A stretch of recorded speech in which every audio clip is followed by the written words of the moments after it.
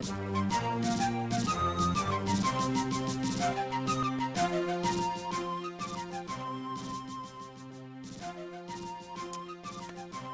is up? What is up? Greetings, happy Friday, and happy versus fighting game viewer request stream day.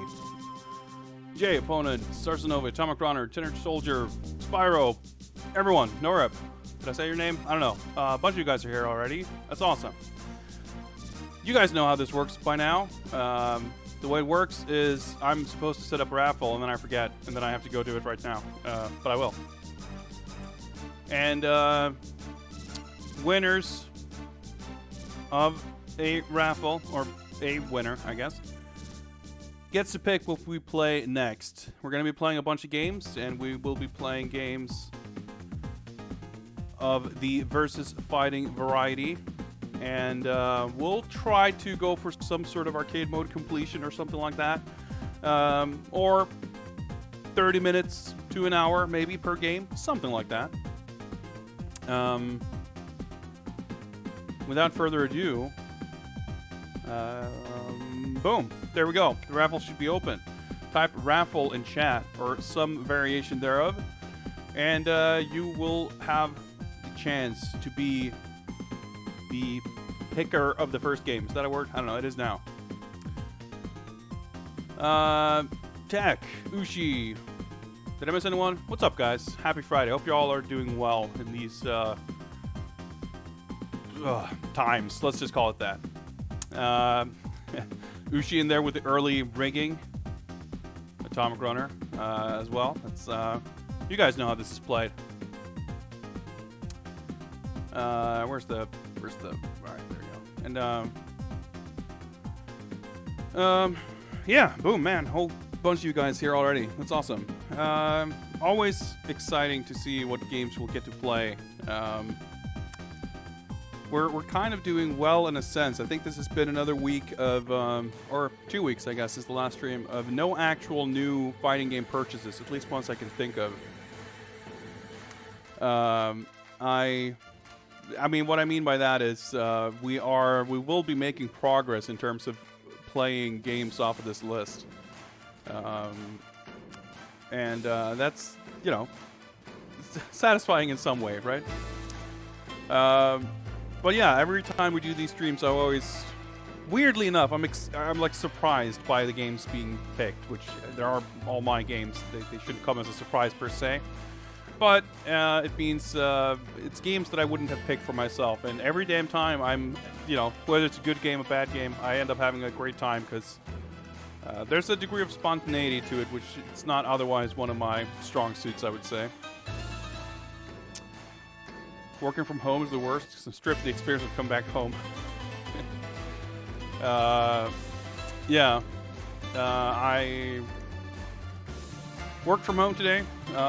Went mostly okay, I guess. It's a bit weird. We'll see how permanent a thing that's going to be.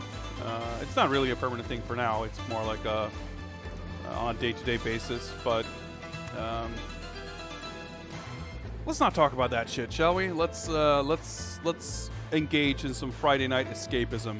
Play some fighting games. Watch some fighting games in you guys' case, I guess, and have a good time. All right.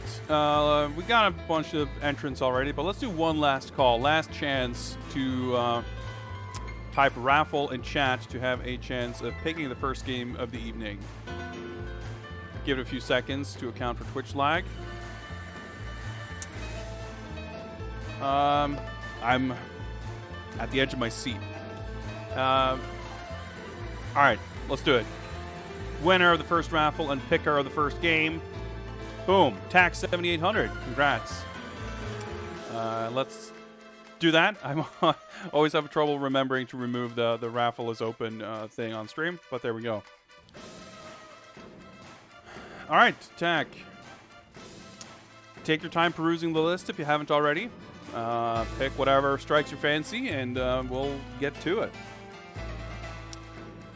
We're all in favor of a chill Friday night atmosphere, though, so no rush. Take your time, make your pick.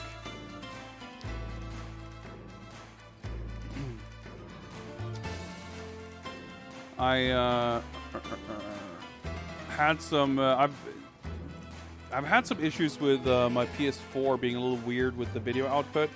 Last time I tried to do something off of it, I had to kind of rejigger the HDMI cables, which might be the workaround for now, but it's a little annoying. Do I have KOF 98 Unlimited Match, or Ultimate Match, I guess, Final Edition? I believe I do.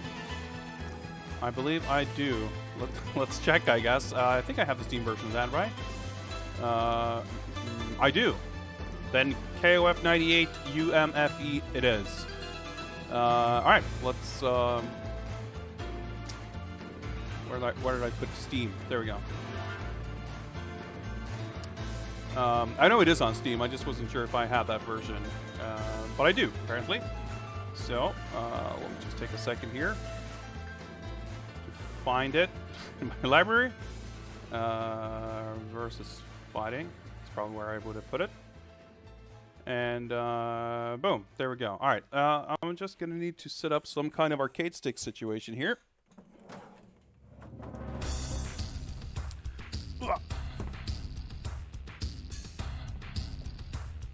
Been playing Vanilla 98, and it's a lot of fun. Wanted to see the changes made for UM. You know, I mean, you know, I'll be honest and say I'm not super familiar with this version. I've not played a lot of 98 or 02 UM. And it's been a hell of a long time since I played either of them on Neo Geo, either, or any other version for that matter. So, I probably couldn't tell you too much about it, but we're gonna put the game on display and we'll see what we can discern, I guess. So let's hop on over here, I guess. Well, I guess we'll see how this looks. Let me pause these jams.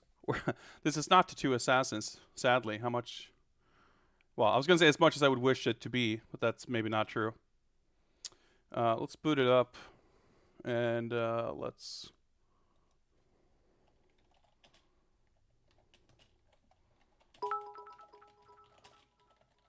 do that.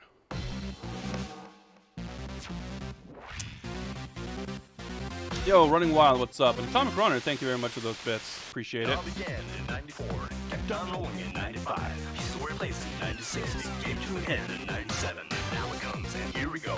KOF is here again. Nothing can stop us, 1998. That's right. Now where the heck is the game? Boom, there we go.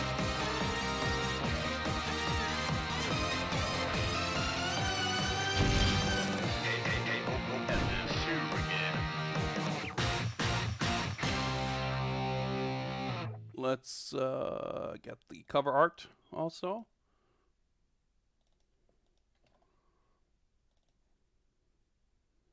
Oh yeah, this is the original arcade poster, I guess, for 98 UM. Whatever, it doesn't matter. Alright, it's like in a tiny little window, so we're probably going to have to fuck around a little bit with the settings here. This may very well be literally the first time I'm booting this up.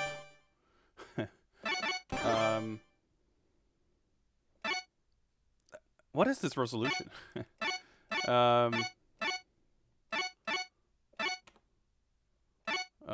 Okay, do I just... Oh, alright, there we go. Alright, so bear with me for a second as I set this up. So I assume... Alright, it just changes. Alright, okay, so can I guess there is no, like, 4x3 mode.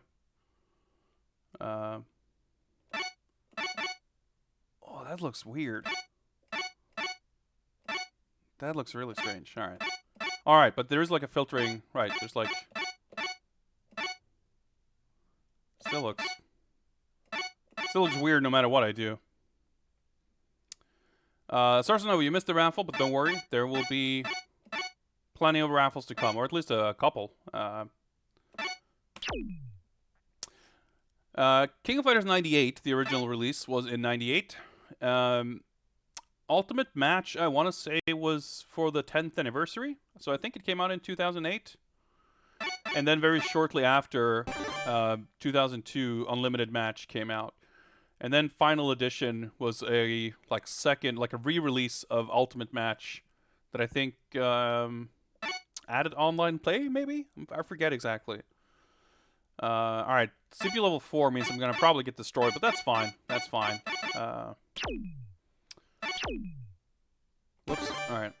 Like I said, I'm pretty sure I never like booted this up basically, so I just gotta check through these things, make sure everything is all kosher. Yeah, we'll get the timer. I just didn't want to have it running while I'm setting this shit up. Yeah, UMFE definitely rebalanced stuff. That is true. Oh, fucking PC. Well, I believe this is all correct, so I guess I'll just leave this and hope for the best.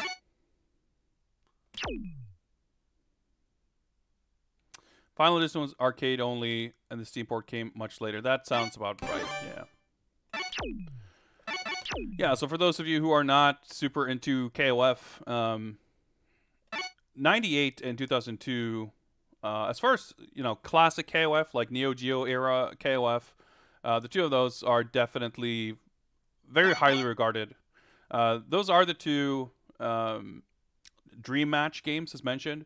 They are non-canon. They don't have any story. They're just like party games with, you know, fuck it. It doesn't matter if the character's dead, whatever. They're in the game. Who gives a shit? No story. Let's just have some fun.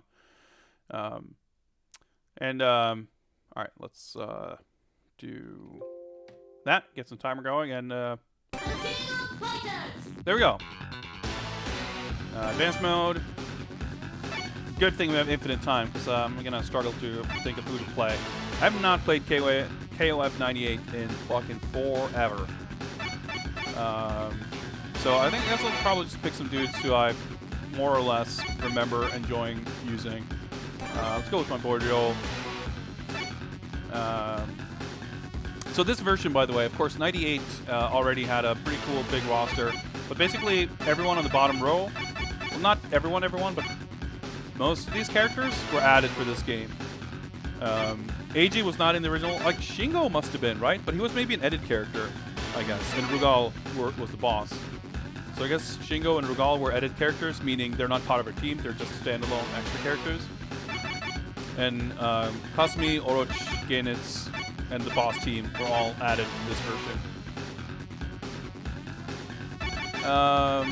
Let's go Ralph. And let's go Kim, I guess.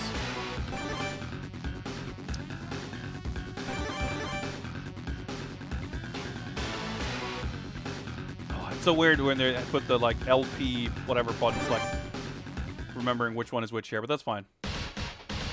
Yeah, Omega Rugal I think was playable in the console version, but not the arcade one.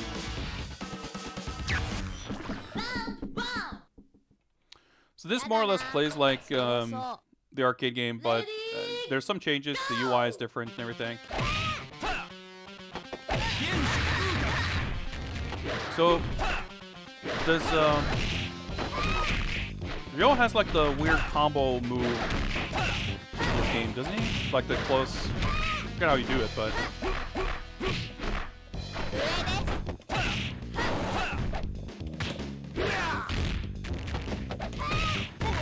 Whoa, okay. Alright, let's do that. Yes, there's also a bunch of alternate version characters, and that was in the arcade game as well. You hold start to pick EX versions of Ryo, Terry, Yuri, I think, and these guys, you get the Orochi versions.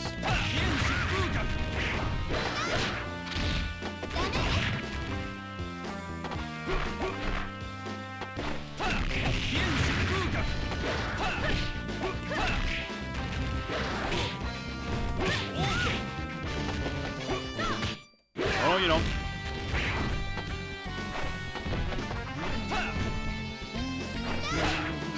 Damn, got the there as a point.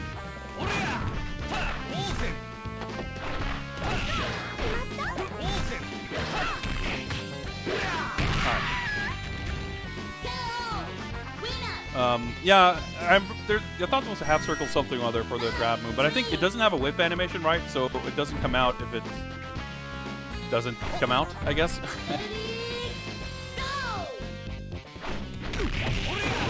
Oh yeah, it's got that thing.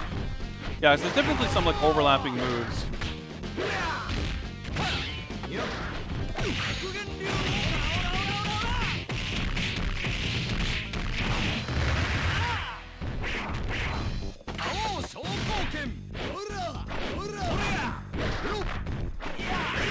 Ah.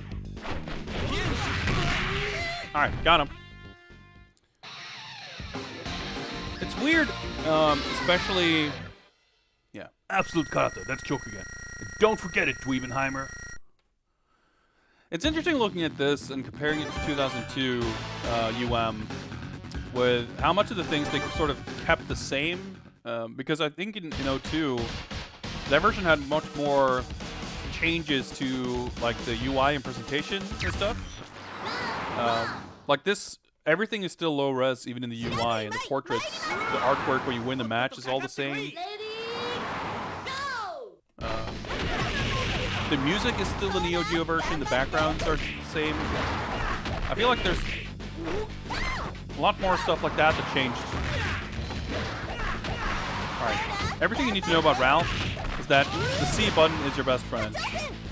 Stand C, jump C, close C.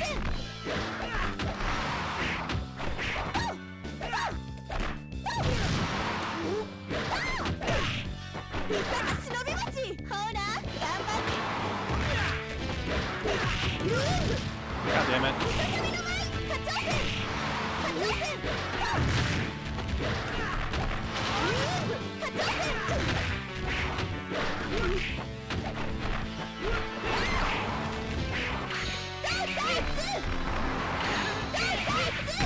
Got him.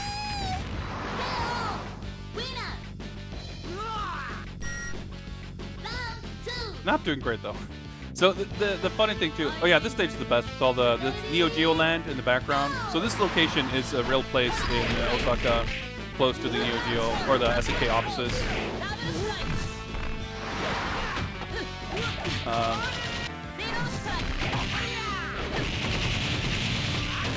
And that's an famous arcade in the back, Neo Geo land, run by SNK.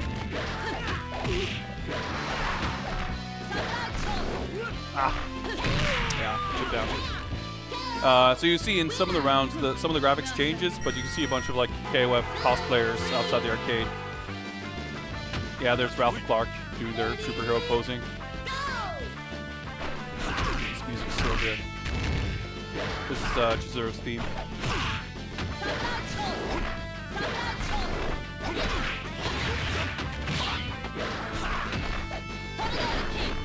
Oh yeah. KOF 98 has air blocking, but only if you jump neutral or back. You cannot do jump in blocks. Yeah, the KOF 13 stage is a remake of a KOF 96 stage, which does in fact take place in the exact same location. It's the like Osaka train station. Yeah, he does have that move.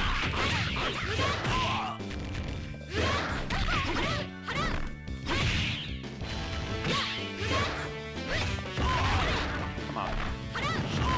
Dude! Oh, well, I guess this is KOF. No iframes on anti-airs.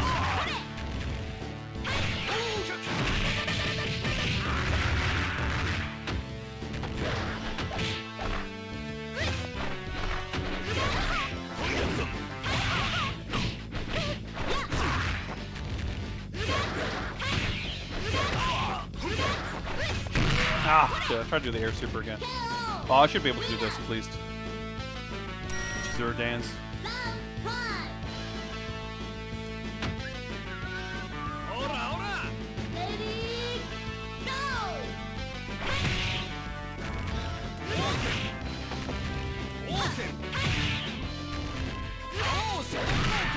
Alright, there we go.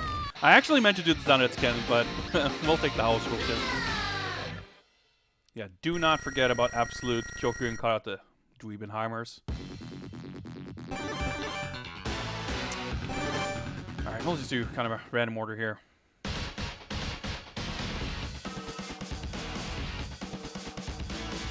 I think as far as like redoing backgrounds and music and stuff like that, it's always been a little bit of a mixed bag. I think the overall, like the studio album versions of the music for the like Neo Geo CD and PlayStation versions and stuff generally have been really great. But the way the music was handled in a lot of those CD versions was not great, with like music restarting each round and stuff like that.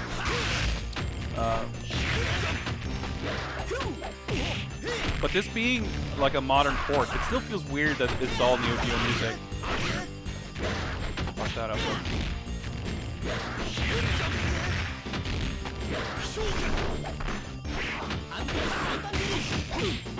Fuck that up. Chip him out even if it didn't hit. You always kind of, like, for every modern, like, all the PS2 ports had, like, 3D stages and stuff like that, so those were definitely hit and miss. Like, I think these stages all look great, but I just forgot that this game doesn't have, like, all remake stages. Chip damage on the Lambu Supers in 98. I guess it looks like it's toned down here. In the original, you could do, like, 30% chip with a super like that.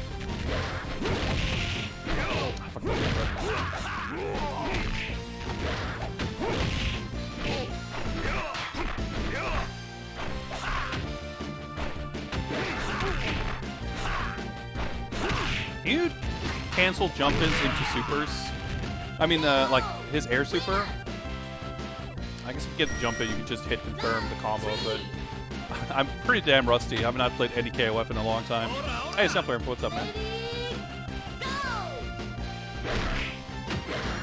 Yeah, roll canceling. Yeah, I get, like, that's what you would do.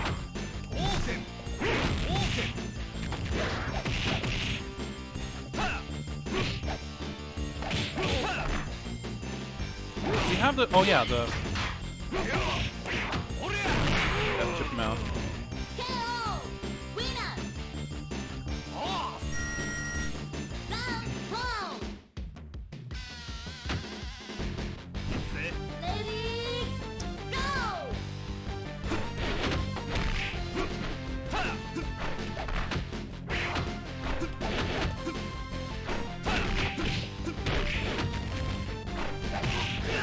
You have to excuse me not really being able to do a lot of chatting.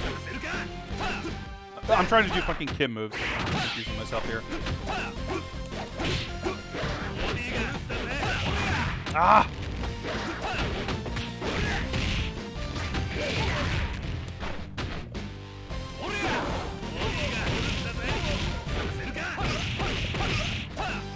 God damn it. I panicked a bit there. I tried to do the super on wake up. Then I got the combo, and then I forgot that it launched, so I could have juggled with the super. So I just had a complete brain fart there.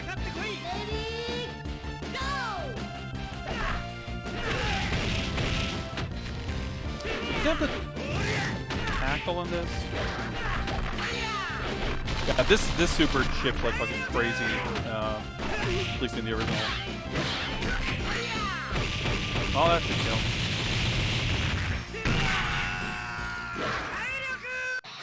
For a second there, I got a little unsure if Joe was the last guy or not. But, yeah, we'll luck down. I was never a huge fan of these illustrations, if I'm being honest. The KOF 98, like, Win portraits. They're fine, but I just always preferred... Oh, that's so weird. That's, like, new artwork, because she wasn't in the original. I always preferred when the art was more like, sort of pixel art. Whenever they like the KOF 99 portraits, I don't like much either. They're great artwork, but they don't hold up as well in the low resolution, I think. Yeah, the 96 and 97 portraits are near and dear to me for sure. Yeah, I mean, I think that the 98 illustrations also, in addition to like not, like I also think artistically they're not as good as a lot of other KOF artwork. Oh yeah, it's got fucking Mr. Big theme. Or it's not, I guess is it Toto's theme? Yeah, that would make more sense, I guess. It's Art of Fighting music anyway.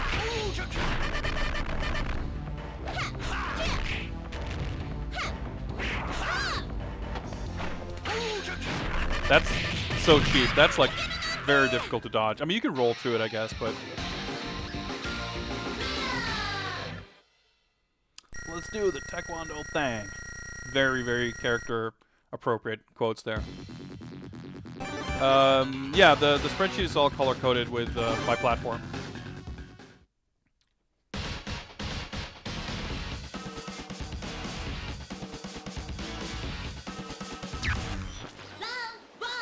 I always like this Clark intro. Lady, go! Man, remember when fighting games had like extra little flourishes and animations?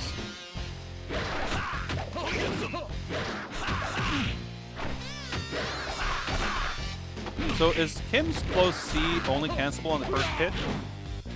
I mean, that would kind of make sense, but it feels like it shouldn't be just based on how other moves work. Rolling cradle.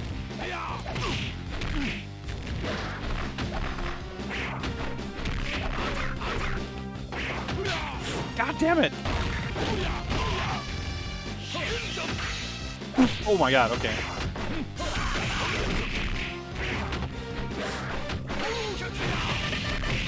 You tried to jump CD me, but...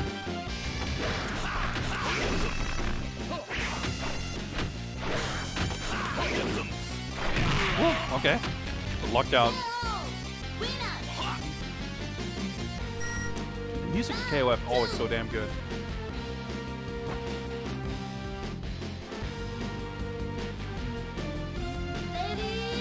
So this stage is also based on a real-life location. Quite a few stages are in not just this game, but in many other like SNK games.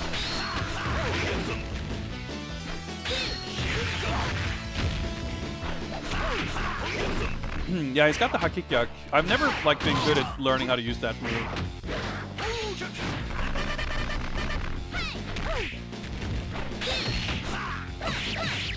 Probably no. Okay. We'll just might as well get some chip damage out of it.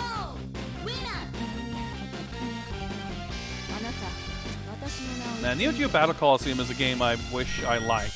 It's got an amazing roster of characters and some cool stuff, but the systems are also weird, and the single-player aspect especially is really not good. It's so weird with all the weird health and time systems and like requirements to fight bosses.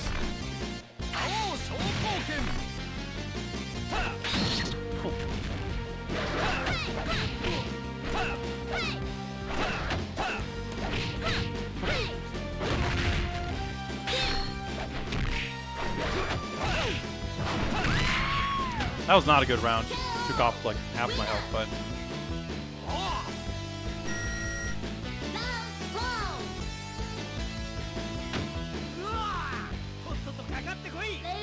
I felt like NBC was a game that like tried to do things differently, kind of for the sake of doing them differently. Alright, that's unblockable.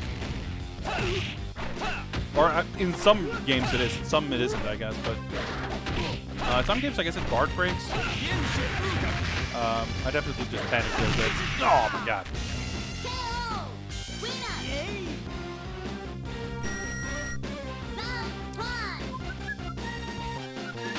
Oh, this is not looking good.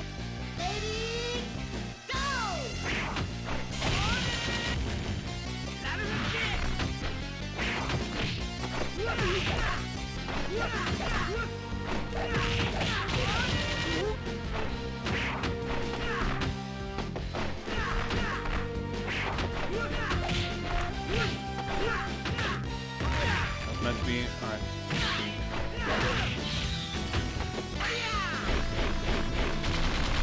There we go. That's so stupid. Galactic Phantom didn't start becoming unblockable until 12? Yeah, it's basically got demoted to a regular super. It's so weird because I know in some games it's just a regular special move. That's kind of what I mean. Like when you like me, I mean I'm a big fan of KOF. I've had periods in my life, but I've played these games very regularly. But in the grand scheme of things, I've been kind of hopping back and forth between different games and not really memorized which version behave in which ways. then it's very easy to get details like that mixed up because they can change. I mean, compared to other like long-running fighting game series, these kinds of things change more than in many other. They change but also like there's a lot of games that kind of look the same, but where characters play differently, which also makes it different, I guess. I guess I want to bait that and whip punish it. Okay, I whip punish weirdly there because I crossed over.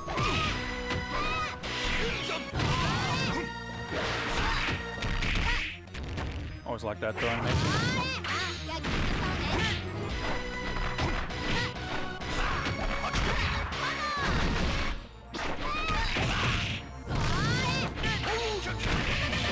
Alright, stuck out a little extra stand light kick there. That somehow didn't kill. God damn it, that's very bad. At least I didn't win by time over. So you get life back in between rounds, but the amount of life you get back depends on what the time is. And if you win by time over, you basically don't get any health back.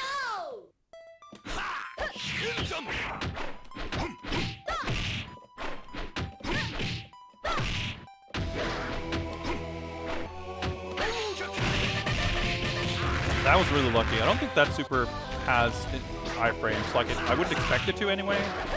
The way these games typically work. Oh, come on.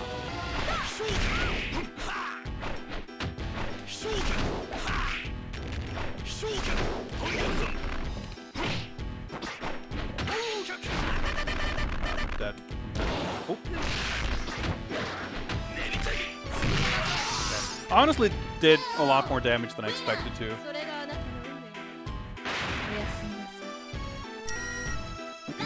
13 important let you charge. Yeah, I guess Galactica Phantom has had many different forms. Yours moveset. I mean, Robert obviously went between like being a charge character and a motion character a number of times.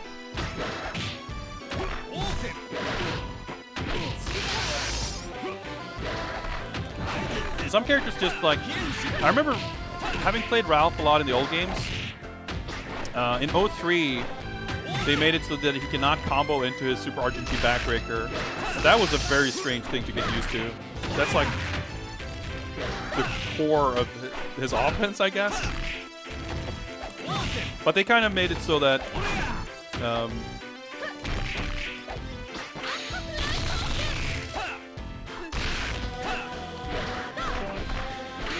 almost. They made it basically so that Clark is the grappler, and I guess in 12, Ralph doesn't even have it. He doesn't even have the backbreaker anymore, which is fine. Like I like the 13 versions of both characters, but again, being used to how we used to be, it feels weird. Come on.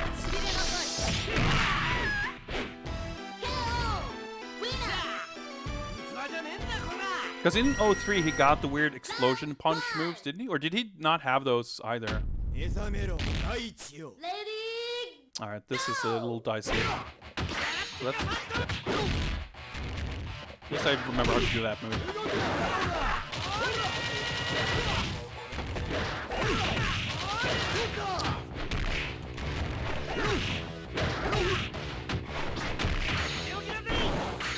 Oh, okay. That's not good.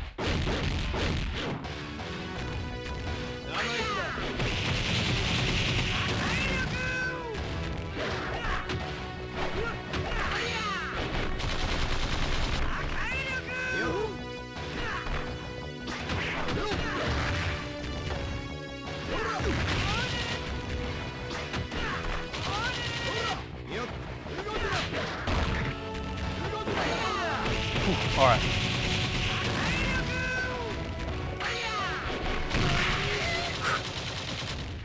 We got it somehow. I can only be forgiving so much. So this is a little unusual. Orochi isn't in 98.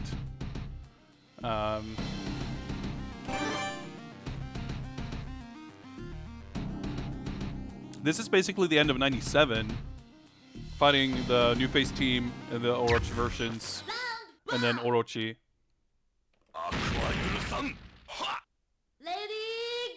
So I guess there are different routes in this game with different bosses, presumably. This is the final boss of KOF 97.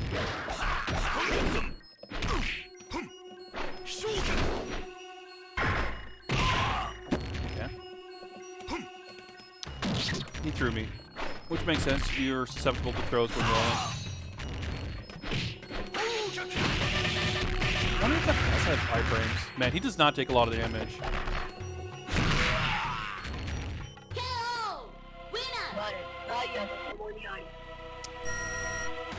96, 97, or 98. I mean, it makes sense. Yeah, again, it's just in the game too. Yeah, KOF bosses, like every SNK things, are like famously cheap, but often they do have like very simple exploits. But it all kind of varies from game to game, and you don't know the specific exploits, I guess you're gonna have some trouble. So we're definitely not beating him. Yeah, the mid-boss challenges is usually a score thing, I'm pretty sure. But I could be wrong about that. It's like, by whatever point you get such and such score, Shingo will challenge you.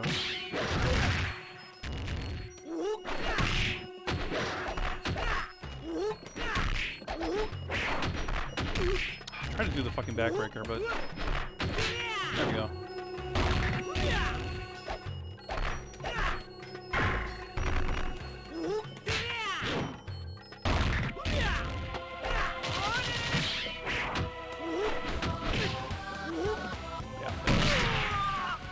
Well, I did not expect, by any stretch of the imagination, that I would make it to the boss on one credit. So, I can't be upset about that. Although, funnily enough, if we would have faced 98 Rugal, I probably could have 1CC'd because, well, let's do this for now. That's actually a boss fight that I kind of do know the exploit for, or one exploit anyway. Let's mix things up a little bit. It's so weird how like all these other icons like flash when you pick a character. It feels a little strange.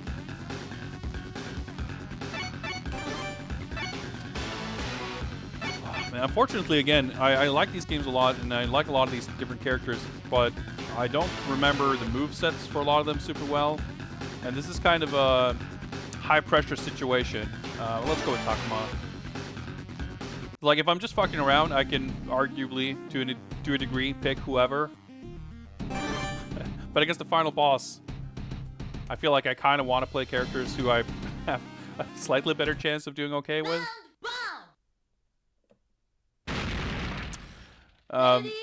My exploit of choice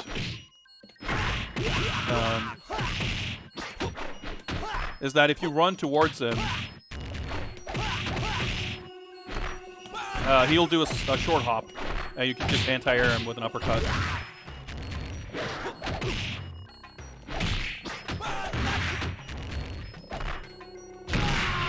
Chipped out, but I did more damage than last time, I guess. He'll get it all back, basically. Yeah. Like, that's your only saving grace with bosses that are, like, super input greedy. That can make them predictable, which in turn makes them susceptible. Okay, I meant to do the Zenitsuken, but I'll take that.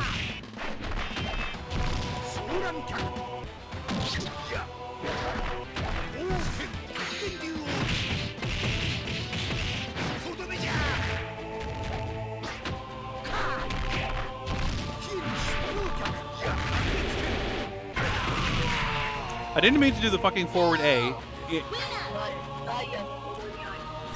I'm pretty sure we're not going to be able to win this without doing a 1/3 health. Is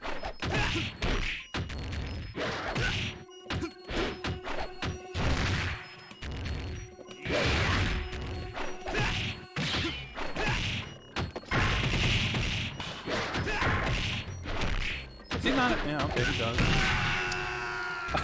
I basically spent the round trying to remember which version of Joe this is and what I can do with him, so that didn't go great. Alright, let's do 1/3 health and see if we can make this work.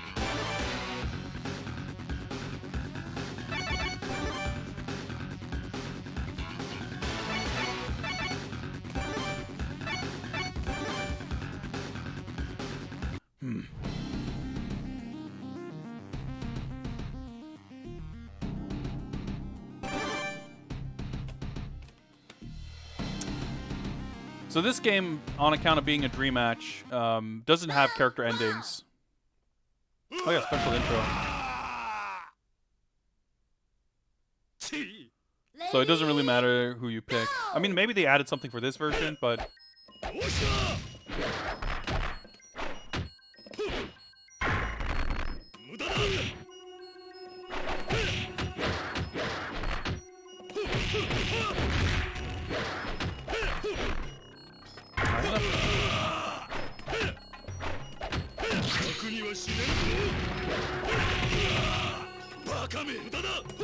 Oh boy, that's weird.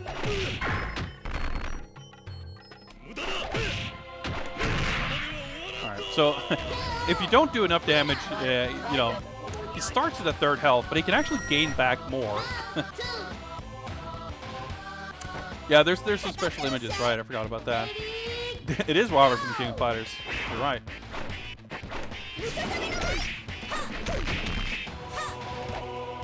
She doesn't have the... Yeah, Mai also, her moves kind of changed a little bit, for sure. Didn't quite need to do that, but...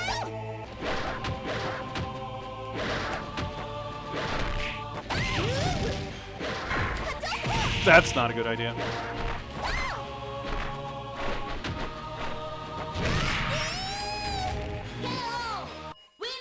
It's been so fucking long since I played 97. I have like no memory at all of what Orochi's moves even are, basically. And again, I had to try to struggle to remember which moves she even had.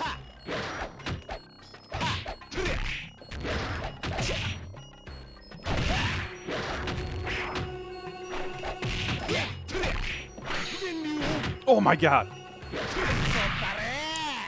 The fucking jumped over. Like, those supers are not easy to jump over. I remember a friend of mine used to play Mr. Kate in KOF 13. It would drive me fucking nuts that he can use his Rambu super as like a perfect anti-air. It's like covers pretty much the entire screen in height. Oh boy.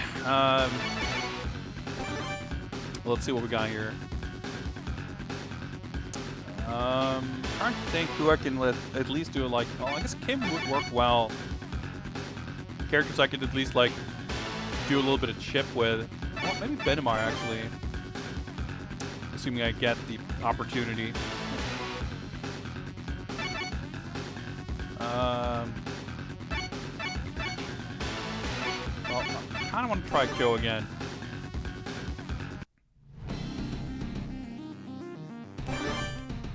Yeah, so like the special endings in this game, or the original at least, I'm not sure if it's the same here, they're not story connected at all for the most part. It's just like if you pick 3 characters could have some kind of thematic connection. Like they have hats or whatever.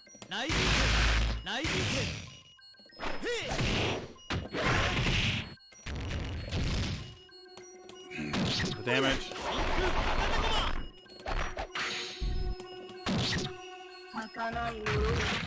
What do I do there?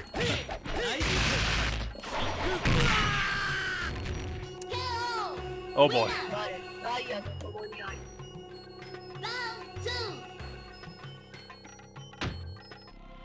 This may have been a big mistake.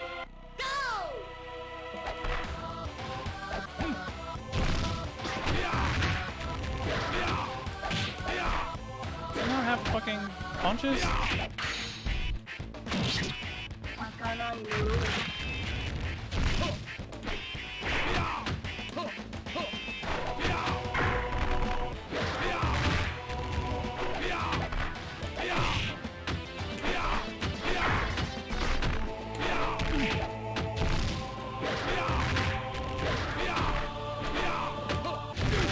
Excuse me?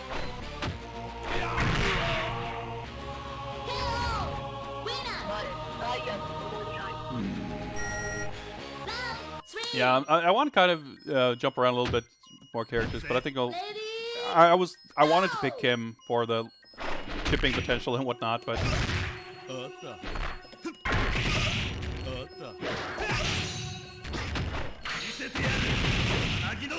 takes fucking no damage.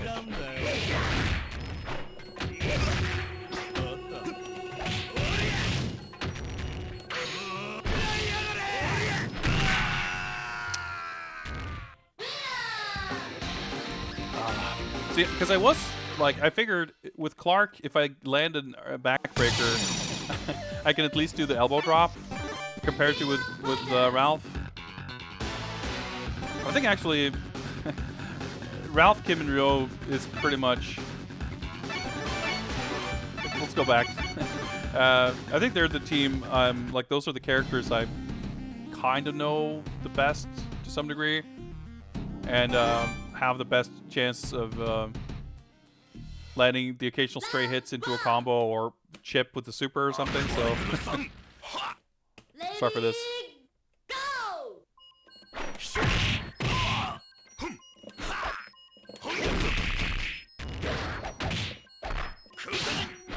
That move is a thing in this game. I forgot about that.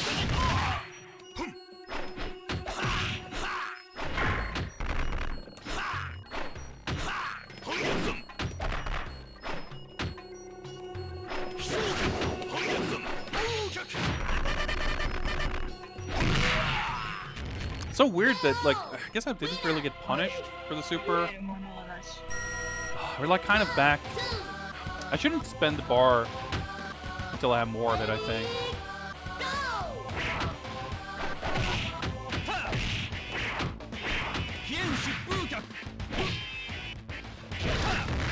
Definitely kind of weirdly input greedy. Oh, there we go.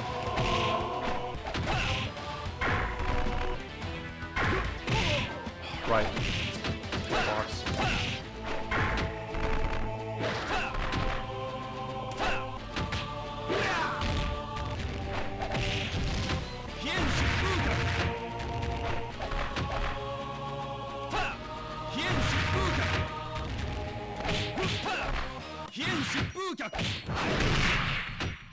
Okay. There we go.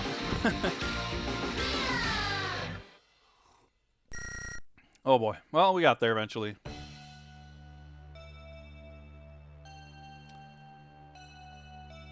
Oh, that was exhausting. I like these pictures though. That's pretty cool. This is new in this version. This is not in the original.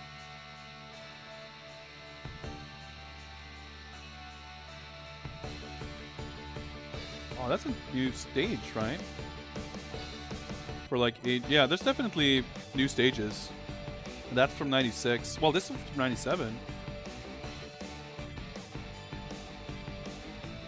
Yeah, so these artworks are kind of randomly. And this music is new too, I'm pretty sure. And that's the same in the original. Like, you get kind of a random sprinkling of these artworks. And in addition to these sort of generic ones, there are a number of special illustrations that only show up if you pick a particular combination of characters.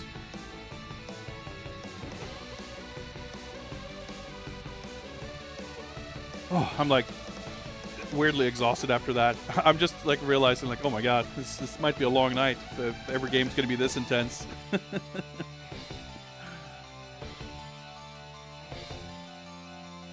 Shoutouts to Cyberwoo.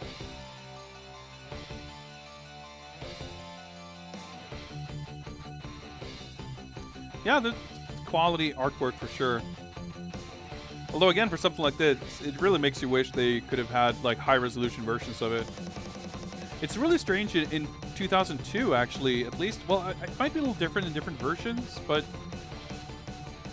And they got new character illustrations for all characters in 2002 UM by Hiroaki, who's like my favorite SNK illustrator. He's the one who did these illustrations on the left and right here, by the way. And they all look great, but they're still all in like low resolution, which is weird. Like, feels like they could have had high resolution versions of them, but whatever. It's a super minor thing. Yeah, and then you get to like this UI, which is really weird. But I guess this was an arcade game, so once you're in the actual game, it's like that's all the arcade, and only this weird sort of extra menu is high res and looks like super budget and weird. Yeah, so this version, like many of the kind of PS2 and 360 era Neo Geo ports and stuff, have like challenge mode. It's not exactly combo trials. Some of them are, but usually they're more specific, like challenges, which is pretty cool. But we'll save that for another day.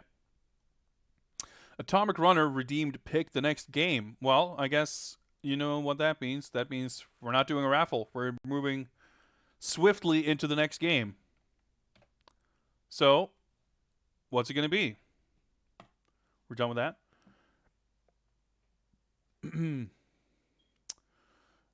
And Tax 7800, thank you very much for that pick. I will actually go over here to the spreadsheet and make sure to mark this off. This is a good point to play 2002 UM. All right. Fine by me. Let me boot it up in the meantime. All right, we're on a roll here. 2002 unlimited match. All right, let's boot it up. See if we can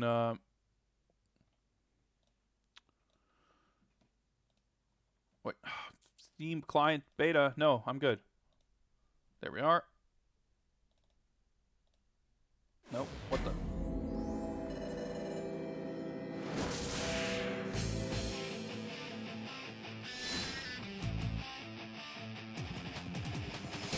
This is so weird. Like, these aren't... Like, those aren't the original animations for the characters. Those are like... I don't think they were. The silhouettes, they look different.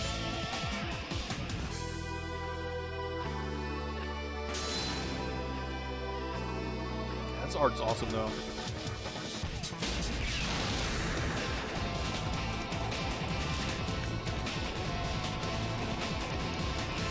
But yeah, this whole thing is a little more...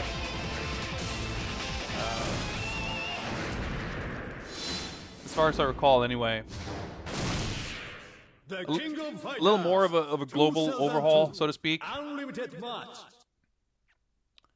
Let's ban some bots here. What the? There we go.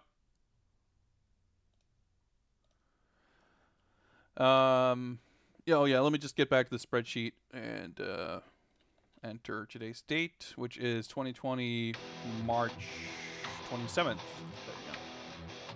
This is also in a tiny little window on my screen, so I'm gonna have to change that. I would like lean in to see anything.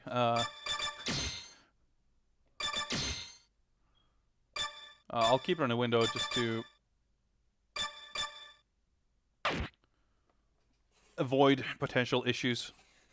But yeah, already here we can see the background, like 3D stuff, and I think, well, I guess we'll see in the game.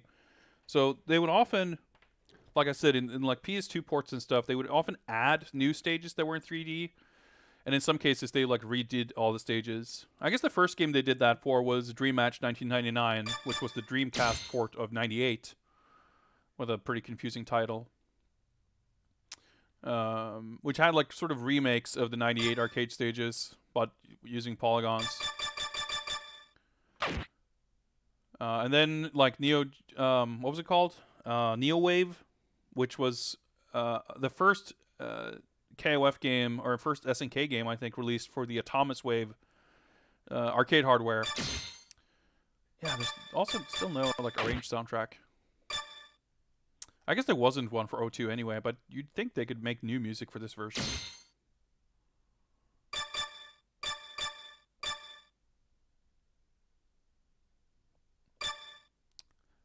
Why is she like stretched? That is really grossing me out here. Okay, that's not very helpful. Type A, type B here. So the type is supposed to like adjust the filtering. I remember in some other ports it's like super obvious, but it's really weird. It's like doesn't really seem to make much difference.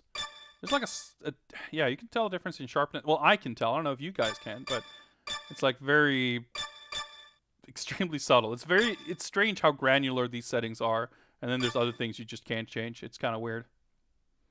Yeah, this is Hinako. She's a sumo wrestler.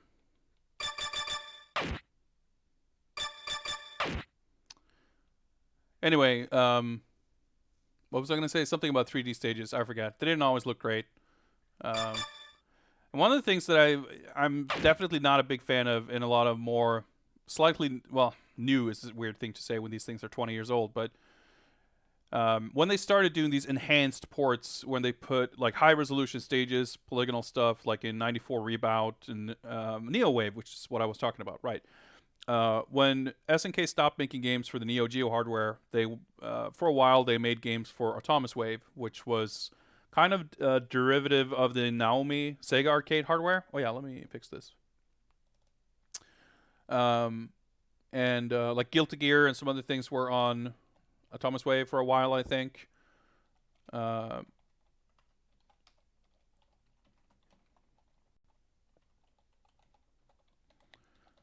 And for their first sort of release, they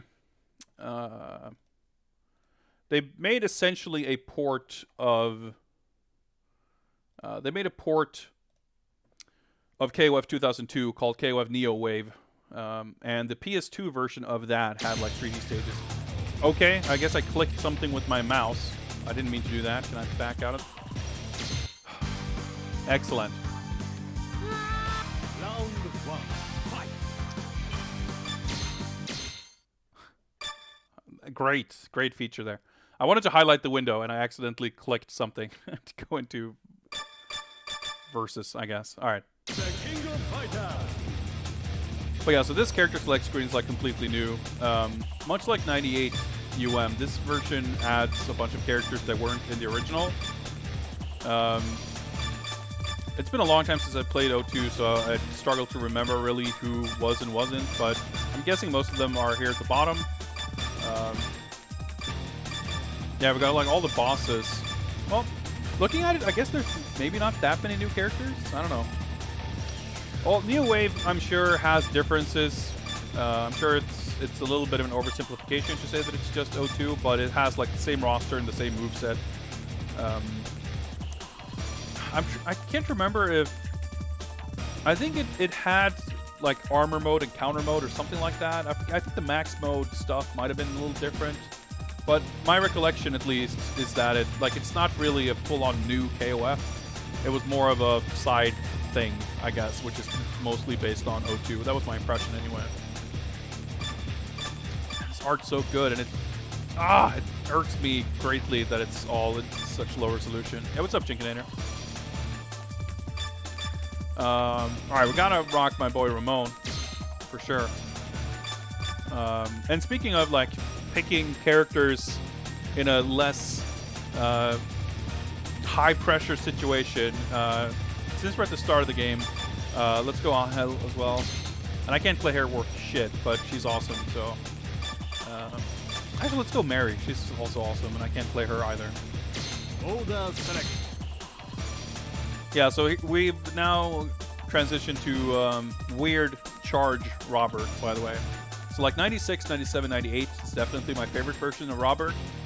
And then in 99, they gave him this weird throwback costume based on Art of Fighting 1 and made him a charge character.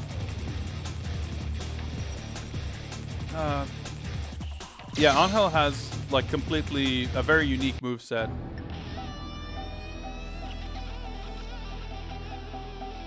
I guess they did completely replace the music and stages.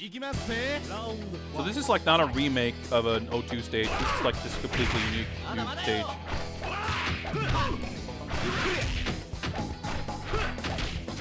2002 is not known for its great soundtrack as far as like obviously the follow-up to that.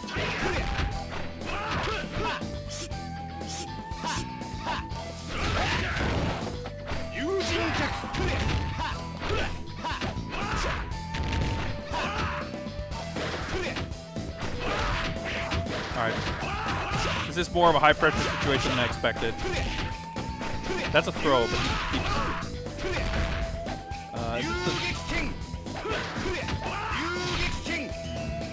Oh, that's the... There we go. Whew. So, that era of like 3D and remade stages led to this kind of trend that we see here with like a lot of cameos in the background done in a particularly kind of not great way. Oh, that's the Soban. Where it's like, obviously having cameos in the background is like been a thing in KOF since forever. But in these games, they often have like, okay, I didn't mean to do that, but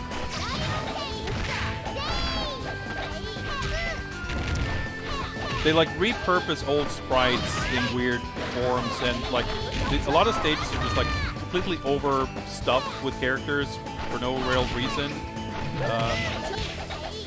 Like you got, I guess this is the Kyokugen stage, so you got to have a bunch of Art of Fighting characters just chilling.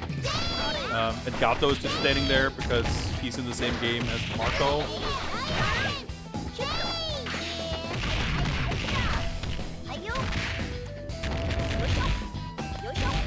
Alright, that's a starter, yeah. So Angel has like this weird system of chains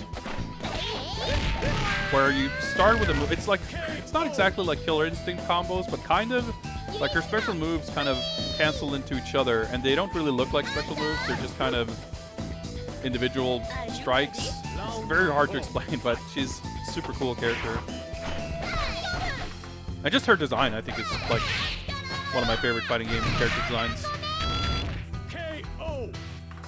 But unfortunately, that like her unique moveset makes her very difficult to play. Or, I mean, not necessarily difficult to play, but she's unintuitive, and like you can't just like sort of jump in without knowing her moves, really, as you maybe saw.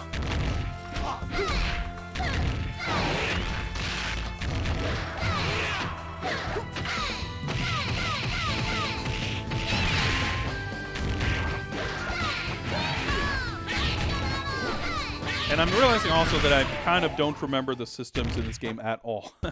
So I know there's a max mode. Man, yeah, these artworks are so fucking awesome.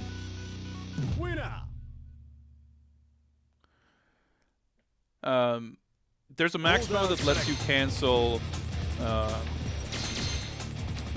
It's called the Doko Demo Cancel. Oh yeah, timer. I guess. Whoops. You can cancel special moves into other special moves. Yeah, let me. This music rules though. I want to see if I can change the graphic settings, because every character has like a weird little outline that looks really bad. Hey, what's up, Scott? Franco is doing his win pose animation from Real Bout. So like that's kind of what I mean too. You got like a bunch of characters just chilling in the background, and a lot of them are just like reusing. Yeah, you got Hayato or whatever his name is up there, just idling. You got Lily Kane and what's her name? That girl who hangs out with Atana and Kenso. You got Sho Kirishima, the guy in white there.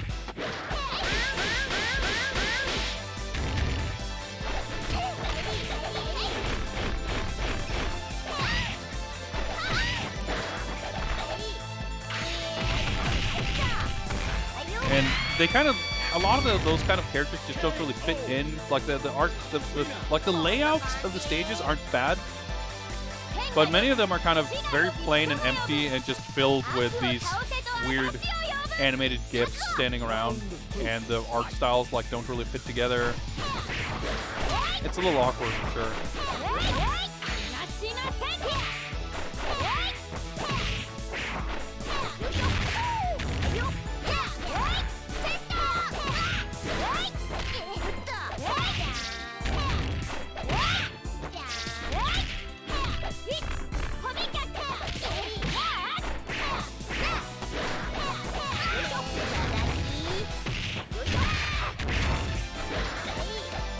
PC? Yeah,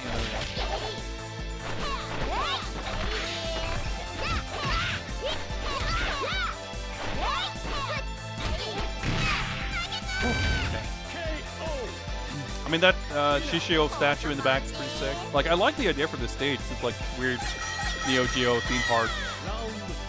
But it's still, I don't know. I mean, this is hardly the most egregious example, but there's definitely other stages in more like this kind of era of KOF stuff that I'm not a big fan of at all.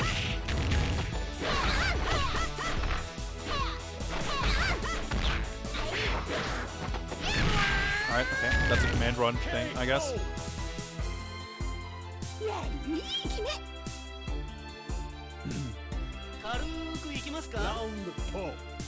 Alright, can't I remember how to do anything with this guy?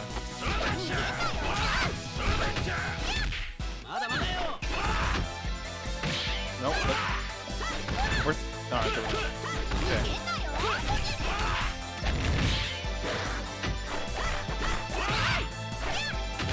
Nope. That super's the best. Fucking love that shit.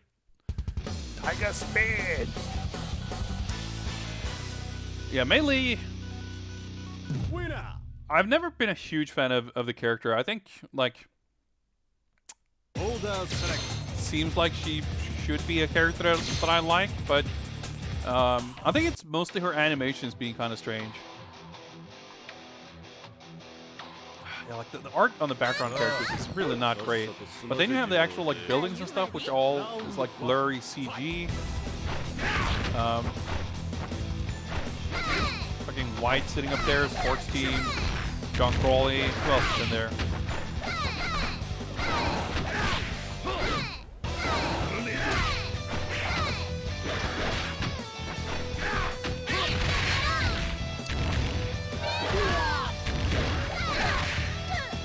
Got Jack Turner.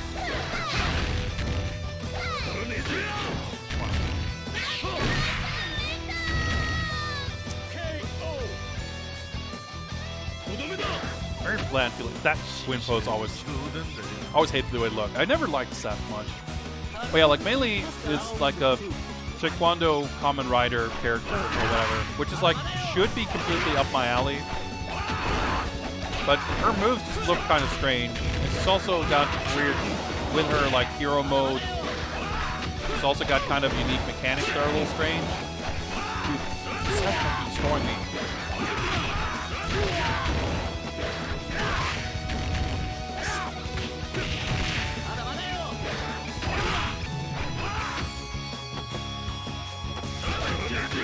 Dude!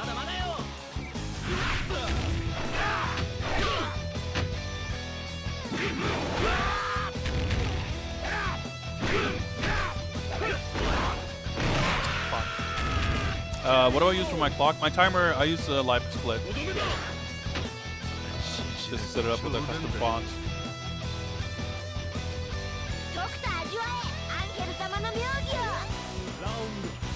Yeah, like the reason I don't like this stage is just like a really combination of things. Also, I didn't realize I picked her last. That's definitely not my intention. Like, if you look at that car on the left, well, it's a little hard to see now. Like, it looks like it's out of a French bread game or something, the way it's drawn. The background characters don't fit in with the background, like, architecture. And the crowd characters and the, like, cameo characters don't fit in with each other.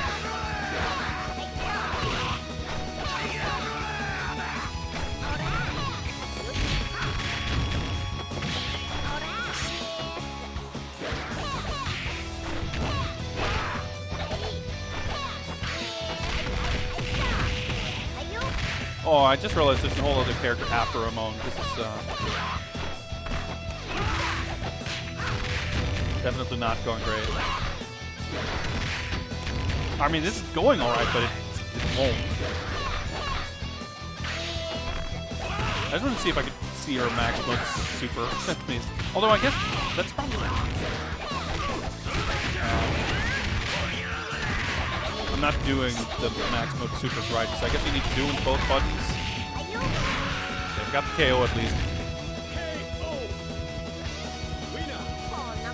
So it's like all the different clashing art styles is strange. And then the layouts are like kind of bland also, it doesn't help. Okay, that's a weird start.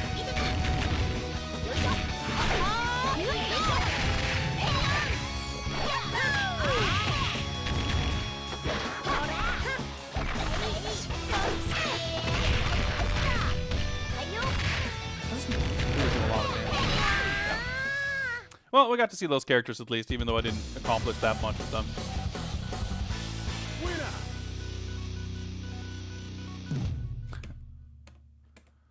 Alright.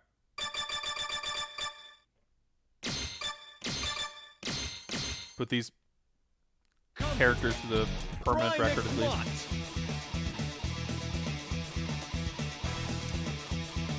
Yeah, let's drop the difficulty, sure, why not? Yeah, I like Videnza a decent amount, at least. I wouldn't say she's like a favorite character of mine. Like, of the characters introduced in that era, I like her, which is more than I can say for Seth, for example. But she's not like a favorite character. But yeah, I was also not a fan of her new design in 14. It's like, it's weird because it's like not drastically different, but basically of all the little things they changed, I don't think any of them were changed for the better. They were all kind of for the worse. Like, she's got sandals and weird pants and like, I don't know, like I said, it's just like changes for the sake of changing, and it didn't really improve anything in my mind. So, does this game have like alternate versions? I kind of forget. I mean, there's like a bunch of Kyo clones and stuff, but I'm not sure if it has any changes like that. Well, let's yeah, because Kusanagi is, well, let's try him, I guess. He's like 94 Kyo, right? But then you have Kyo 1 and Kyo 2, which I think is like 94 Kyo and 96 Kyo. Let's try him out, I guess. Gotta do K49, aka Nameless. I mean, sure, I can't play him worth shit, but I might as well show him off. Let's go Big Boy Takuma. Man, even his sprites look strange. So in the arcade version, or in the original version of 02, there was a character called K49, who is one of the many Kyo clones, like the company or organization, whatever, called Nest, performing weird evil experiments, primarily based on cloning, or like using the DNA of Kyo Kusanagi, is like basically the plot of that arc of KOF.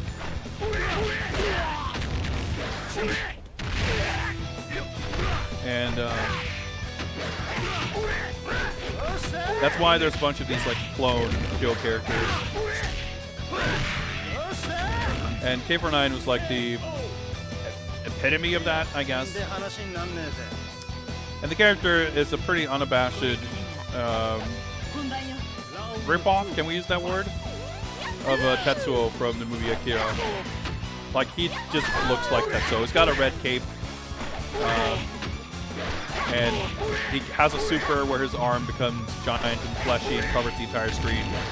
And he's voiced by the same voice actor who voiced Tetsuo in the movie.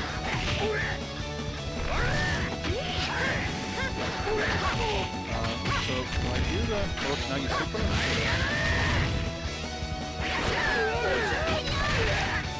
And in fact, Kusanagi here is voiced by the actor who voiced Kaneda. They had like a special intro in the game.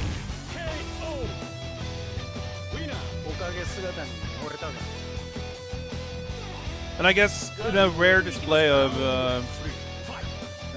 Cold Feet, I guess. I don't know. But they remade this game or whatever. They made this version. They removed K49 and replaced him with a new character called Nameless, who has the same moves. It's like mechanically the exact same character. They just redrew his sprites a bit.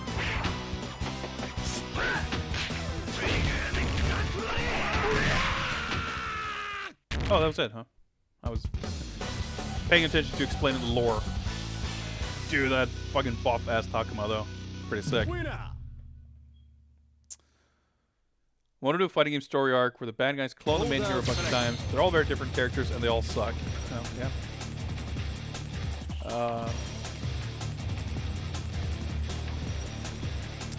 Well, let's go Nameless first, then.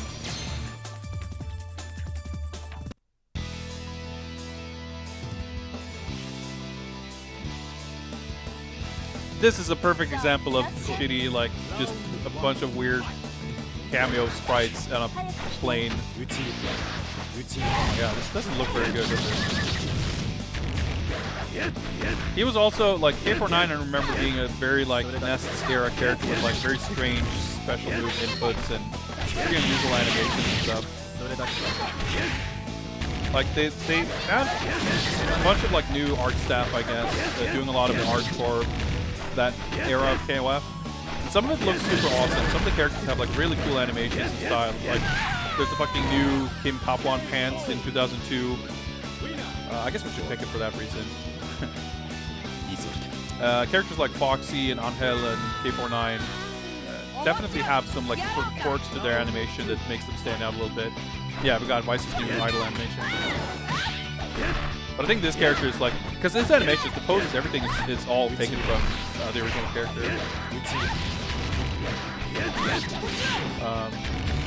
They kind of exemplify that a lot. That is not Charlotte, by the way. That's Dawn from World Heroes.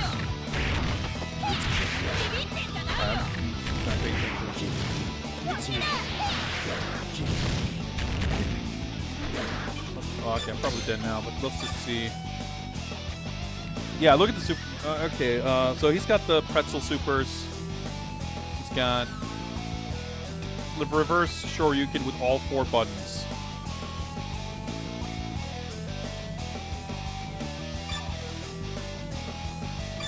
So they call DM, that's just special moves.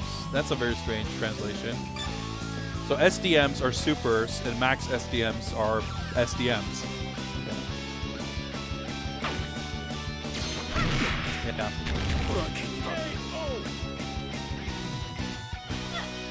So yeah, that's the other thing too. Like with these, when they start getting really cameo crazy, they put all these characters from all these different games. So we got, you know, World Heroes, and I forget his name. The guy in the black jacket there is he's from Dangan, Aggressive Cigar Combat.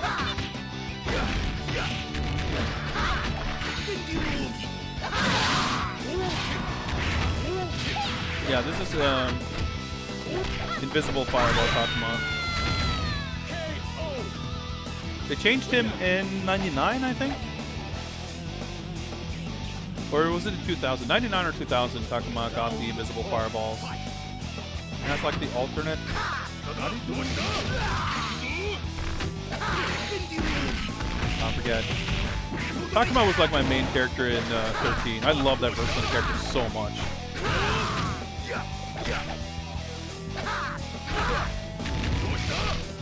Oh yeah, they changed his Kujak. It's really strange too. It's got the the weird animation.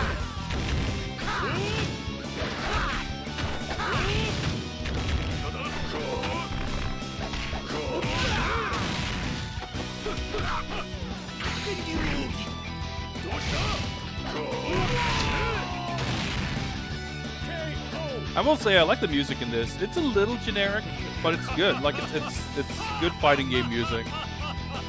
And like I said, 02 in particular. I mean, 2001 is the worst for sure, but even 2002 didn't have great music. So it's like I'm fine with them having changed it. Oh yeah, it's right.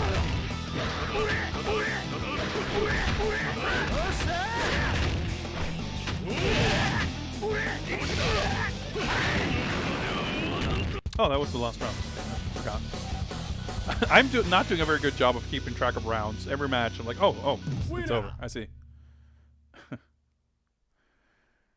Hallelujah, brother. You've just met your maker. Quality KOF quotes continues. Man, what's up with the fucking FMV video compression on this? This looks really strange. I love the design of all this. Like the sort of UI stuff. It looks really cool. But I'm not sure why it's like FMV. That makes it look really bad. I guess we're facing Kusanagi. Yeah, he's just using a 2-player color palette, so he's really pale, which looks really strange. Let's see if we get a special intro here. Doesn't look like it.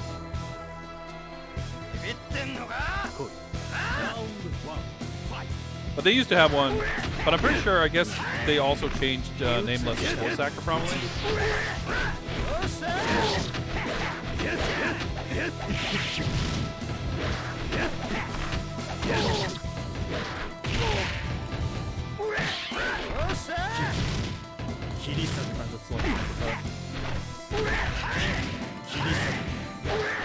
See if I can build enough meter, well, assuming the match lasts that long. Oh,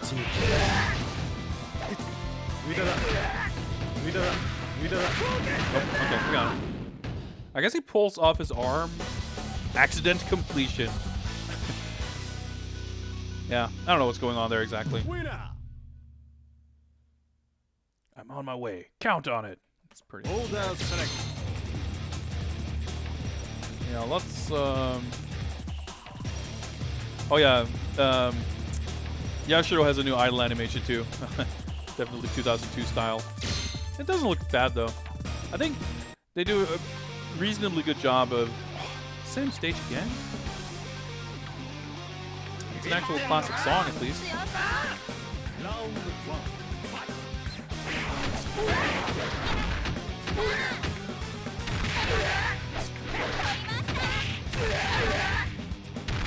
Okay. This is not going great.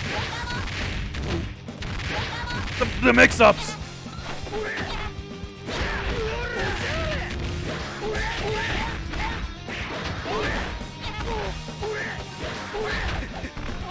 Oh, chipped out. Ooh. Okay, I'm probably not winning this match.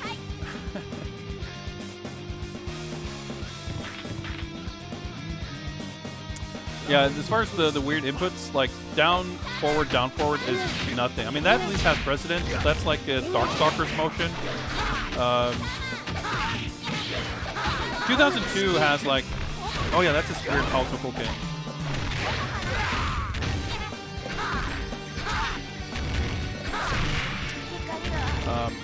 So in this game, or in the original 02, they added something called hidden super desperation moves, which is like a third tier of super moves. I forget how they work. I think you need to have low health and max mode or whatever. You can only do them once. Yeah, something like that. And many of those were like brand new moves. A lot of those had like really strange motions.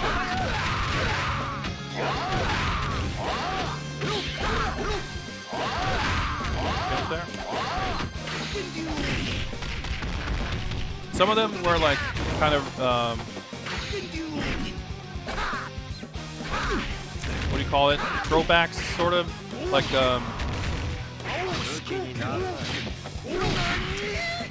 Ryo's super is like ultimate Yuriko Rambu is quarter circle forward, heavy punch, light punch. Of course, quarter circle forward, heavy punch is a heavy fireball. So you have to like buffer it in a way during another move so the fireball doesn't come out. It's really weird. But there's also stuff like doing 4 quarter circles or like Vice's air command grab, which is like a figure 8. It's like a 360 motion, and then you press up and then down close to the opponent. And like it's just weird shit like that. Okay, all right. They didn't really want to win, I guess. Fine by me. I did want to win, so thank you.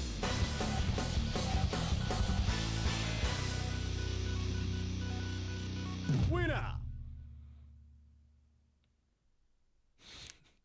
Quality SNK win quotes there. More FMV video compression. Final stage. All right, what have we got? Are we gonna fight every fucking Nests boss? Chrysalid, Zero, Original Zero, and Ignis?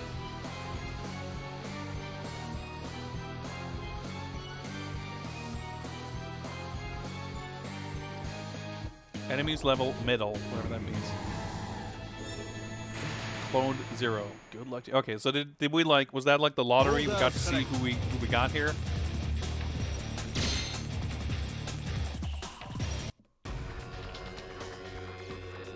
Yeah, this is like a straight remake of the original stage.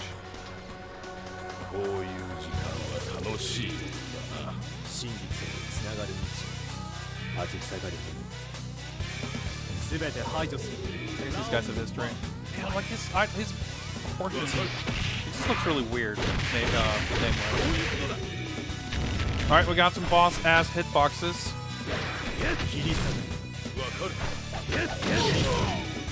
Oh, that's a weird hit reaction.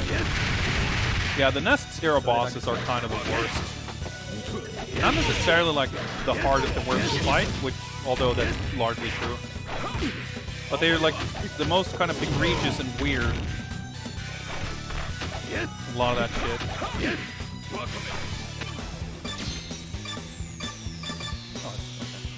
Oh yeah, so it's got the pretzel motion. Alright.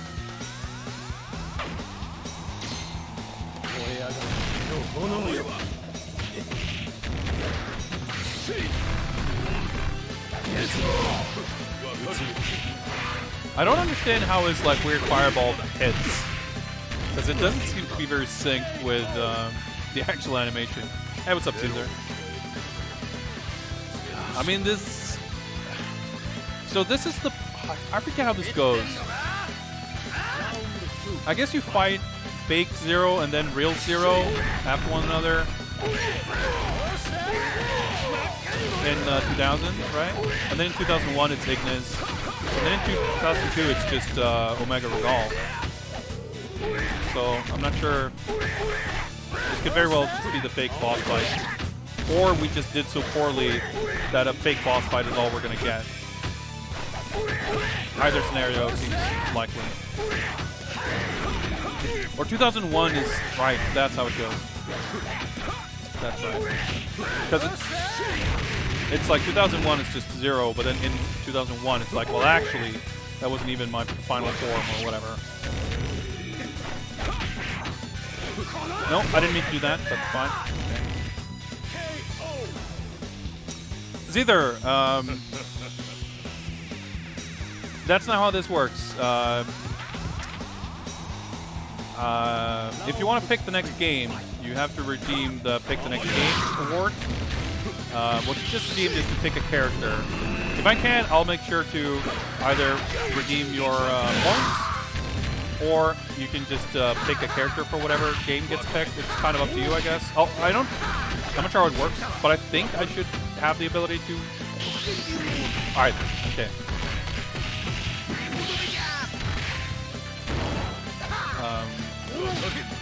I'll look into it. Oh boy. This is tense. That wasn't a good idea. God damn it. Let me take a look real quick.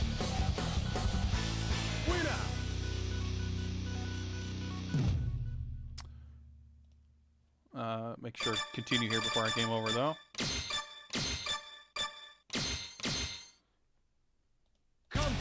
I like to do.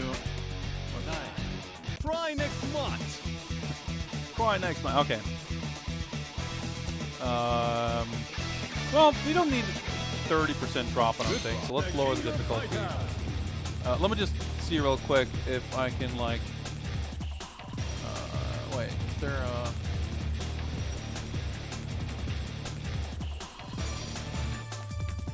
Work queue. Reject. Let me reject that.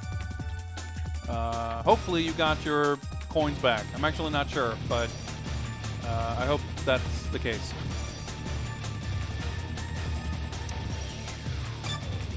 All right.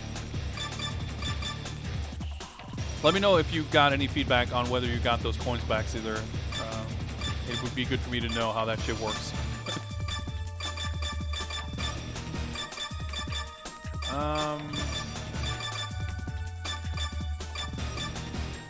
Got him back. All right, awesome. Cool. Great. Oh, yeah, we got to pick Kim. We got to pick Kim's pants.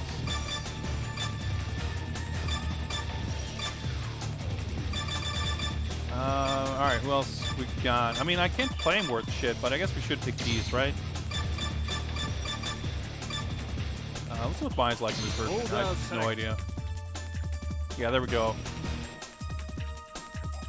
Let's go keys first, because I know least about him, I think.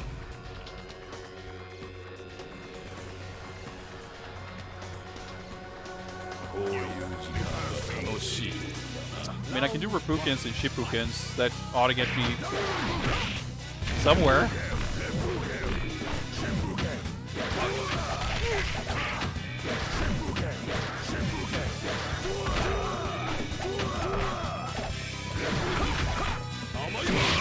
Like that move. I mean, it looks real nice, but...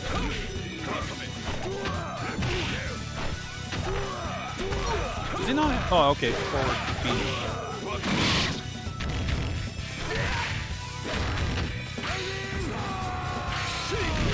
Okay. Well, at least now we know the Registorm has the old... Doesn't have the real bout, like, forward claw. It has the old style. Vertical cage.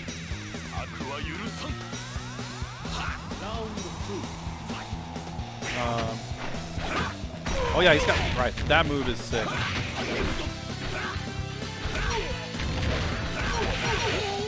I didn't quite mean to do that, but I'll take it.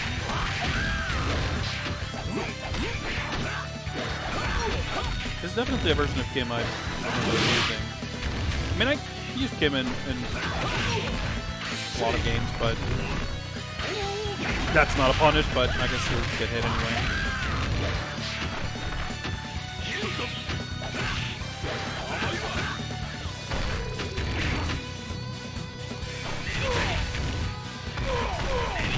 AI just does not like to deal with that move.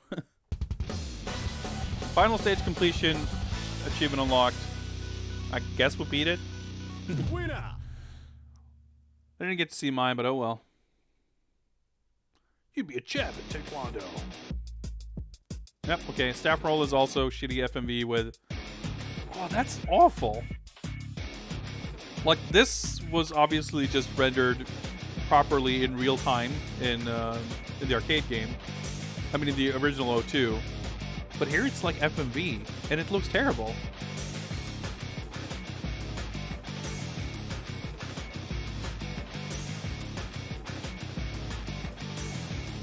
Well, I guess they added the other characters, but, I mean...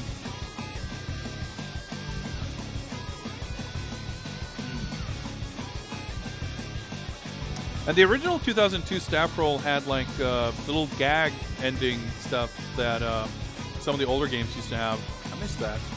Shout out to Lord Hiroaki, main illustrator. Shout out to all these guys, too. Ogura, Tonko. Awesome folks. Yo, Starman Redeem picked the next game. Man, are we going to have any raffles tonight? Everyone's spending their hard-earned con cash, which is cool. Fine by me. I don't mind.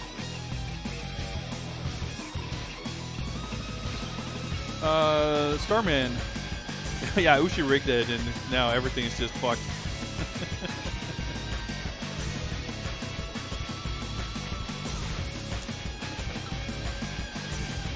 Have one at the beginning. Yeah, we'll see. Maybe we'll increase the cost for that if we end up never doing any raffles.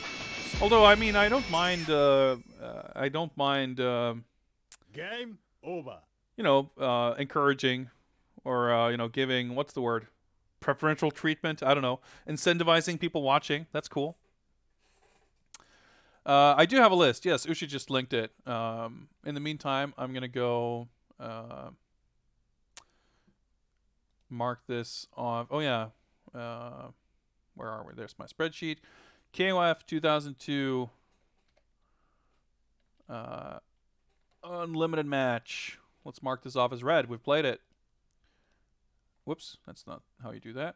Red. There we go. Whoa, whoa, whoa. I'm fucking everything up here. 2020 03 27. They got enough coins for a pick, but on PS4 now since having PC issues. Ooh, I'm sorry to hear that. PC issues are never fun to deal with. I'll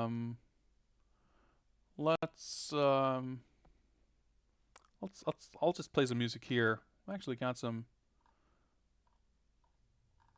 KOF something or other. Let's go with this.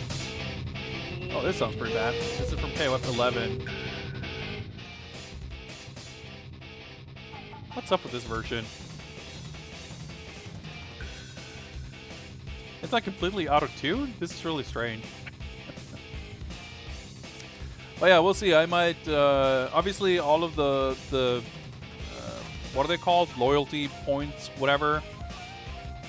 Channel points, con coins. They're pretty arbitrary in terms of the values and what the kind of rewards are.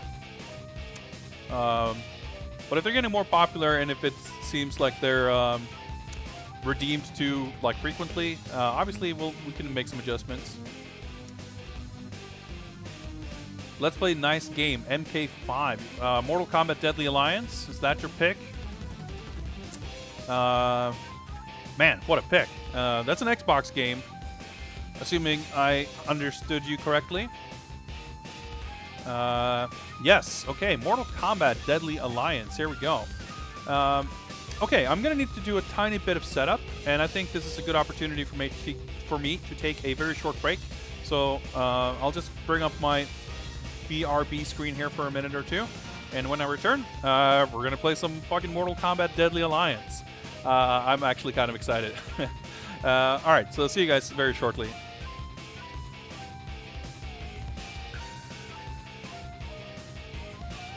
Raffle's not open, by the way. Let me hide that. There we go.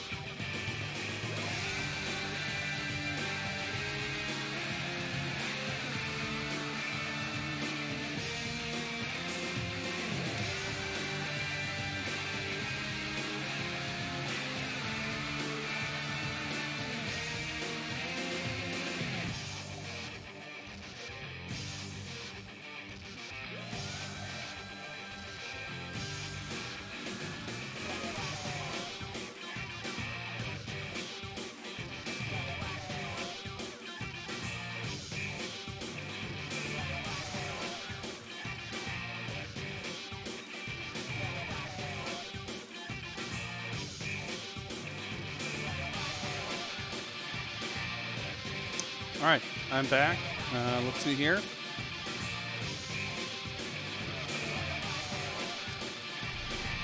Are playing Mortal Kombat Deadly Alliance. Pause these jams. And change the input here. There we go. We got our copy of the game right here. Last Xbox game we played, I guess, was Tao Feng. Man, that was fun.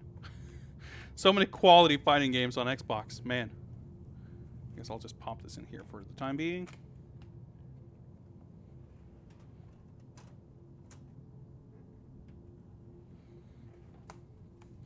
Dude, I've not played this game. Well, I guess it's... I was going to say I haven't played this game in a long time. But, I mean, I played it in 2017, I guess, which is when I was playing through the entirety of the Mortal Kombat series. So it could have been longer.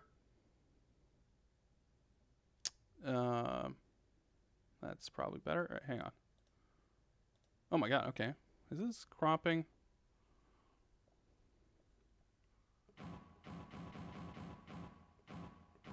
There we go.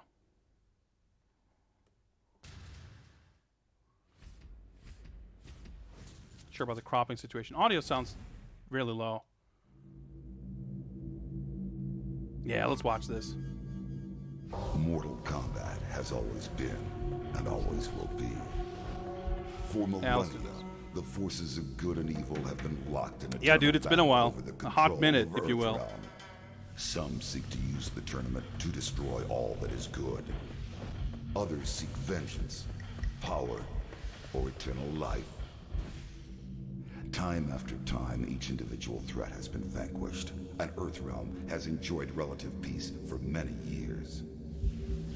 But there is concern that Earth is once again in peril. And this time, the threat of evil has... It is now known sure. that the Probably sorcerer some Quan cable Chi loose has somewhere. escaped from the Netherrealm. Since his escape, Quan Chi has unlocked the secret of the ancient runestone, discovered the ancient undefeatable army of the long-forgotten Dragon King, and most disturbing of all, formed an alliance with one of our deadliest enemies, Shang Tsung. With their combined strength, they plotted to overpower the only two beings who could prevent their total domination of the two realms. The first was the Emperor of Outworld, Shao Kahn. He looks so ghetto. Looks really like skinny. You had In a false show of allegiance, they sprung their attack.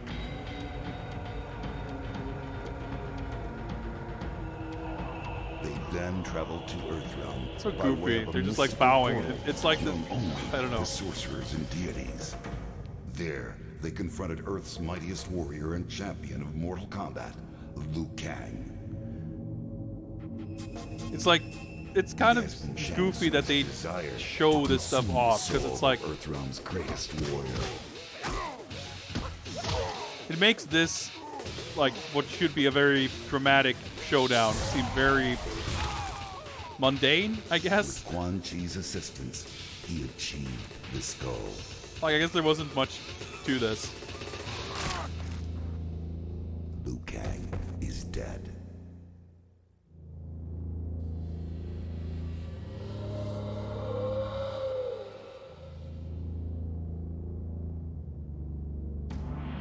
They have since returned to Outworld and are using the souls of conquered warriors to resurrect the Dragon King's undefeatable army. Should they succeed, they will have the means to conquer Outworld and eventually Earthrealm. They will be unstoppable. I can no longer stand idly by and watch this evil consume the world. I have relinquished my status as Elder God to return to Earth and lead you all to battle against our old adversaries. We must act now. We must stop this deadly alliance. It's so weird. Like I love this intro. I think it's really good, and I think it's the story is really good in this game. He did say the thing, indeed. Like it's this game is obviously not very good in many ways. Like as far as being a proper fighting game, but I think in like the post Tobias era, I guess like this game has the most sort of like what's unique about this game is that it's so consistent in its story. Like you have the arcade endings, you have the conquest mode, which is a weird, it's not very successful. It's like tutorial / story mode, but like every character's story is like pretty consistent with each other, and the character endings by and large kind of show what happened instead of being like completely sort of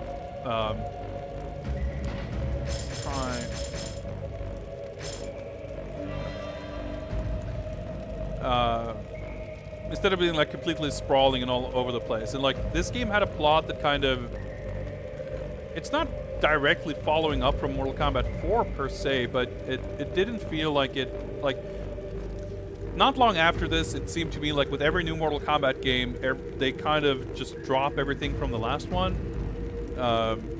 Like MK9, X, and 11, I like the stories in those games. I like those games a lot, but like MKX sets up a lot of stuff, and although I liked the plot of MK11, it pretty much brushes all of the setup from MKX aside to kind of do its own thing.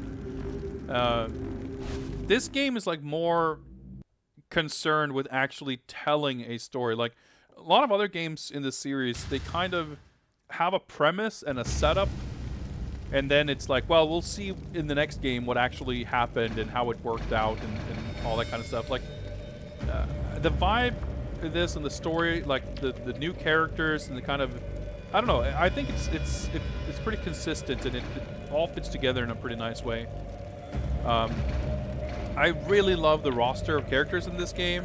I think this game has like all of the classic characters from MK1 and, well, minus Liu Kang, I guess. Some pretty cool new characters, all things considered. Some pretty shitty ones too, but like Deception, a lot of people like Deception's roster better, but basically most of my favorites are from MK1 and 2, and Deception dropped a bunch of those in favor of characters from MK3, which like I don't really care much for. And this game has some actual cool music, which is not something we've heard much in MK for quite a while. I like everyone's status. Trainer, Ninja Spectre, student, swordsman. I guess they couldn't put like job, but it's it's like pretty random. Like, oh, she's a princess, special forces, Lin Kuei, thunder god, warrior, and you know, yeah, like yeah, Deception definitely. This isn't unique in having like cool music, but it's going to these games like being more entrenched in modern MK. It's cool to be able to see stuff that legitimately hold up well.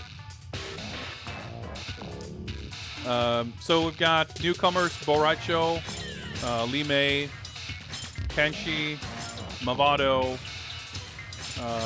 Draman, who I fucking hate this character, Su Hao, who's like the running joke of a character who I still kind of wish they would bring back because I feel like a Mongolian wrestler could be a cool character. Nitara, who I really, really want them to bring back because she's like a hot vampire chick who could be really cool, but who knows. Frost, back before she was a dumb robot. And we've also got, I forget if you... well, we can look it up, I guess, if I have them unlocked on this profile. But there's two hidden characters, Mocap and Blaze. But they're pretty unremarkable. They're just like moveset swaps from other characters. Yeah, Kung Lao, like, it's pretty cool. Like, this was Kung Lao's alternate costume. In a lot of, like, the opening cutscene and some other stuff, he has his, like, more traditional costume. But basically, like, the developers were so enamored with this costume themselves, so they're like, fuck it, let's just make it his standard one. Kano's weird fur. old man Sub-Zero. Like some of the designs in this I don't think are bad, but the quality of the CG even at the time was not good.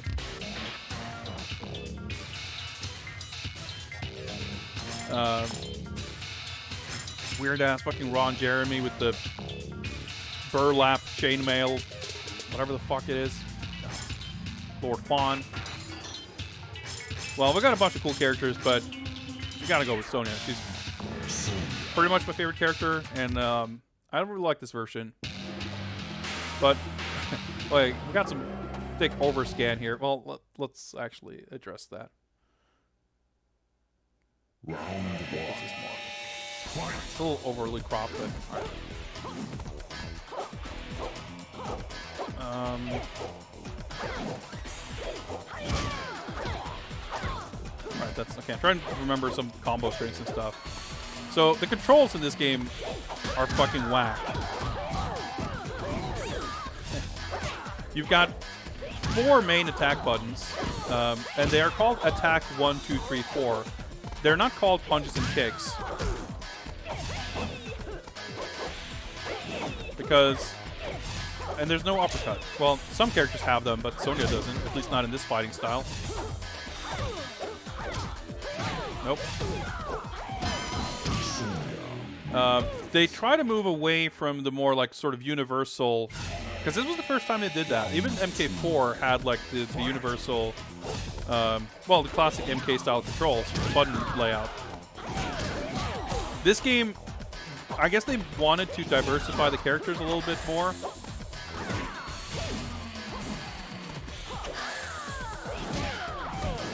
Okay, not sure what that was. But it's kind of moot because, I mean, there's some fighting styles here, like Sonya's Taekwondo that has, it's all kicks. Yeah, the finishing moves aren't in here, are they? No. She's only got 2 special. Alright, I gotta look up the finishing move, singular, because there's only 1. Or maybe someone can do it for me. If you look up some fatalities for this game, I'd appreciate it. Because they're definitely worth seeing, some of them. So you've got the 4 attack buttons, which for most characters slash fighting styles equals 2 punches and 2 kicks.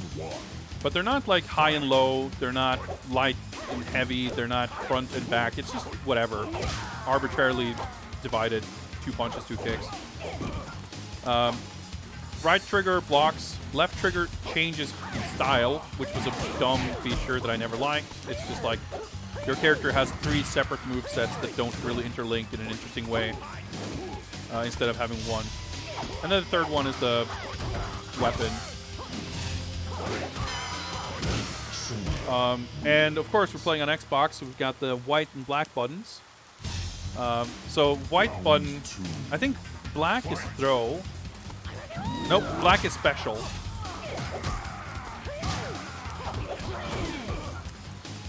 Four hits, 40% damage. So white is throw, I guess. Nope.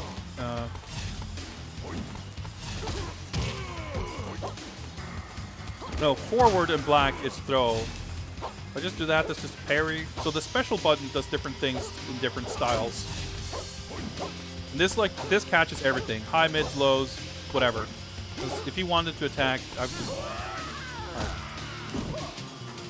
Oh yeah, if you in the wrestling and judo fighting styles, instead of punch and kick buttons, you have like a button that does a throw. Fucking stupid. All right. Back, forward, forward, down. Okay.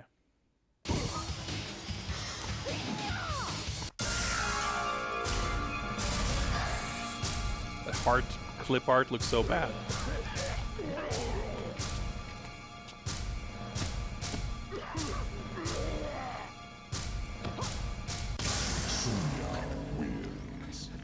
Somehow his head exploded.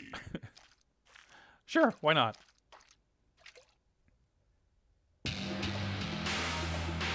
That's like the stages in this, I think, are really cool for the most part. I really miss the stages from these games. Deadly Alliance and Deception had some really cool stages. This is definitely not the coolest one. Like, this is fairly generic, honestly, but there are some really sick ones. Yeah, so the movement is kind of weird too. You can sidestep up and down.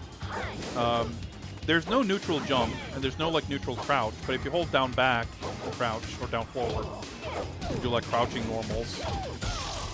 Oh yeah, there's like walls.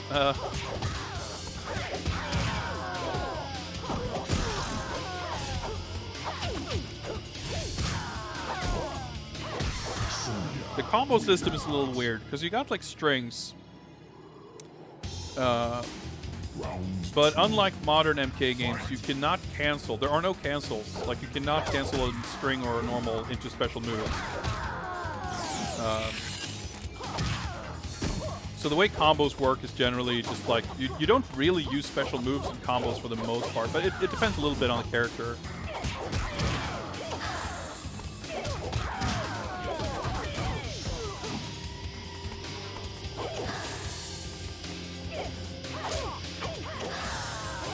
Power up.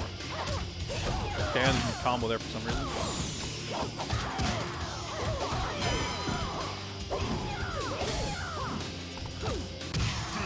Shitty throw animation. Yeah, Sonya unfortunately has a lot of time been riddled with like pretty bad fatalities, pretty lame ones. Like, I like her original one in MK1. Just fine, but it's nothing too special. And then, like, in every game, she just gets, like, weird, shitty versions of that Kiss of Death thing. Like, in MK3, both of her fatalities are the same thing, basically. And we got a lizard reptile here. So, like, in MK3, her, like, one of her fatalities is basically the exact... Oh, yeah, you can block throws in this game. One of her fatalities is exactly the same as MK1. And the second one, she does the exact same thing, but instead of lighting her opponent on fire, she blows a weird bubblegum bubble that, like, crushes them. Kind of weird.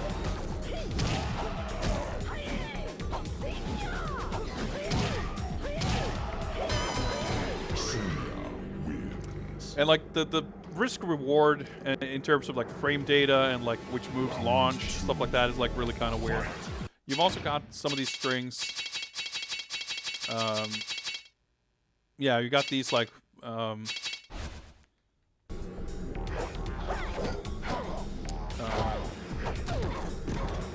strings where you change special or change fighting style in the middle of the string. I'm trying to do. So it might look something like this. Actually,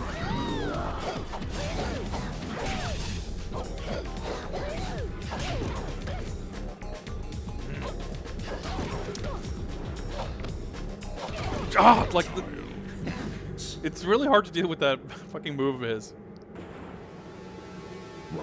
But yeah, the stages are definitely cool, just both aesthetically and yeah, like you say, like they sort of tie into the lore and stuff like that.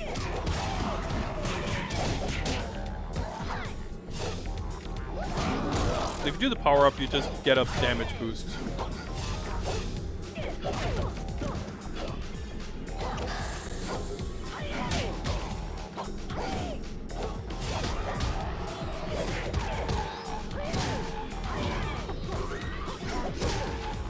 Jump attacks are kind of weird, like hitboxes are weird. Everything is fucking weird. Like, rules from fighting games that you might know don't really apply. Yeah, let's do this again. Why not? Like, in a lot of ways, Deception was a sort of more complete version of this game. I think there's a lot of interesting things that they got right, like disregarding pretty much everything to do with the combat system, like the fighting mechanics. Oh yeah, fucking timer, whatever. The presentation, the lore, like the reinvention, like MK4 felt like really old hat, and it was not great. In terms of like reinventing Mortal Kombat, like this game was very well received. This is like maybe the most iconic stage in this game.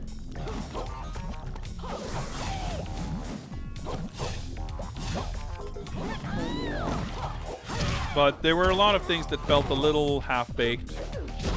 Like on a somewhat superficial level, I guess, the fact that there's only one fatality per character, and they all feel like really janky and dumb.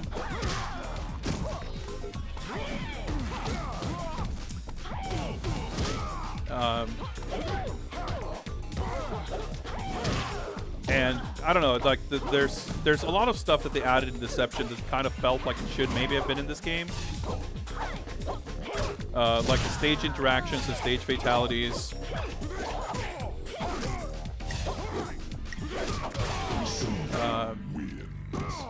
And stuff like that. And it's like I kind of wish, like, there's a lot of those things that I think makes Deception a better game experience in general. They also changed a lot of stuff, like the terms of the movesets, bringing back like universal uppercuts and sweeps. Like it feels strange that that's not in this.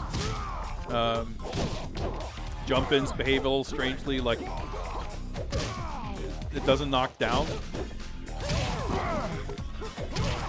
But that, it's a little weird. But I would have wanted a game that had like Armageddon's mechanics, but this game's sort of roster and like everything else basically. I mean, obviously everyone in this game is in Armageddon too, but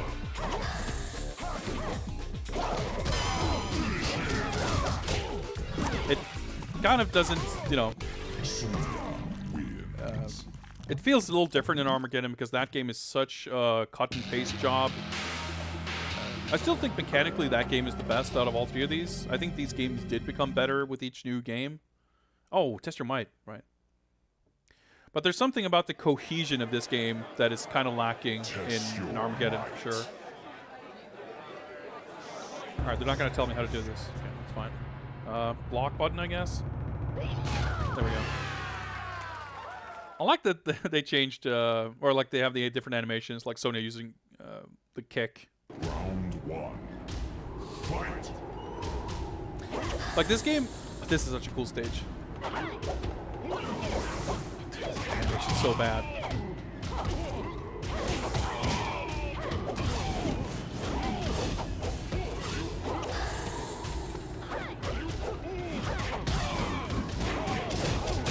I like this design for Johnny. At the time, I wasn't a big fan of this Johnny, but I would love to see this costume come back. In fact, there's a lot of costumes from this game that I would love to see in MK11.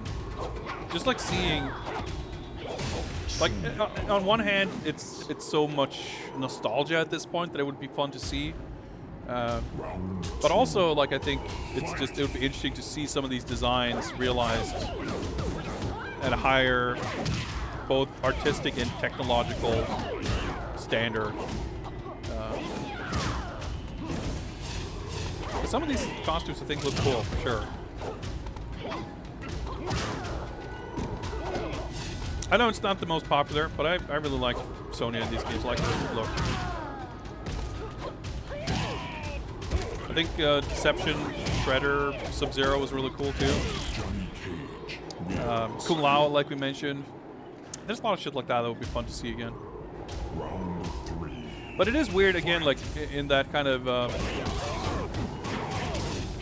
stuff that felt just a little sort of half-baked in that because of all the different move lists, like the different fighting styles and the different the special moves characters have, like a lot of characters had new special moves in this game. And I mean, it feels weird to say that this is only Mortal Kombat 5, things weren't too established, but like still, that's kind of true. A lot of characters had only been in 2 or 3 games at this point, or even 1 or 2 games, and didn't really have a super established move set, or they'd have slightly different moves in each game. All right, let's check out Nitara then. And we gotta rock her alternate costume because it's sick. Assuming I have it unlocked. Yeah, there we go.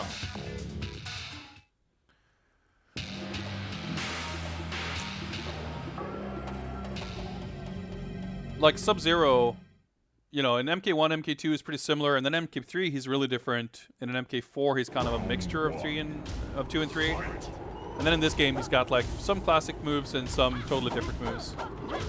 Up, forward 1 for her fatality. Nice. Okay, thanks.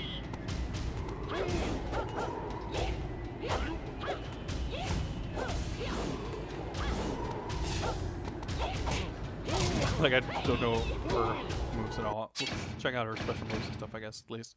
Unicorn Kick and Blood Spit. Of course, everyone has a projectile in this game.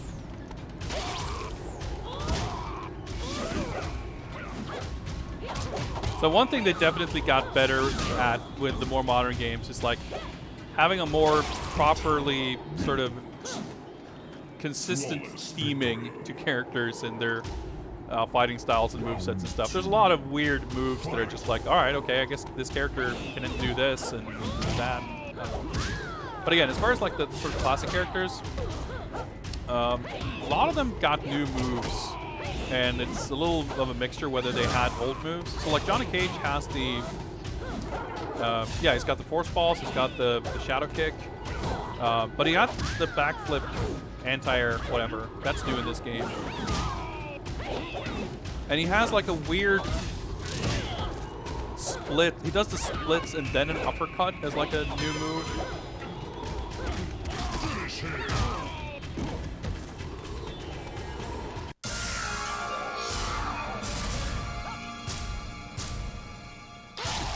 She's a vampire, but I guess she's not great at like sucking blood because most of it seems to end up on the floor. In all its simplicity, it's pretty cool though. Except I guess they didn't really finish her animation, so she's just like stuck there in a still frame that looks really fucked up. But whatever. But yeah, she's got the boots and the she's got the whole metal album cover vibe, which I'm definitely into. Round 1. Fight! Buff Cyrax. Looks like it's fucking straight out of Arkham Asylum. Yeah, she gets life back when she does the throw. Oh yeah, her special is like a backdash, I guess. In Fujo Pai, her special is Power Up. Yeah, some characters have like Power Up, which just like you do that move and after, you know, for a couple seconds afterwards, you just do like double damage or whatever. It's like really dumb.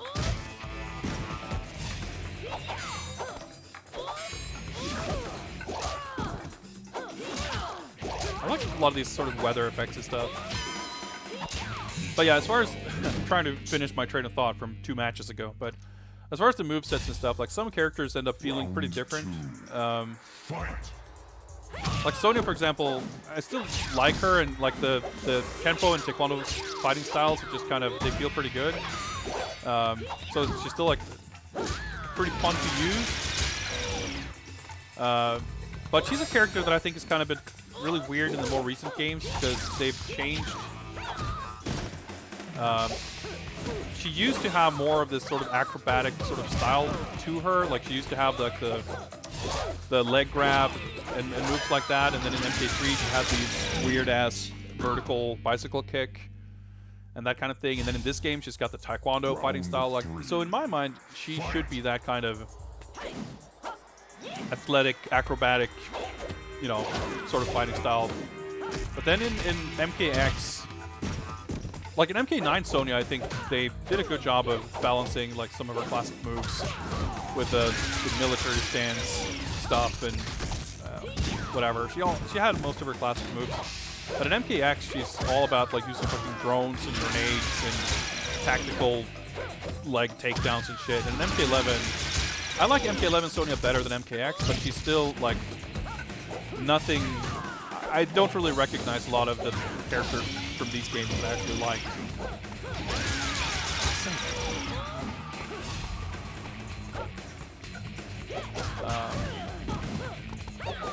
And it's a little weird in this game that her moves.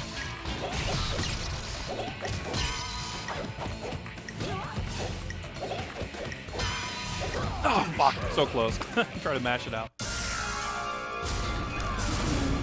This is actually one of the better fatalities in this game, I think.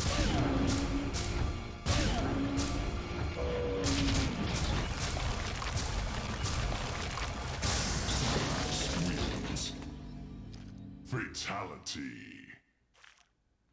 Like, it's a little strange that Sonya has none of her old moves and she's just got new moves. And there's some other characters that are a little bit like that. That war. Let's. I'm not going to dignify that with a response.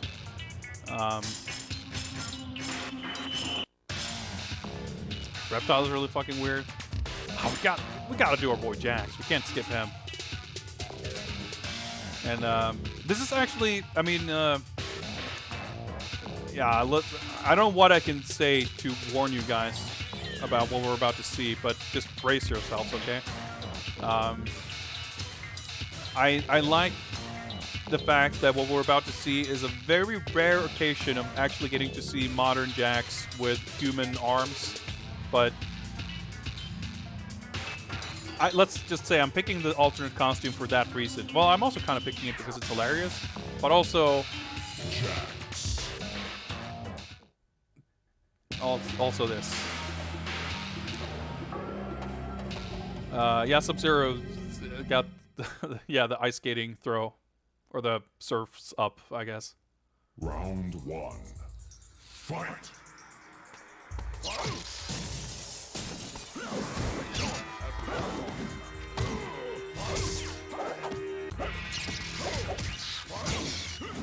Like in this game, like I said, I'm glad to be able to play as like human Jax, but it's a little like what the fuck though. Like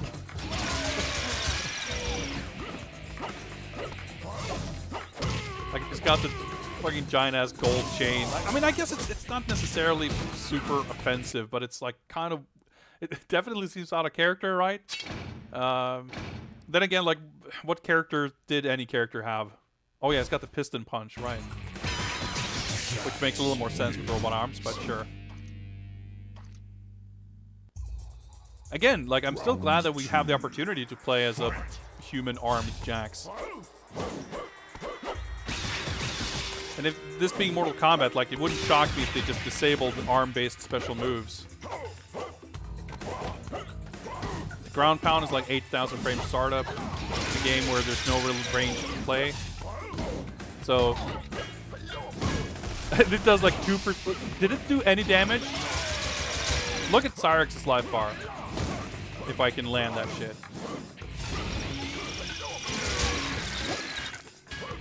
The hitbox is on it. Okay, it did a little bit more, but even so. That's what I'm talking about. Oh yeah.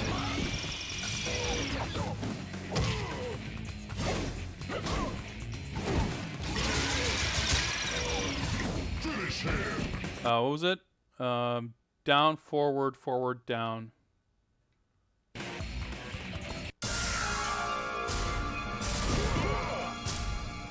Little dance moves. Jax wins. Little Fatality. head stomp. I mean, it's like pretty bland, but it's not as stupid as a lot of the other ones. Yeah, it's like it's not necessarily that the costume itself is like super dumb. It's like the combination of things, right? It's got the big gold chain, which is, you know, without it, it's pretty just, you know, casual like training wear or whatever. So like that's fine. All right, check out these sweet judo kicks. Pretty sure it has a launcher off that. Yeah, there we go.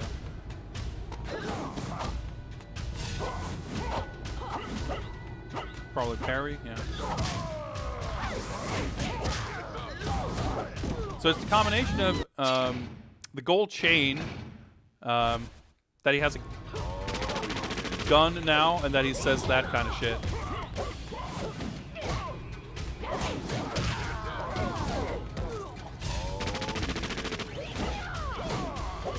It's just, you know, it's kind of the sum of all of it that feels, I don't know. Which, in fairness, I think Mortal Kombat has generally been, and certainly at this point, is very good about like representation, having a lot of non-stereotype black characters. But it seems like someone was very excited about doing this. I mean, this is all like, this is the first time, because Mortal Kombat Special Forces also is kind of all this kind of shit. But I guess you could also say that at least it gives him some degree of personality. which is something not a lot of characters are blessed with in this game, or in any Mortal Kombat game prior to this.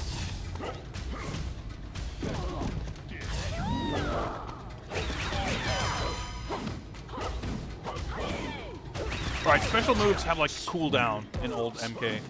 That's a weird thing. Like you do a special move and then you just can't do that move again for a few seconds. Fight!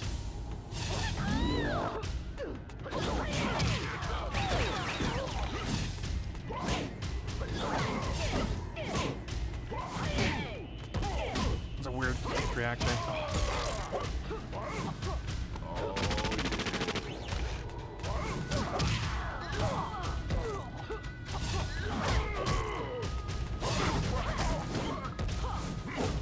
Oh, she blocked my throw.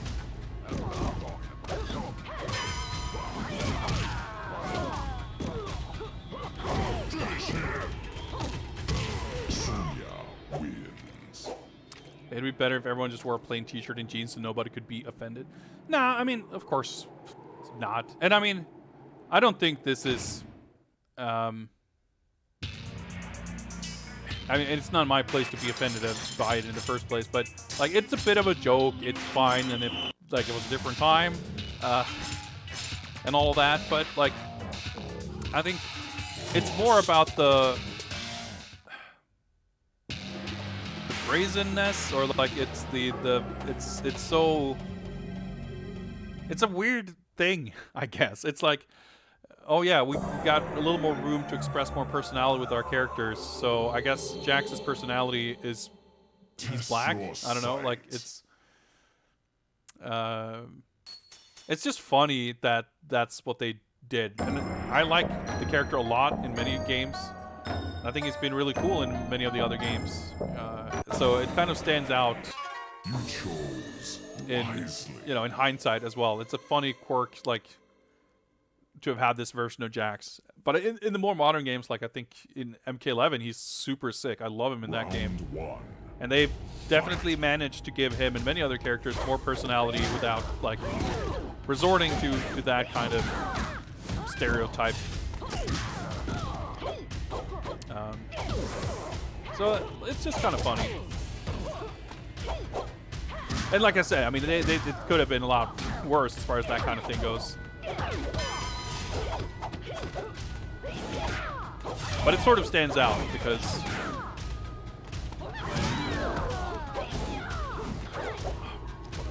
awkward. Oh, like so many strings have super strange ranges and hitboxes and frame data in this game.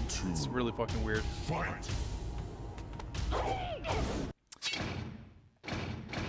Frost was definitely a character that I wanted to see come back, and I was like excited when I heard that maybe she was coming back, but in MK11, I mean, but I was definitely not a fan of the version we ended up with. Like, I think she's like kind of like parts of her are kind of cool, but I basically would have wanted to see what they did with a Frost that's more recognizable from the old games as opposed to a weird robot Frost. Because I've just never been a huge fan of the robot stuff in MK. I don't think turning her into a robot makes her a cooler or more interesting character. And, you know, given that they do a bunch of robot shit with her in her moves, it's not like they really could give her a classic costume. Like, that's... They could, of course, but they wouldn't get rid of the robot-y stuff that I don't really like. I think she's still, like Frost in MK11 is a kind of cool character. It's just, like, by having that be Frost, and having Frost be that, means that there's no room to bring back a version of the character that is the kind of character I would have wanted to see, I guess. Yeah, every time Frost appears in any of these games, like, the entire story is all about her fucking everything up, basically.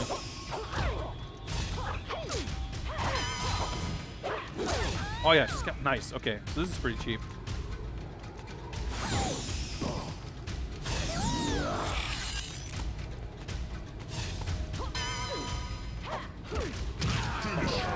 Yeah, so some characters can embed their weapons in their opponent, and their life will just drain, and you can kind of just run away, and there's nothing they can do about it.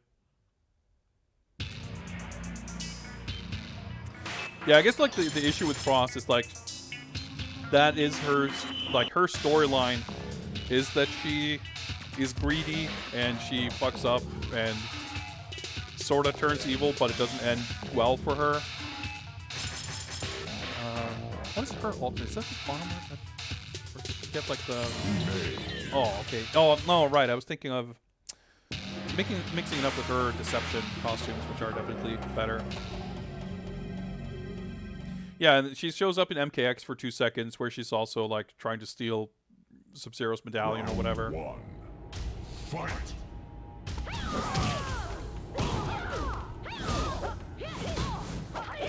I think Lee May is like a bit of a nothing character, but she actually has like a pretty good story, I think, with like her connection to, like, in both this game and Deception. Like, she was a slave or whatever in some village that Quan Chi had taken over or something like that, I forget. So she had like a personal stake in overthrowing the Deadly Alliance. But then in Deception, she like sides with Onaga and becomes a bad guy. Weird floaty punch special move. But I think a lot of the new characters in these games are like, because no characters are really super well defined, old characters, returning characters sort of coast on nostalgia to a degree, right? And new characters either have a design gimmick or a mechanical gimmick or a conceptual gimmick or some storyline aspect to make them interesting in the best case. But many of them don't really have that.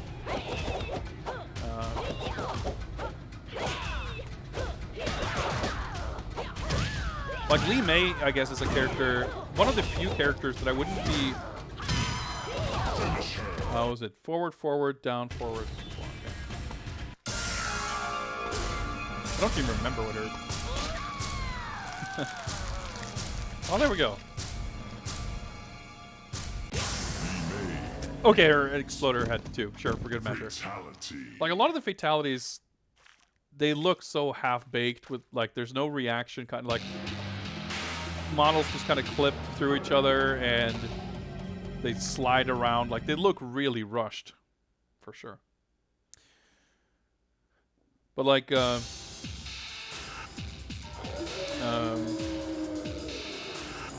Moloch's pretty damn bland. Round one. Fight. I want to say like you just want to just like mash buttons against this guy. He takes less damage like most MK bosses, but he also has like no mobility and I think pretty slow.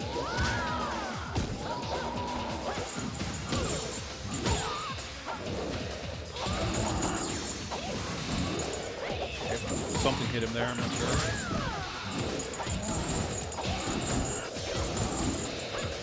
Little toe tap.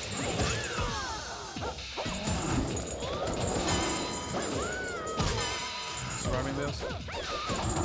Alright, okay, we got him. One of the things I can't stand from like MKX and 11 is a lot of fatalities like, alright, how much can I overkill my opponent? I did not like the fatalities in MKX generally. Like they're too stupidly over elaborate without being like fun. I think MK11, I mean, I don't care about fatalities, and I would be happy to see MK12 get rid of them altogether. I think brutalities in MKX and 11 are so much, like they do what fatalities used to do. They're like sudden and exciting and like an emphatic end to a match. The modern fatalities are just like long, unskippable cutscenes. And the way they use them in marketing means that by the time you get the game in your hands, or by the time a DLC character comes out, you've already seen the fatality. And if you've already seen it once, there's nothing exciting about seeing it again. But even so, I still think MK11 has better fatalities than X, because they're at least more inventive and a little more a little more fun. They're not like MKX. I think none of them were about fun. They were all about like being disgusting. And yeah, in 11 especially, there's a lot of like MK3 fatalities as brutalities, and they're fun. Like I think overall, the aesthetics, the presentation of MKX was very dour and dark and dingy and grungy and like just nasty. MK11 brings back a little more color, a little more life, a little more fun, which I appreciate. But I still think they still are standing with one foot firmly in the gross stuff, you know, and they could stand to move further away from that in my mind. I don't even remember his other costume.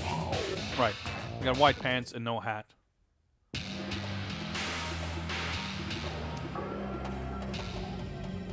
Su Hao is a character who's like often made fun of for being like Ed Boon's most hated character, the most garbage trash, like that made fun of for being so shit. And I mean, he is shit, but I don't think he's uniquely a shit character, given like all the other new characters in this and Deception. But I do think, let's see if we got a kind of strings we got here. XXYY, let's go with that.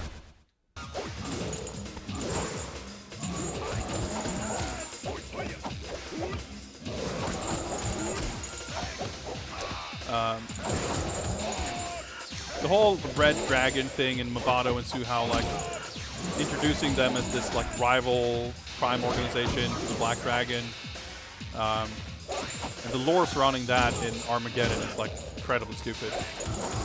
I don't think Su Hao is a cool character, but if they were to bring him back as some kind of a rival to Kano or whatever, and having him be a Mongolian wrestler, like that's not something like that's something different, right? And the thing about like characters from these games, like if they were to bring them back, there's not a lot about them that's like really sacred. I mean, look at Frost; she's very different than MK11.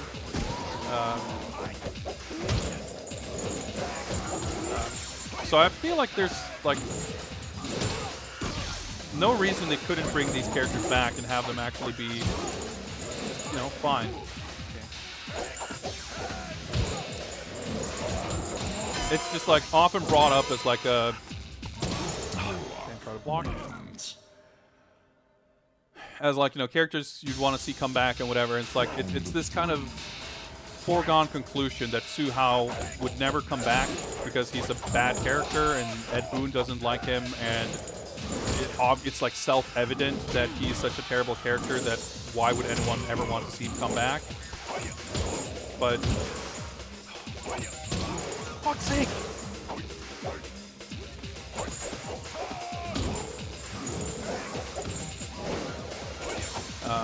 I think there's a lot of characters in these games that would be interesting to see how they would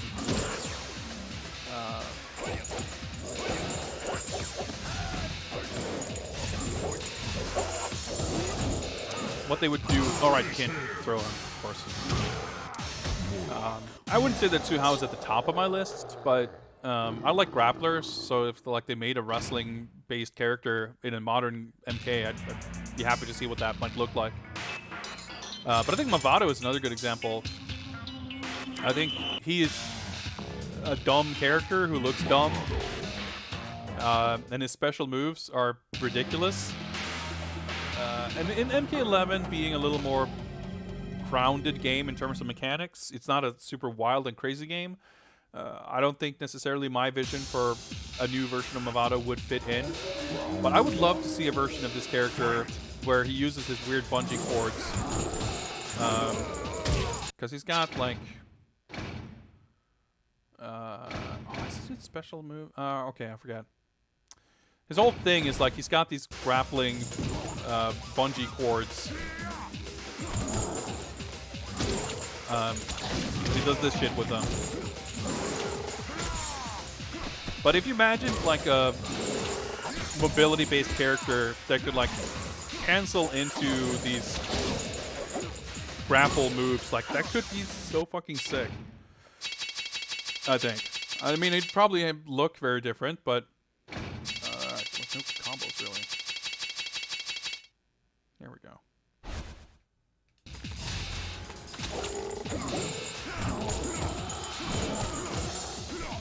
That did way fucking more damage.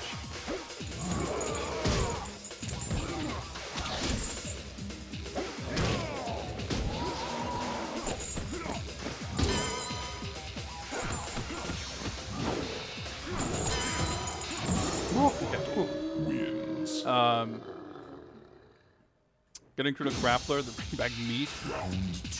I don't know. I mean, that'd be fun as a. I don't know about making him a real character. But yeah, Cobra. Cobra is like my favorite character of this era of Mortal Kombat.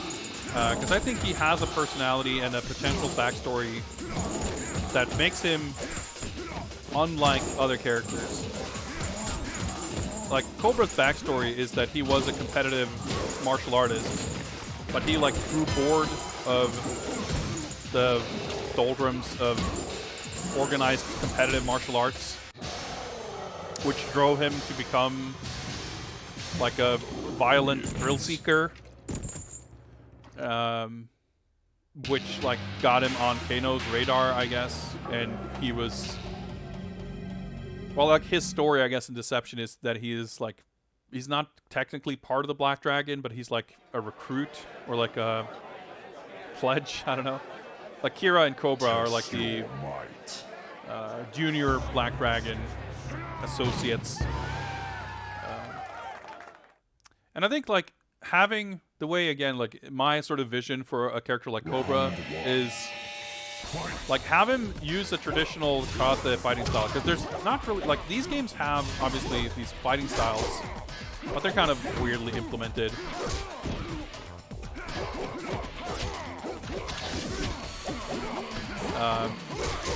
But like in modern MK, there's not really anyone who uses karate or any other real identifiable fighting style.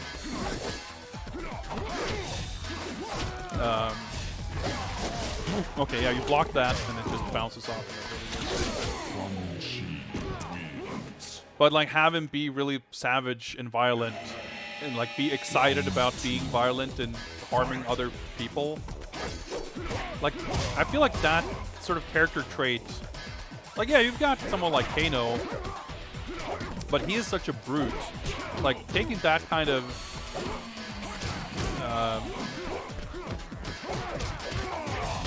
like, or even not that kind, but like turning him into more of a psychotic character, but combined with like formal martial arts. Like, I think that is kind of it's in the context of MK characters, I feel like they would make him pretty unique.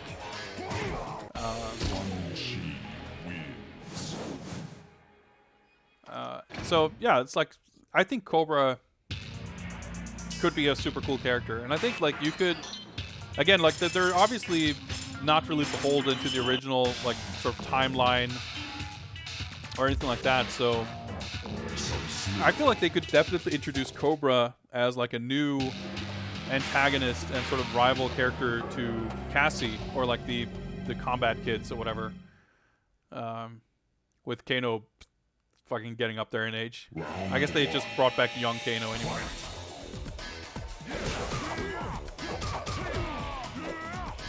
But that fucking Sub-Zero's got Shotokan karate for some reason. Like the yeah, there we go. Surf's up, dude.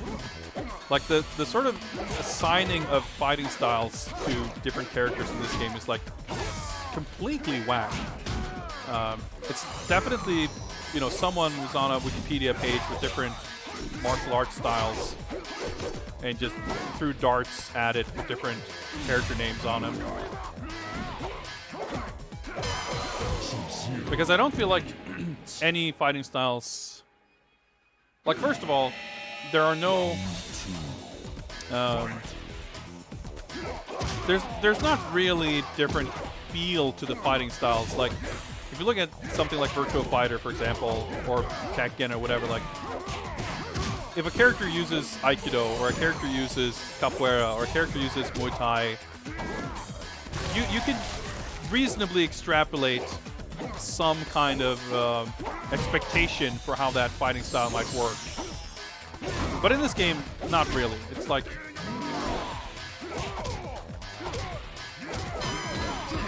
it's kind of whatever.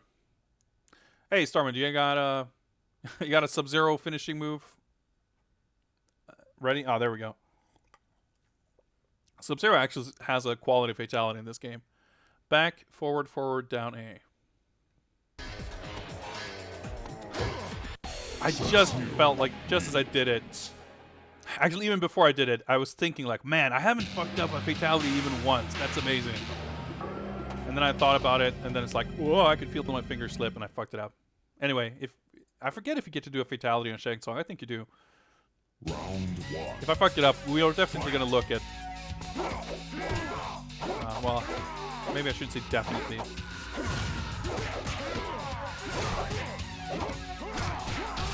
But yeah, like...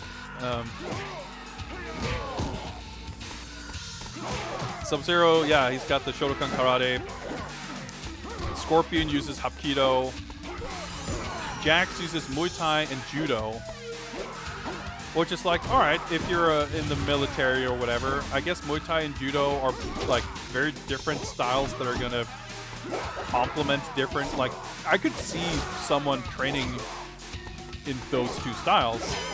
But the way the different fighting styles are incorporated in this game, it's just like, you just toggle between them.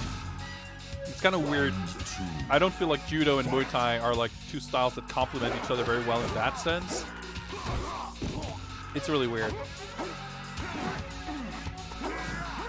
Oh yeah, he's got the impale. You just try doing that until you hit it, and there you go. He's just gonna lose health for the rest of the match. Ice shaker, right? Oh yeah, he's got the tackle. This thing. He doesn't have the slide. He's got this thing instead. What's a special in Shotokan? Oh, a backdash. Okay. I think Dragon's the power up. So I can't use the sword now, of course. Yeah, there we go. What was it? Back, forward, forward. There we go.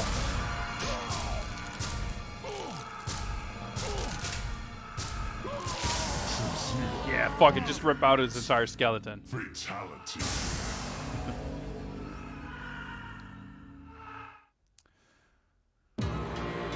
Yeah, I like this ending screen, which is like, if you win with a good guy, you see Shang Tsung and Quan Chi dead. If you win with a bad guy, it's like them. I forget what the picture is, but it's a different picture.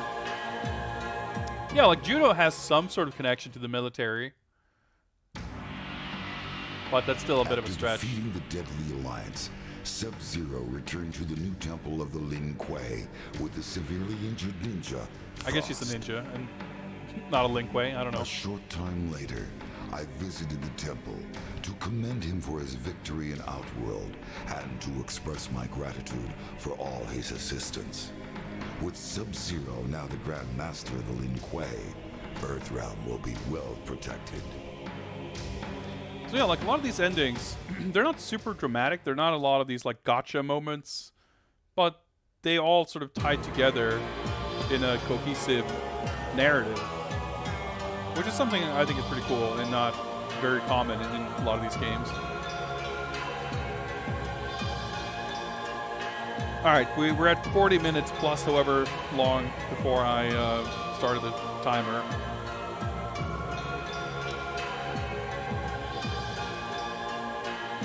Shout out to Tony Goski, by the way. It's been around since MK2. Steve Barron as well. Steve Barron is like the art director at NRS now.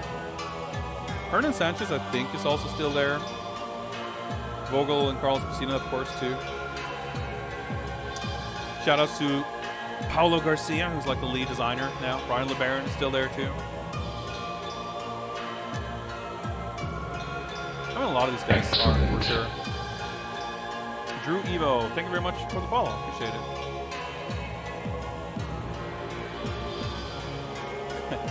Nothing can protect us from fucking Blunder God himself. Also, I guess despite what I just said, we're watching this. Yeah, Tara Silverstein, she's still there. She's like UI artist, I'm pretty sure. Motion capture talent, Carlos One Take Casina, of course. Rich DeVizio, that's cool. I didn't know he did mocap for this, or I didn't remember anyway, but I guess he did. Rich DeVizio, of course, being the actor who played Kano and Quan Chi and Baraka and Cabal in the original games. So Carlos Pesina now is he's like animation lead or whatever.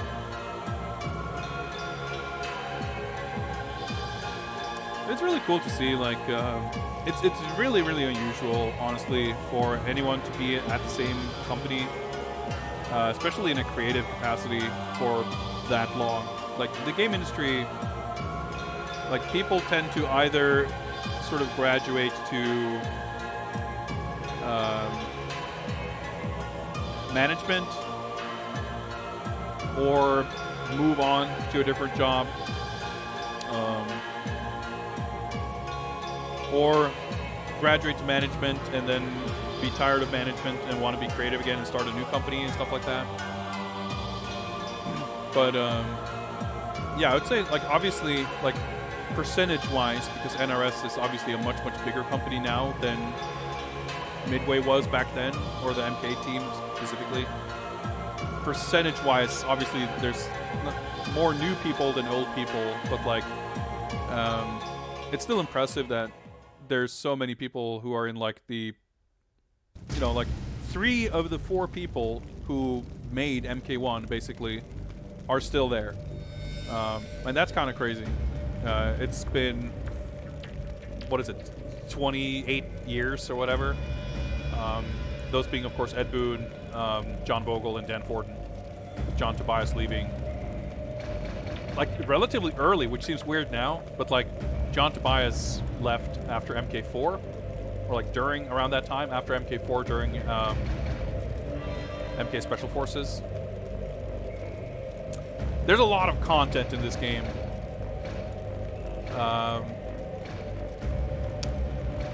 We gotta fucking watch this. We gotta watch the making of MK. We'll pick this because there's a lot of shit here. Wait,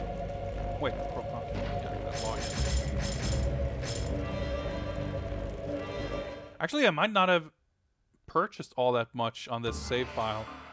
Well, okay, I've got a good amount.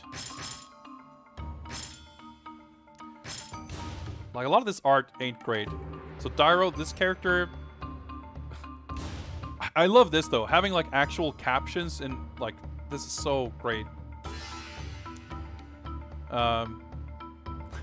The surrounding images are alternate head treatments for Dairo that were done after concerns had been voiced that his bald head might have been too nondescript. Well, you don't fucking say.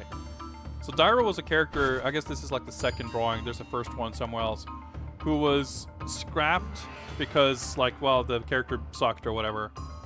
And then in Deception, they put him in the game, and he sucks. Check out this 2002 ass character. Oh my god. This is even, like, still fairly competent. A lot of the concept art, like, is pretty amateurish. Actually, what I should do is I should do this and enter my original old ass profile from back in the day, because I would surely have everything unlocked there. Yeah. Dude, this is the classic. Fucking ultra buff Scorpion.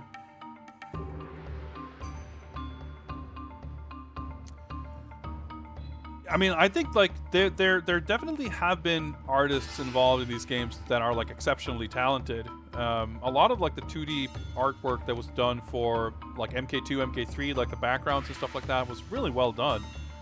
I remember some of the behind the scenes stuff for MK3 stuff. They're all fucking jizzing over Dave Mikic and his, like, sick 3D art skills and stuff like that. But, like, for the longest time, like, the art, especially in this era, like, it's really not great. Like, obviously the 3D models too. Like, I mean, it's easy to look at this and say, well, it was 2002, but like 2002 is still like Tekken 4 and like Soul Calibur 2, and like those games had significantly better looking character like CG stuff than this. Like for how big these games are, you know, it feels like they should have had the budget to get like actually good artists.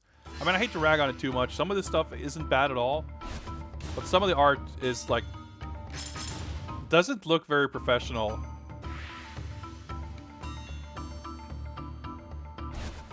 And like, well, it's very mixed. Obviously, they have multiple artists. Some are more like professional looking than others, but like this is pretty ghetto.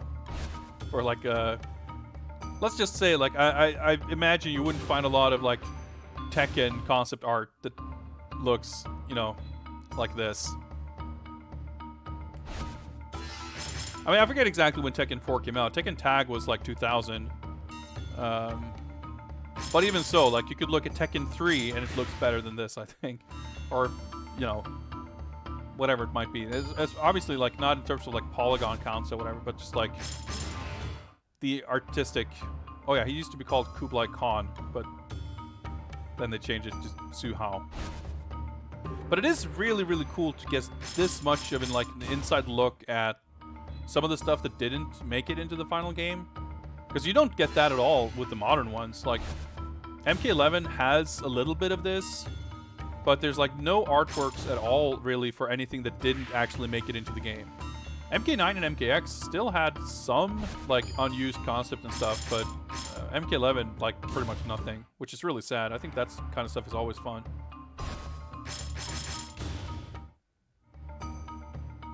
Yeah, she looks cool. I like this.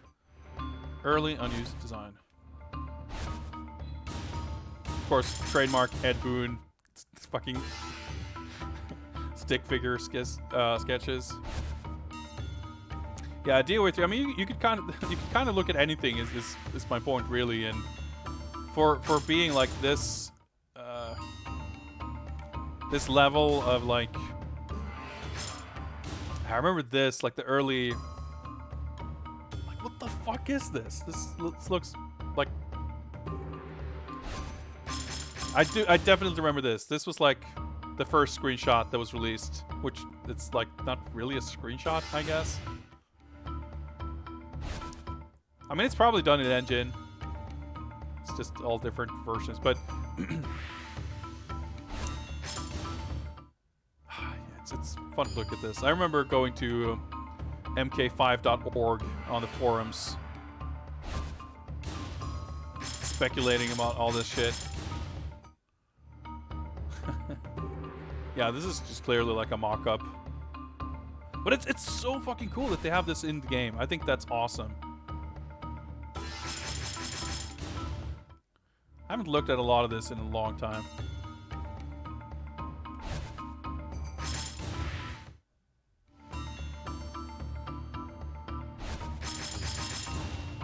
Yeah, I definitely remember this. The other image is definitely more of a screenshot than this. Like, the lighting is super fake. It's like, this is definitely not in-game.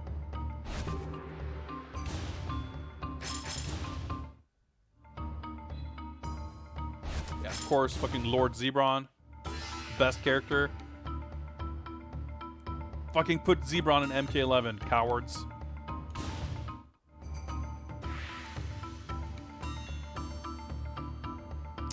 Put on Ed Boo's website 2 years ago and caused quite a stir. This is only a joke. Who would not do a zebra guy in the game, right? Cowards. Oh yeah, I'm just seeing the Jax. Yeah. This fucking drawing. But it's interesting. There's like definitely whoever did this. Like, there's a couple.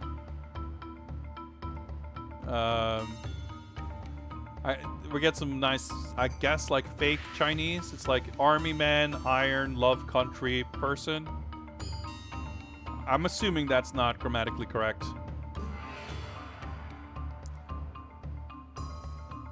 Like, the proportions are pretty fucked, but I kind of like it in a way. There's the Raiden, yeah, the Kung Lao one.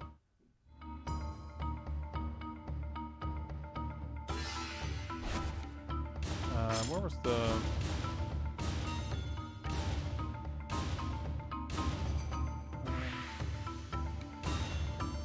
Oh, there we go. But this is actually pretty close to his costume, the way it ended up. But the character proportions and everything is also obviously very different. By defeating you, Sub-Zero, I have avenged the death of my family and clan. Now my soul can finally rest. Your soul will never rest, Scorpion.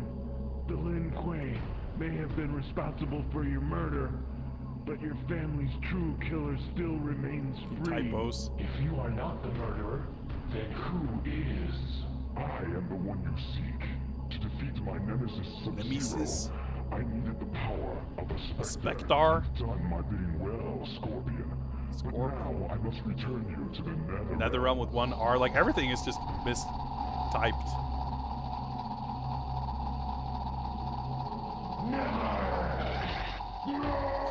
The classic. So this is from the arcade version. The home versions had like redone endings. Yeah, that is a classic. Hang on, what's this? The character on the left looks sick though. The character on the right looks like a shitty version of Lee May, I guess. 2 female character concepts done in the development of our female combatants roster. What a weird sentence. Tribal warrior goddess take on Sindel. On the right is a new character named Siobhan, kind of a companion piece to Lee May, in that she was also going to be a more contemporary club girl martial arts mistress. Well, that's sure is a combination of words. There's something else I wanted to look at. Oh yeah, okay, we'll take a look at that one.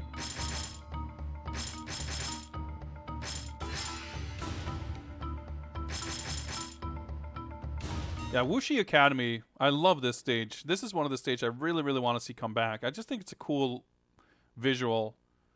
And for being this kind of central location in like the Earth Realm's base of operation with the White Lotus Society and shit, like it's honestly a little strange to me that they never revisited this stage in the modern games. I really would love to see it.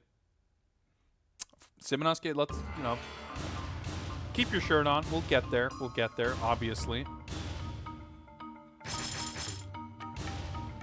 Just trying to remember if there was something else. Yeah, let's check out the, what was it, the early promo. Yeah, this. Oh, okay, I guess this is literally an early version of, there's a proper version of this. Okay, let's jump out of this. Somewhere, maybe on the other menu. But we can still, that's the one we looked at, right? Alright, well, let's get to what we all came here for.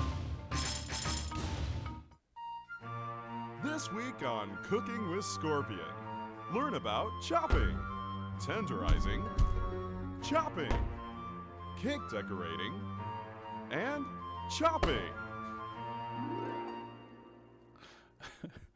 The axe fucking flying off the handle, I don't know, it always cracks me up.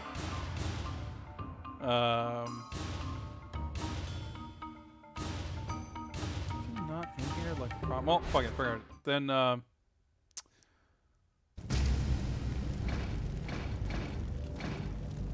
team photos and other. Oh shit! I forgot about this. Okay, there's.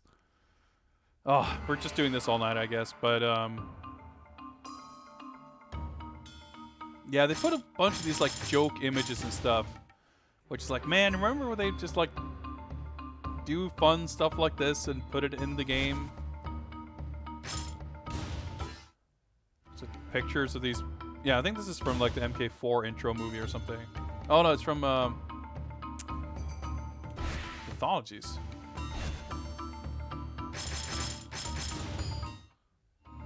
Kano's. I'm getting hungry now. Lord Carlos. Man, this a while ago, huh? Lifeguard Sonya, of course. Why not? Dan Forden? Yeah.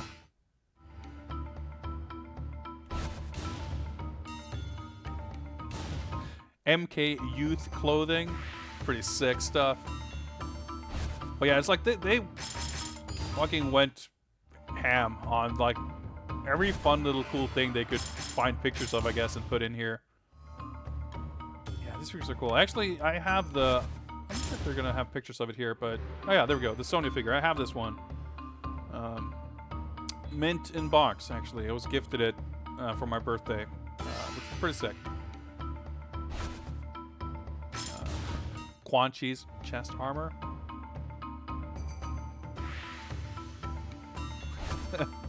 The G.I. Joe...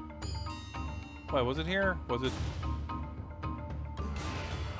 Am I blind? Is it on here? Oh yeah. We got some of these guys. Oh yeah, this is the MK Trilogy ones. Right. So these are also... These are the... Yeah, the Joes. Right, yeah, because the Scorpion there is like a reissue, basically, of the MK1. Same with Raiden. I feel like these are probably more rare though, because I've never seen much of these guys. The original. Oh, okay, the R size. Because I was gonna say these are the original like G.I. Joe, Mortal Kombat figures. Because they had these original ones based on the first game, and they were like reissues based on the movie with like different deco. So these, because I know that there are these like 12-inch or whatever MK Trilogy figures. I've seen some of these before, but so because they look definitely similar. Like the Scorpion one for sure looks like a dead ringer for the original one. So if you look at the like hip joints, they look like they would be like 4-inch figures, but maybe they're different. They used 2-ups, but these couldn't be 8 inches, right? With the packaging like this, because they had bigger. Yeah, they're more like different ones, I guess. Man, look at Raiden. Scorpion's fucking. Yeah, I'm a little confused. I guess I'll have to look into it. And this is the was it Palisades who made these? Yeah, they only made one series of these. They're pretty nice. The Goro one is really cool. All the other ones, Sonya, Raiden, and Sub-Zero, are posed a little awkwardly, but I'd still like to have these, but not to the point where I would actually spend the money. I'd have to, probably. I've seen them besides the original Sculpt 2-ups, and they're about the same. Huh. That's really weird. But that's cool, though. Oh yeah, right, they put the entirety of the MK1 comic in here.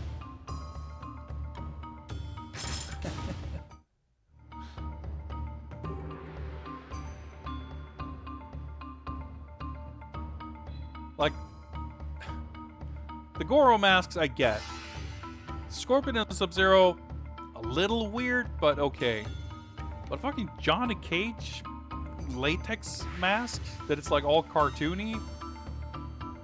This is just too weird. It's making me uncomfortable. And we got Lord Vogel.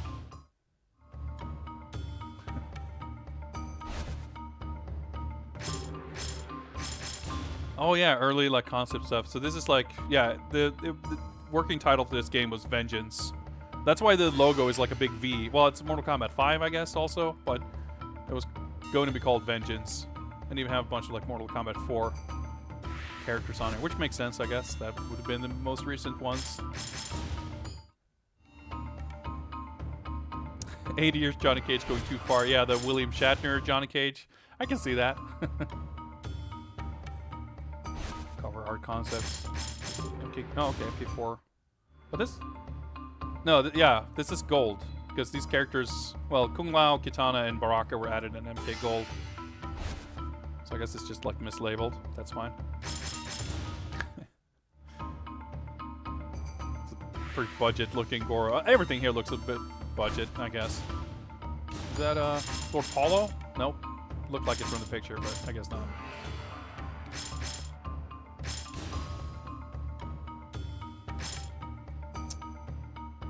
Oh, is that Brian LeBaron? Yeah, oh my god.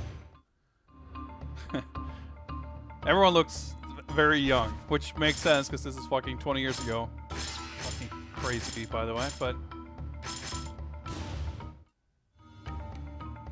Man, this shit is cool. I was about to say I could sit here all night. I guess I already am. There we go. Lord Paulo. Man, what a player.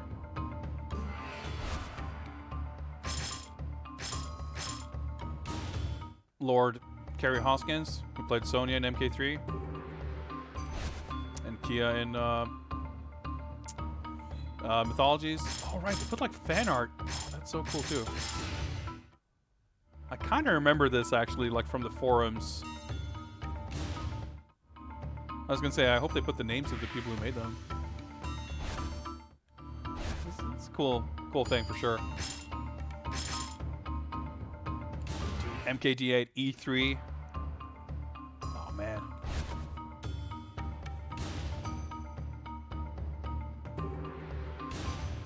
Oh, yeah.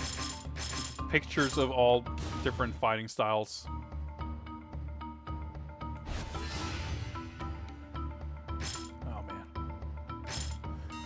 Anyway, this was fun. Fuck it. Okay, so I kind of wanted to watch the making of...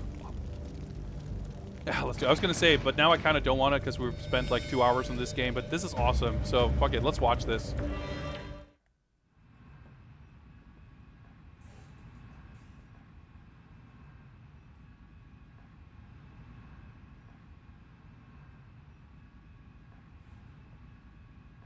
Probably going to have to turn it up a bit. We'll see.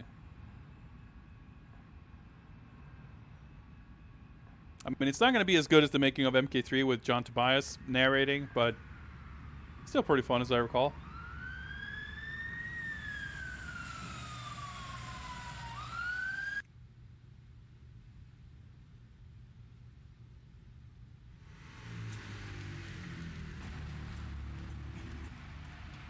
The typical day in Mortal Kombat starts with me trying to get in as early as possible. Most of the other guys in the team work late into the night. And in the morning, I can get a few uninterrupted hours to program in the character's moves and plan things out for the rest of the day. Well, he takes his head off, basically throws it, sticks in the other. I guess he still did actual programming back then. Falls back on his back, Lays there twitching, and Kung Lao comes there and he lifts his foot up, steps on the guy's stomach, the hat flies up, he grabs it, and goes into like a cool pose. Then, starting at about 9 or 10, most of the others start pouring in. And from that point on, the insanity begins. Hello, Steve. Hey. What's going on? Oh, that was cool. Yeah, it's Steve Barron, Wow, you John did it all, Vogel. like last night or something? Yeah. I like that. I finished the Shank song. Yeah, it's really cool to get, like, you get so much Get insight. the whipping right. It looks cool when it goes back in his chest. My main role on the team is background design. You have the very European Gothic flying buttress and the very Asian. Robot 86. Single element, which I'm gonna Yeah, no problem, repeat. dude. Thanks. Right You now guys you are can see entertaining I've me got by keeping me company, textures on so the it's all good. But I appreciate they're it. merely placeholder textures. We got these hook swords. I don't know who's getting that. Maybe Movado. Just a regular stab. And they're all taped up, so when we capture, we get the Tanfa. The Tonfa. It's just like, Of course, you gotta have the Sai. oh, it's a weird way. Him like so casually also like, yeah, we're gonna record all these, but I don't know who's gonna get what weapon. Welcome Like, to Vogelland, it's so arbitrary. where I'm doing Shang Tsung's fatality. I guess each time he hits, like, I think souls come out. You know, and go Also into Shang popcorn. Tsung each time they go up in the air. I'm not quite sure how it's gonna work. I just know what I have to do animation-wise, and Ed's gonna say, okay, now the souls come out, and now they don't. Can you show me right where she makes impact? When she kicks him? Right here, you can stop. He doesn't. You don't even need him to do anything. Don't even have him do any impact. This, if you can hand animate so she, the impact repels her away. It's like a jerk like that, or we can do it in the game. Cyrex is gonna grind him up, kind of like a blender. His doors are gonna open again. and body parts and blood and ripped up flesh is going to come pouring out of his chest at the end. Tony's actually doing the bloody stumps and bloody pieces. I do a lot of the whatever effects is needed for someone. Yeah, that's Tony Goski. Say cut in half or something like that. Just I'm not overlay sure on if he's top. still around. This part up here I haven't done it yet. Just kind of beat a spinal column, so you get 2 in 1 here. You get a lot of good use of texture space. What experience do you have that would qualify you as motion capture talent? Rolling.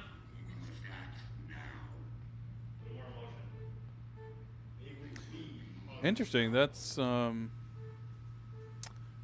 I forget his name. Max something. Max Crawford movie. He did the voice for Shijinko in Deception. And basically, I wanted these statues here that had these churning bowls of acid inside it. And it's kind of like a Buddha, but demonized a little or something. It's a close up, a head study. It would just gush Man, Tony out Goski's this, got some Lord vomit, Mark this, Cerny this ASMR acid out of their mouth at the qualities end to of his the voice. round It's very soothing. For a background fatality.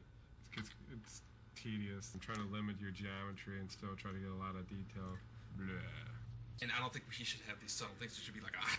Making a video game today is almost nothing like when we worked on the first Mortal Kombat in 1991. Mortal Kombat 1 had 1 programmer, 2 artists, and a sound designer. That's it. 4 guys. Whereas on Deadly Alliance, we have a team of over 50 people. We've been lucky enough to get some of the most talented people in the video game business. And on any given day, it's amazing how many different parts of the game are being worked on at the same time. A lot of what I do involves non-stop bouncing from office to office, checking out character and background designs, as well as all the technical hurdles we have to overcome. There's a lot of issues to deal with in producing this game for 3 systems simultaneously. So do you want, I mean, Tony said he thinks he could probably do all the characters in a day or 2 with 4 levels of damage. But, Really? yeah, just doing faces. You think you can do all characters in a day or 2? I bet you I could. Oh, I would make I cut and paste same scars and stuff. Doing a damage test. I did a beat up and tried doing a beat up version of Sub-Zero and Lee May. we're testing adding damage to players' faces. You can see a sample of the wounding on Sub-Zero and another character. Man, that looks like. If you want to see it the bad way, spin it around. Oh, is that it's like a new texture map for Sub-Zero? Yeah. Yeah. Because that looks awesome. You know that some of those images actually look better at 128. Because when you have that much data to scramble. Oh, it's so cool to get like this insight in the How's that coming? Right now, I can give you like the specifics of this 3 level, stuff. check. Even just seeing So old there's versions of 20 Photoshop and frames. stuff, it's This is level 1. it's really cool. Bruises and cuts. And yeah, 2, for sure. I imagine is the level that you're going to see the most in the game. That's Mike Boone, by the way. Ed's 3 brother. should be, like, just insane. Also like Just programming top, just- that's Looks the way- good. lead, Yeah, I think, that's at this the way- point. No, I mean, I think it's cool enough that that it's worth the effort. You know. Brutal. Yeah. You want to lunch that? I think I need to eat. I feel like, yeah, looking back to this, like I feel like a lot of people might say that this is still closer to MK1 than MK11 is to this. Hoagie's good. We're doing Lee May's Fatality, and John needs the Maya model. You know, if it can have the texture maps too, that'd be cool. as Okay. well. Oh. That's even the closest one. Like it's interesting, like for all the shit I talk about this game, just like seeing them work on it That's what I'm showing. makes me feel like so much more sympathy, or like you can see their the problem solving and the enthusiasm, and like they're people, you know. Go on, Jax. You can do it, Jax. Ah! And I don't know, it's really Today's cool a to see. motion review, and then at the end of it, I'll show you stuff for lighting review, etc. But at any point, feel free to throw any comments out there about anything. Just be aware that I might say, yeah, that hasn't been lit yet, or yeah, we know that. Because I just had my team meeting, and here's an entire list of notes that we had from today's review. The camera motion on the very first shot, it just seems a little quick. There's no ramp up to it. It just kind of starts speed and it goes across. I know we need to kind of get there, so maybe we to just kind of look at that shot against the previous shot and see if it works. There's some kind of problem with your work. Everybody says there's a communication problem. What gives? Dude, I don't even know you anymore. Just kick right away. Okay. Then, but you know, do the for a good hook.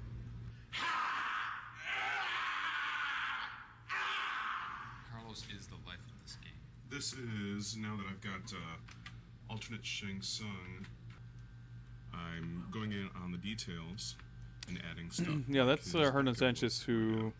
And so whatever detail you see... He does the, like, the announcer voice. ...is all in the texture. It'll hide a lot. And I know they talk about it on some, like, making of thing. I think it was for Deception when they did, for the, like, collector's edition, a bunch more of these behind-the-scenes things. Okay, maybe you don't have to. They talk about, they just kind of figured out, like, hey, this guy who works on the art is like has a great voice. Fuck it, let's just get him to do voiceover.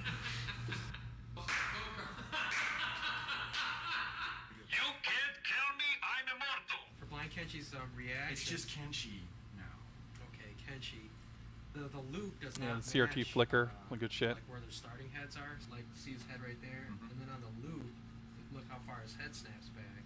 I had to loop like the last bit of frames in order to make it look. So I guess we're going to have to figure out a way to go about connecting the each of the coffins with the amount of money spent. And Right, we've got the database, which is going to tell us what's in each coffin, how much the coffins cost.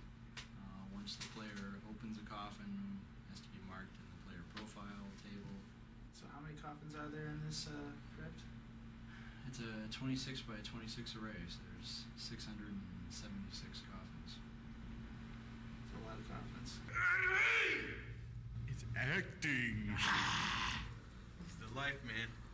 This is the life. So how's that motion work for you?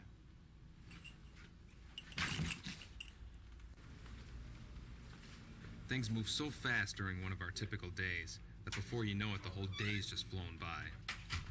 Usually by then we're pretty exhausted, but we know the whole process starts all over again the next day. See you tomorrow, it's 7 o'clock.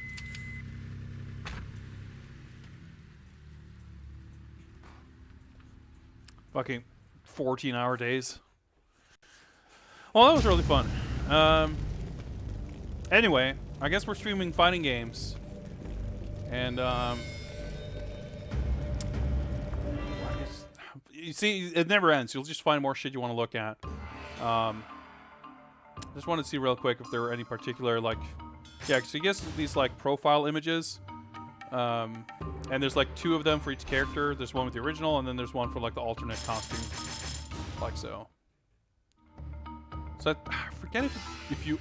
I think when you... Yeah, when you, like, unlock this artwork, you also get the costume it's associated with. And there's some pretty cool ones. I like this, like, shirtless Raiden. It's pretty cool. It's pretty different from Raiden in the modern games, but I like it. Shang Tsung has the costume that's, like, based on the... It's from the comic, the MK1 comic. Like, when... At some point in the MK1 comic, I think they show, like, young Shang Tsung, and it looks just like that. Vano's weird, like, Roman thing, whatever this is. Human Cyrax, I forgot. It's not a very cool look.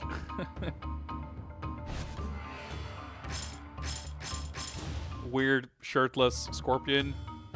I'm not a big fan of this costume. Oh yeah, right, the Kenshi's alternate. Never saw him look anything like this after this game.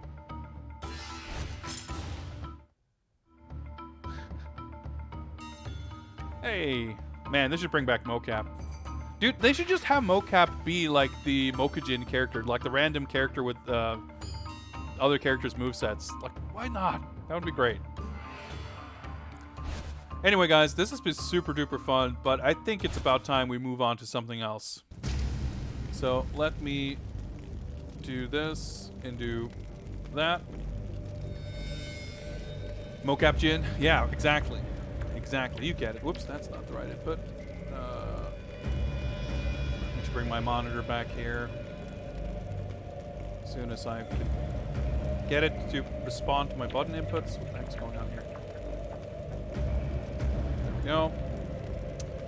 And I'm gonna set up a new raffle so we can pick one more game. You like trading dummy? Sure, I mean, why not? And there we go.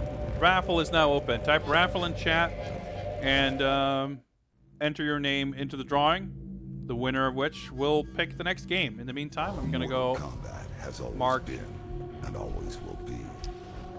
For MK millennia, Deadly the Alliance forces of as good having and been evil played. have been locked in eternal battle over the control This of is Earthrealm. so nostalgic and fun. Some seek to use the tournament to destroy all that is good.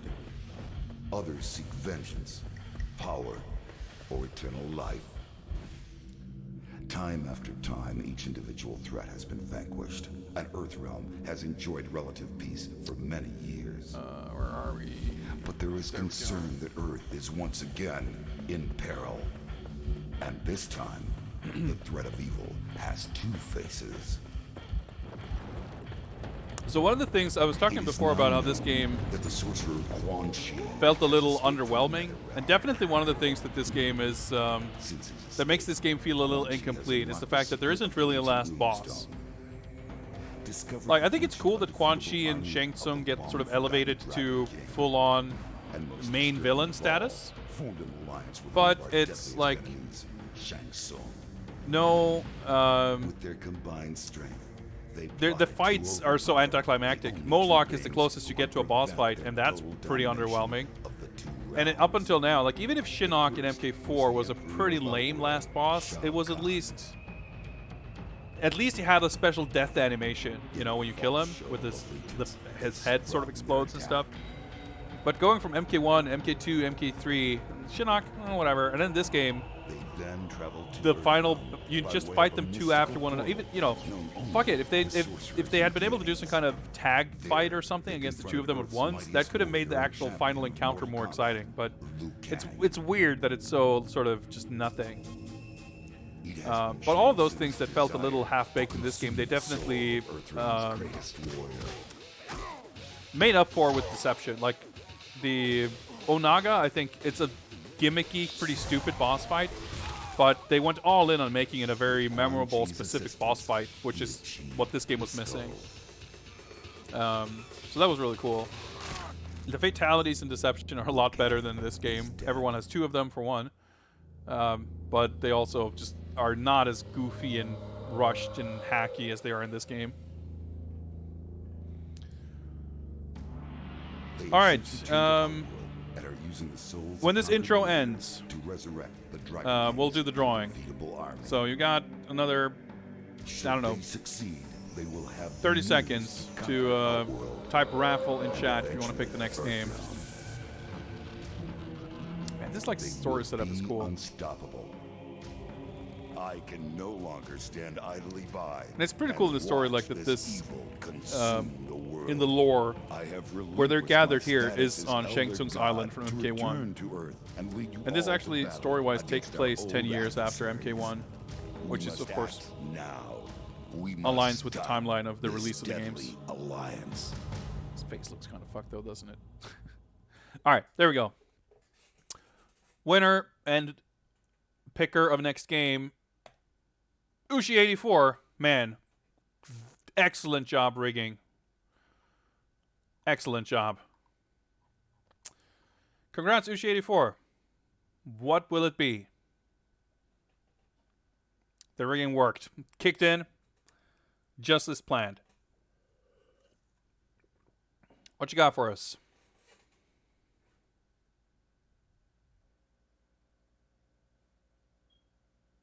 Man, I'm just enjoying this attraction. Also, raffle is closed. Oh, hey, we got to see the cool Kung Lao costume. Man, I would love to see this kind of Kung Lao come back. Got the fancy 3D cameras. I will say, for all the grief I give the aesthetics of this game, it definitely looks fancier than MK4. That's for sure. I do think artistically, it's like, although nowadays I can appreciate the sort of goofiness and playfulness, like the fact that it's not overly dour. I can appreciate that very much. But at the time, I remember being very upset that that it looks so much less realistic. Like the proportions of the characters, that they're not designed to look realistic. Everyone's got these giant, catcher's mitt hands. They have these sort of cartoony, muscular physiques and stuff like that. And I remember feeling that was kind of a step in the wrong direction. With MK always having that sort of hyper realistic look.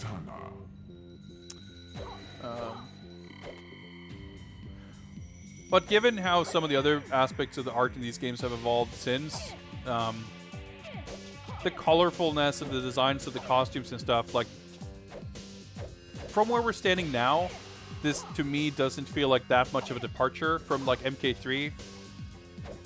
Let's keep it rolling. MK versus DC. Wow, going from highlight to highlight. The top-rated Mortal Kombat games, huh? Okay, I do have that on PS3, so I'm trying to think here. PS3 controllers are a bit of a nuisance, so I need to figure something out there. I think we'll just have to plug something in with USB. My PS3 controllers are all kind of half dead. You know what? I'm going to take another super short break while I set that up. It might be a few minutes, and I should probably go to the bathroom anyway, stretch my legs a little bit. So we're going to take a super short break, and then when we come back, let's do MK versus DC. So see you shortly.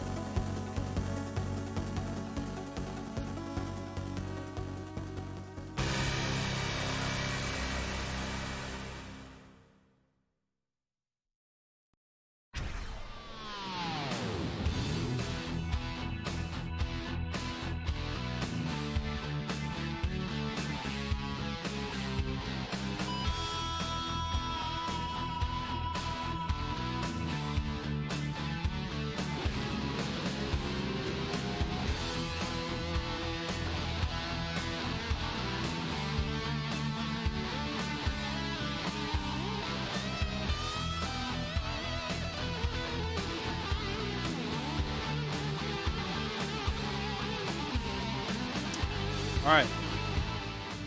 I need to do a little bit of setup here. I need to change some settings on my capture device.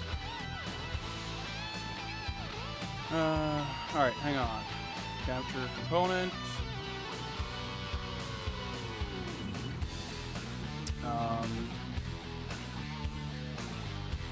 Not sure where it says no signal. I did turn on the PS.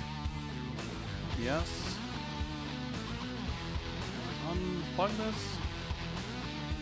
Alright, okay. Restart the capture device.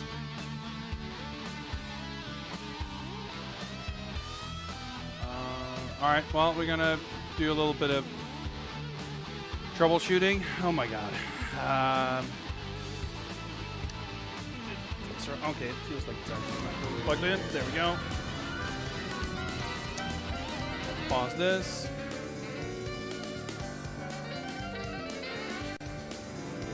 Oops, resolution should be 1080, I think.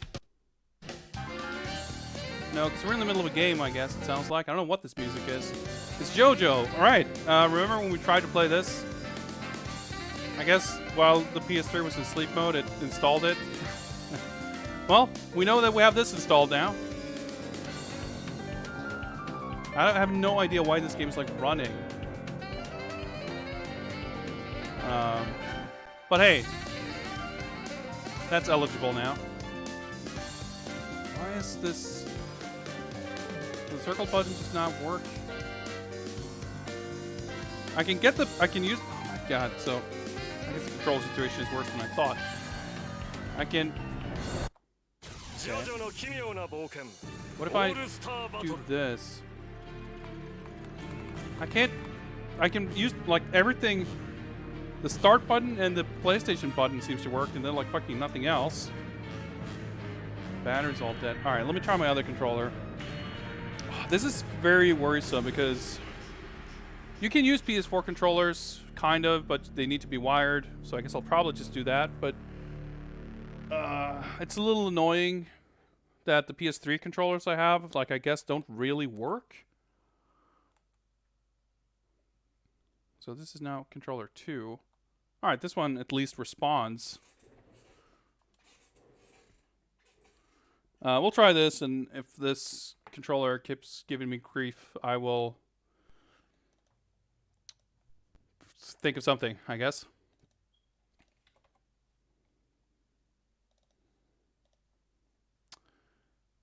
And now we have to change it back to 1080 resolution. But I do believe MKDC actually does run in 1080 though. Am I like logged? Why is everything so weird? How do I sort?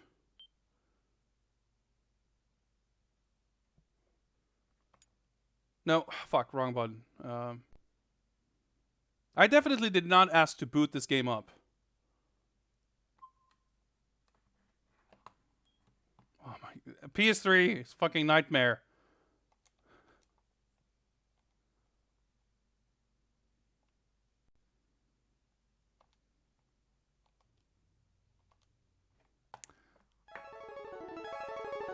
All right, let's see if we can. Let's see if we can get this shit to work. Ugh, what a hassle. I'm just trying to fucking sort this list. I'm pressing square.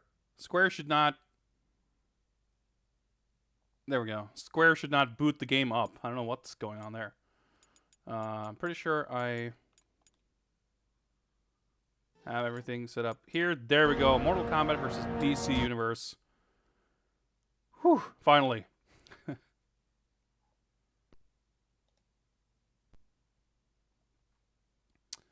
Try to clean controls, brick them. Yeah, it's so weird that they're just so. I don't have any other controllers that have just died like this.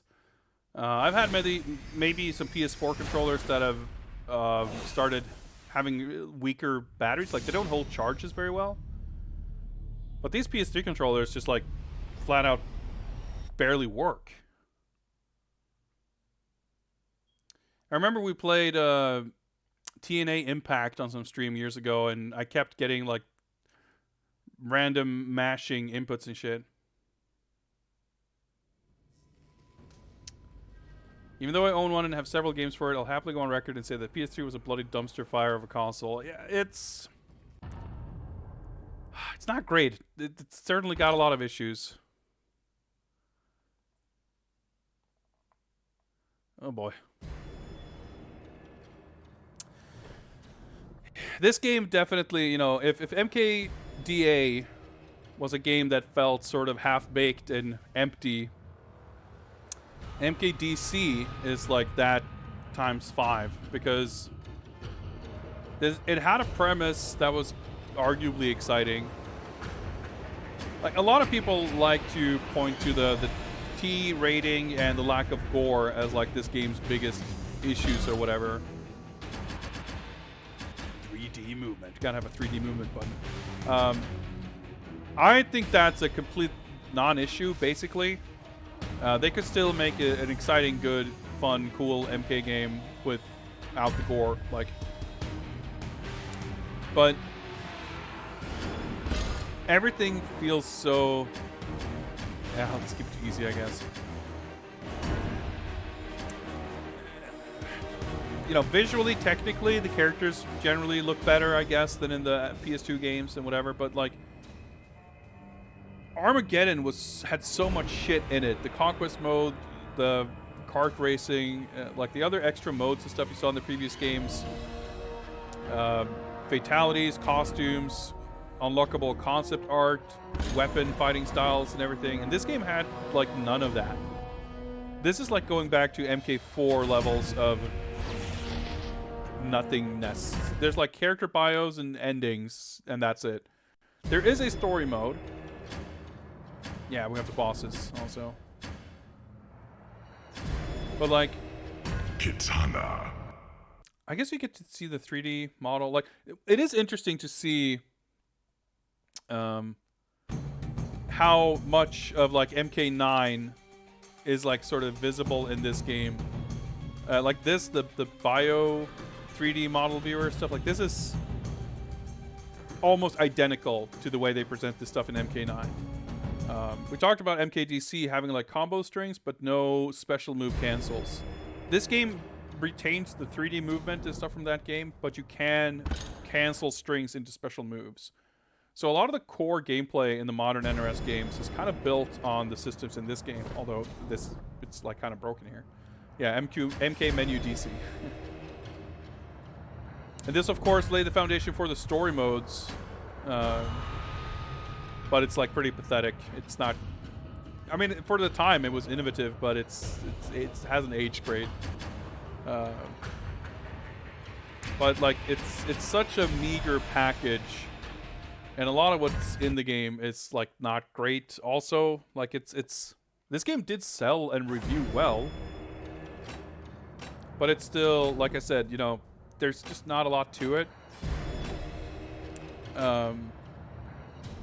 Compared to like the Injustice games and stuff, like it is really refreshing to see that the DC characters generally feel very comic book faithful visually. I don't dislike the character designs. I think, well, Jax looks like shit, but other than that, like I think most characters have a really nice sort of classic look to them that I really quite like. You can kind of miss. But the fact that there are no alternate costumes, there's only one fatality, and it's terrible for every character.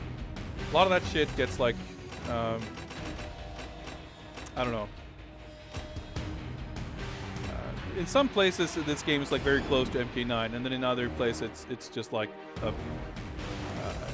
could just as well have been in a different galaxy. Let's go Batman, because you know we're playing through all these other Batman games, but we're not gonna like get to this game in that endeavor. Batman. So let's check him out. Oh, choose your opponents. So for the story mode, there's like a separate MK campaign and the DC campaign. Even in the arcade mode, they made a big thing of this. So mixed.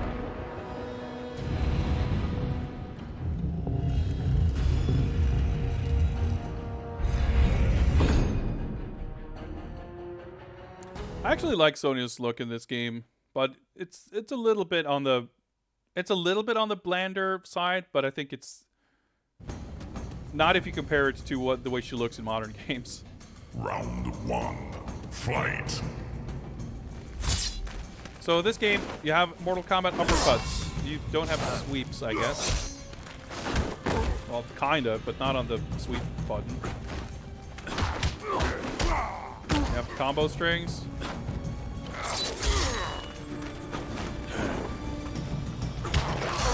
You can cancel into special moves. How about that?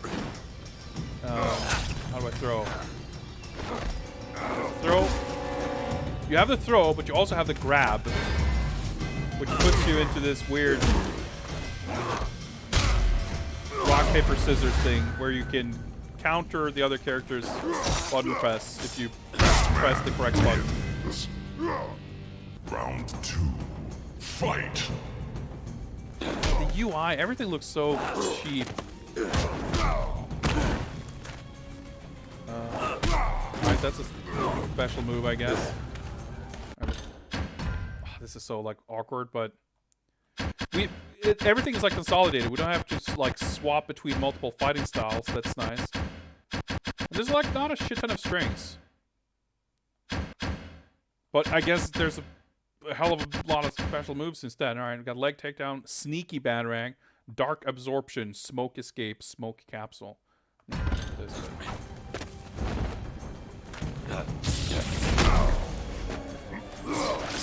A lot of the animations are like kind of terrible. Oh yeah, there's Rage, which is like some fucking bullshit. So you see, you've got the super meter. This is the MK game that introduces the super meter.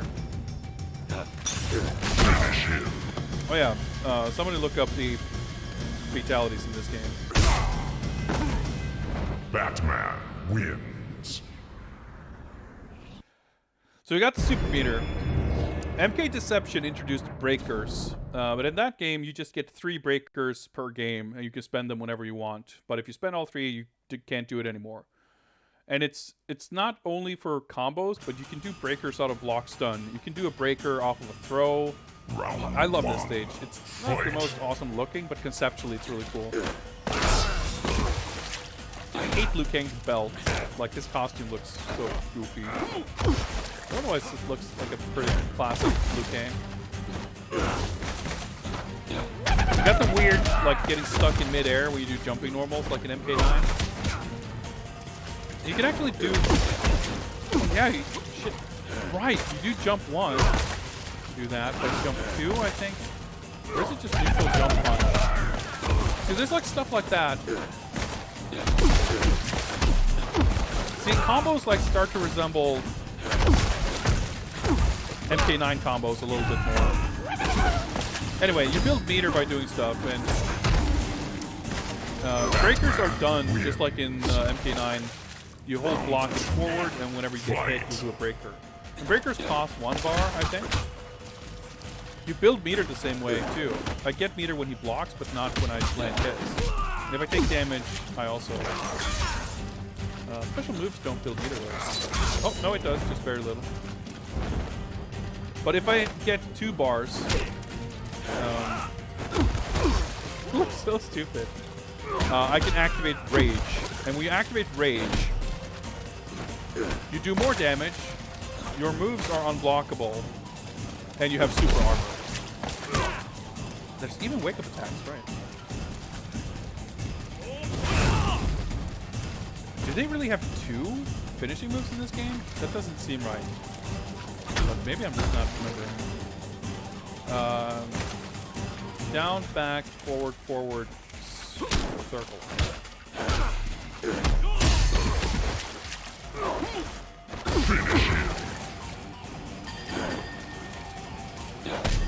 That didn't work.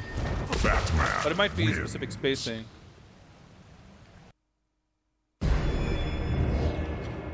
I'm pretty sure there's only 1 finishing move, though. I'm going to try the other motion and see if I can get that to work.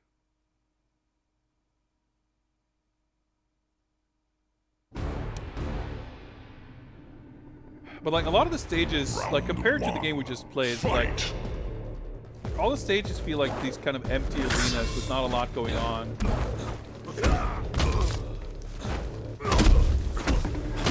As far as the combos go, by the way, this game is like got some pretty broken, weird shit.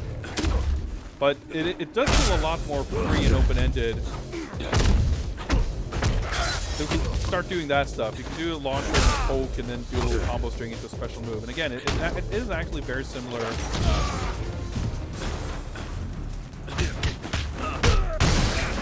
There's this too.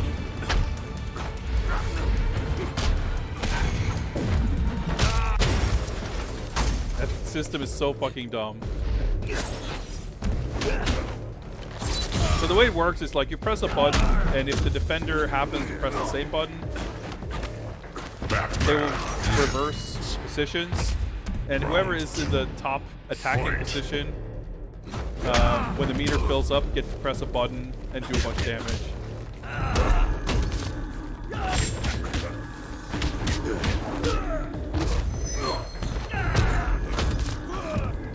So I guess I'd better just jump away here. The 3D hitboxes around corners are like super fucked also, by the way.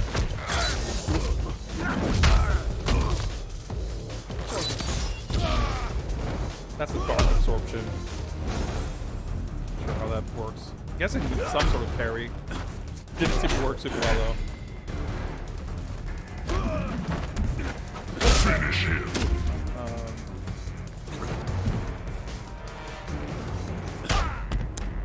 I cannot get it Batman to work. Wins. They call them different things, but the combos are the same. I mean, there are... so, the Mortal Kombat characters and the DC villains all have fatalities. But the DC heroes don't kill people, so they don't have fatalities. They have instead heroic brutalities, which is a very stupid name and a weird thing.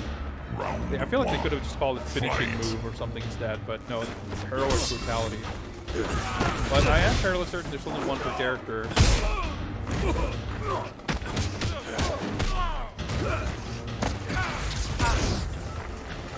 Little 3D movement. Oh yeah, so this game also has what they call pro moves, which are like basically not exactly EX moves. They're actually more like the meter burns or amplified moves in MK11.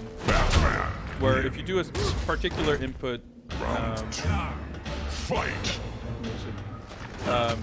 And it's different per move. See, he just did it right there. That was the pro move version of the projectile, where he adds a little backdash afterwards. Some of the pro moves add extra combo hits. Some of them make the move safe. And it's just like a prime example of a weird like Mortal Kombat-y thing, where it's like someone read a forum post somewhere about a system that makes something more high level and advanced, but they didn't actually really understand it at all, so they just made their own weird interpretation of a system like that, and it just like makes it awkward to do the good versions of moves. Super character. Well, I could be completely misremembering. Oh yeah, I guess there's battle damage. But if you find anything that says anything about the distance you're supposed to be at, that might be helpful.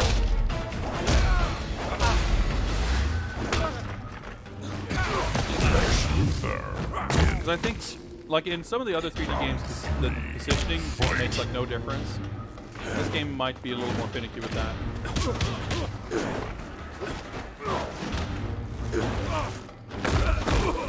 Oh my god.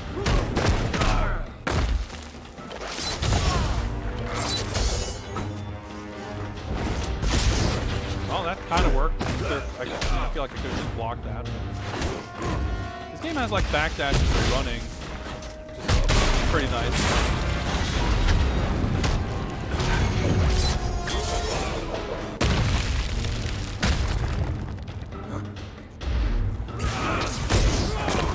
Like you feel so much more limber and mobile than in the PS2 games. Finish him. There we go. The rage.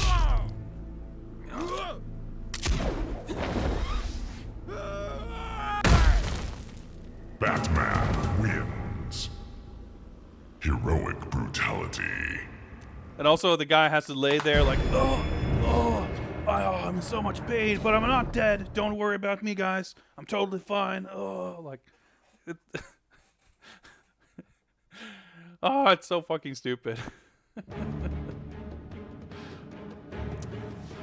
Oh man, every stage is so great in this game. Like the characters are decently vibrant and colorful, and like everyone, the superheroes actually have like superhero tights. And check it out, Batman actually has trunks. Like, dude, this game has throw skills. I did not actually expect that.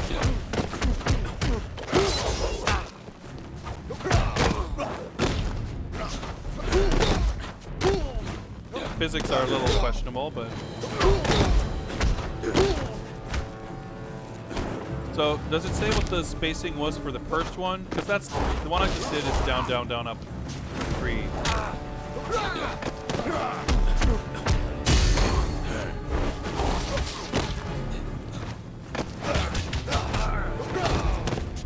So dumb.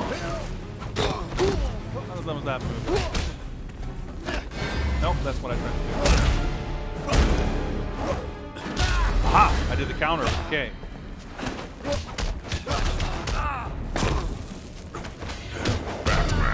Wins. Round 2. First one's just sweet. Alright, okay, thanks.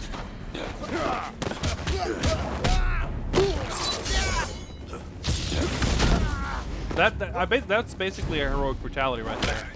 It's like pretty much the same thing, right? But it's a little flashier because there's like a smoke effect. Dude, the MK9 double NG. Except it's not even a neutral jump, it's just like a jump too. I guess it probably scales the damage, but... So this is sweep. I feel like I was definitely closer than sweep when I did it, but that's fine.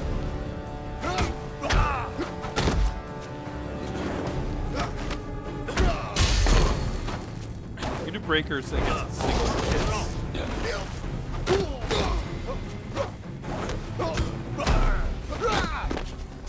Noises.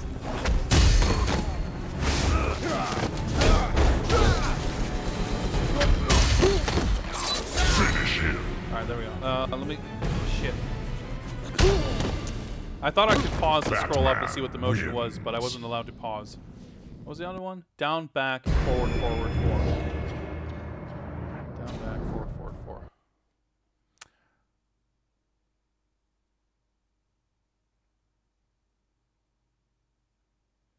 I mean, usually, especially in more modern MK games, even if it says you have to be in a particular range, it's like very generous.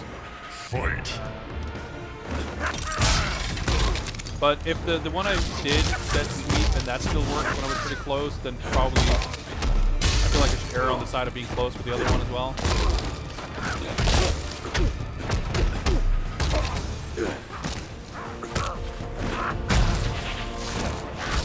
I like this version of the Joker. Like, I like that he's very much a classical, goofy Joker.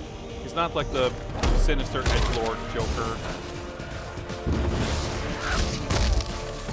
I'm actually glad that the Joker in MK11 is maybe not quite on this level. It's got a little more edgelord energy, but it's definitely this kind of a Joker compared to like Injustice 2 Joker with the fucking switchblade and emo haircut and shit. Round 2. I like his idle face.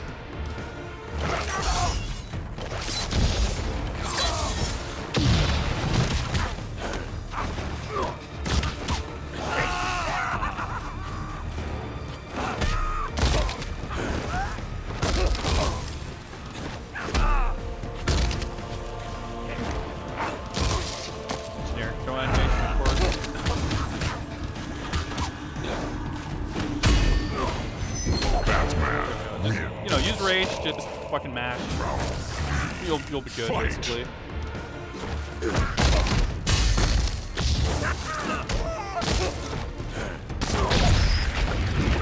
sure what's going on with this move, but it's fine.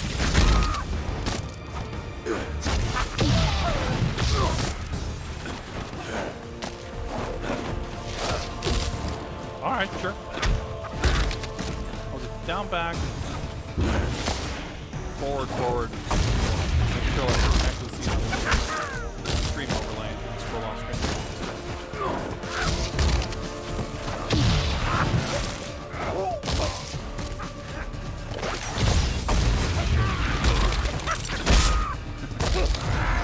Oh no, that's not good. Still takes damage even though it has armor. It's nothing.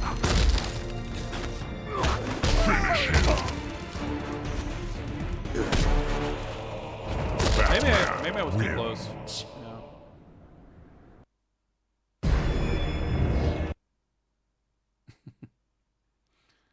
Pretty good Lex.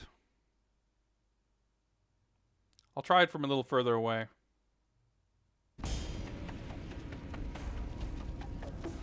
I guess this is Owa or something? Fight. Stage, I mean, I guess it makes sense. Well, I was gonna say it makes sense if I'm fighting Green Lantern, but the stages are kind of character specific to some degree. But I'm pretty sure in the arcade mode, just fight whoever at whatever stage. Like MK never had character specific stages done that way.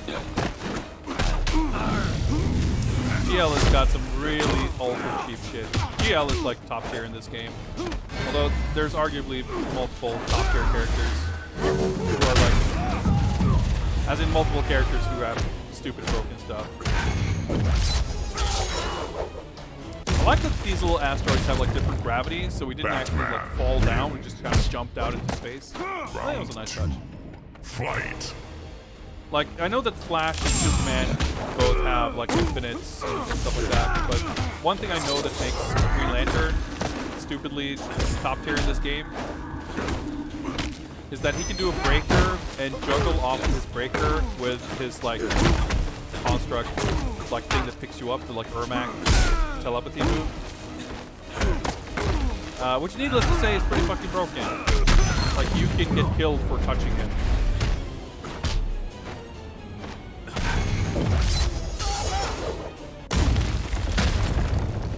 Finish him. There we go. Got it.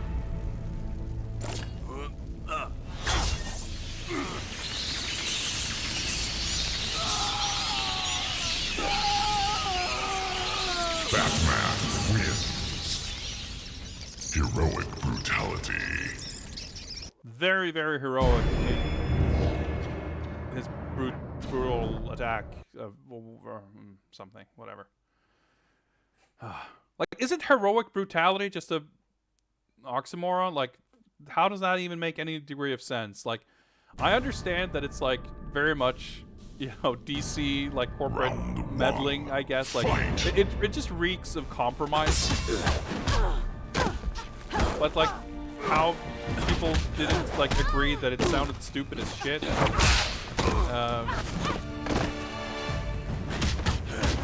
And like, not only does it sound stupid, it doesn't sound good.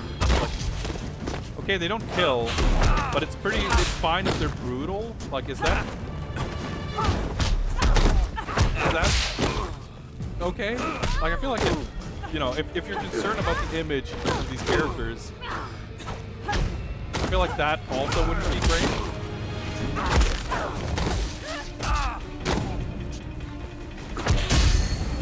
Oh, that's good. I was gonna say I don't want to burn the meter here. I'd rather hold on to it because I'd most likely use the meter and then still lose anyway. Boxes.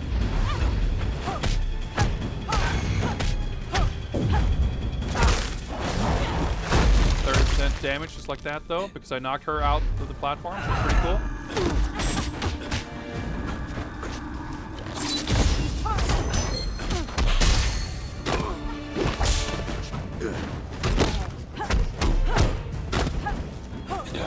There's a lot of weird shit like that where like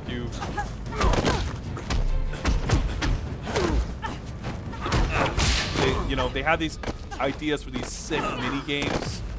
So it's like, yeah, I can do a throw, but I can also, instead of throwing and get guaranteed damage, I can like enter this weird grapple state where I have to risk not getting my damage instead. And I don't think there's like any actual benefits to doing that, like comparatively. For fuck's sake. Oh, hey, we got to see her finishing.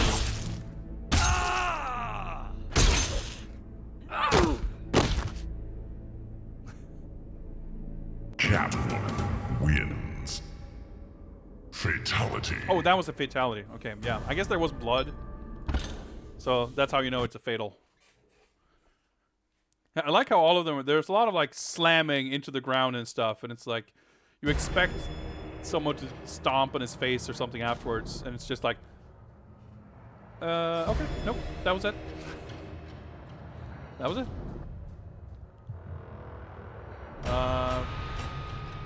We gotta pick Wonder Woman, if only for one specific reason. Wonder Woman. Kano's fatality is pretty hot.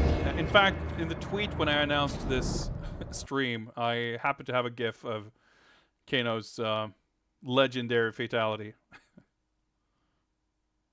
It's pretty good stuff. Actually, I should pick characters that have fatalities so we can see how brutal they are. Round 1. Fight.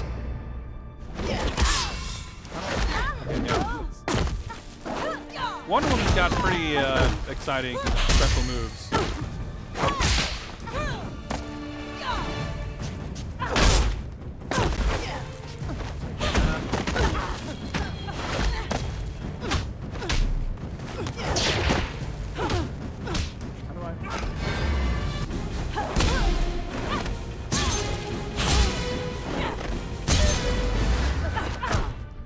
See like little button prompt to see what moves they do, but you're not supposed to match their button. I guess there's a particular counter for each of them. There we go. That's the sickest special move in any game. Have you seen a cooler special move than this? I think not.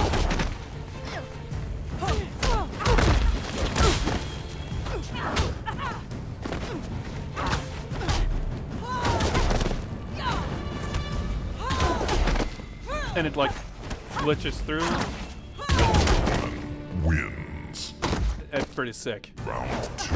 Oh yeah, if anyone can look up Wonder Woman's heroic brutalities, appreciate it. I think that's the second move too.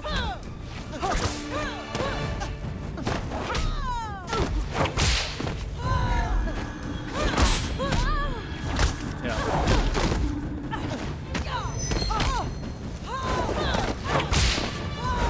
Oh, that's pretty cool, don't you think?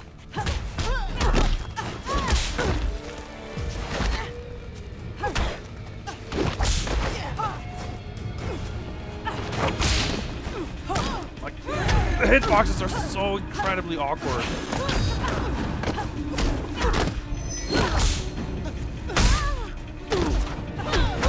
Oh, you can do it in the air too, I guess.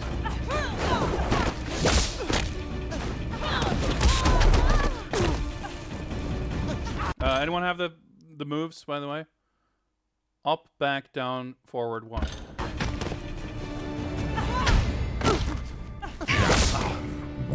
That move's such a covers such a huge space. Fight.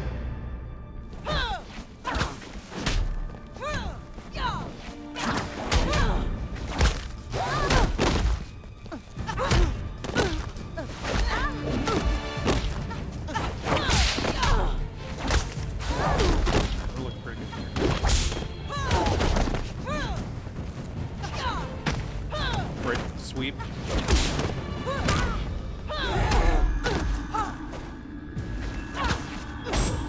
Lay there for a while. Okay, let's get some room here.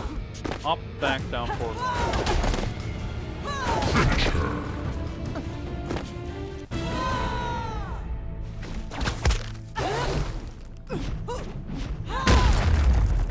Wonder Woman. Damn, did you hear that sound? Heroic brutality. Oh yeah, we can clearly tell she's alive. She's fine. Yeah, I think like the heroic brutalities are like obviously extremely pathetic.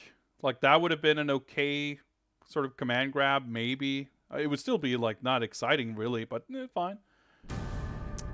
But I guess you're kind of better off picking the Mortal Kombat characters to see what you know. This isn't even supposed to be a fatality, but like what passes for a fatality? Shao Kahn with like the classic moves and stuff. I don't really like the cape and the big shoulder pads. Like, it just looks kind of weird. I mean, he does look like a nicely classic Shao Kahn compared to the MK11 version. I don't dislike his design in that game, but I really miss his MK2 look. I really want a classic MK2 skin for Shao Kahn in MK11. But in this game, like, there's just something about his ability with those proportions and the cape and the shoulder pads. Something feels weird. But it is nice to see the classic MK2, MK3 moves. That's a new move. I don't think I'll be able to get to a fatality on him though, because he's like a boss character. Doesn't really feel like it, but I believe that to be the case.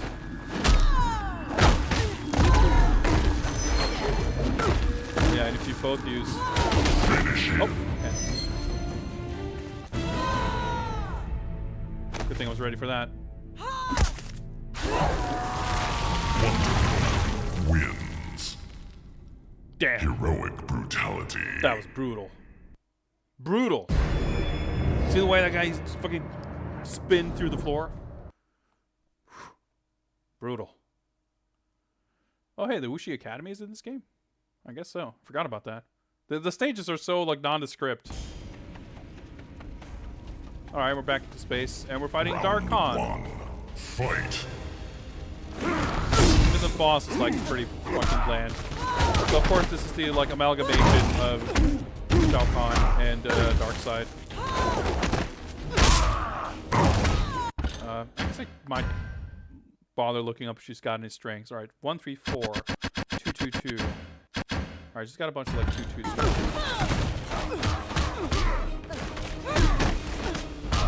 Alright, ooh, that.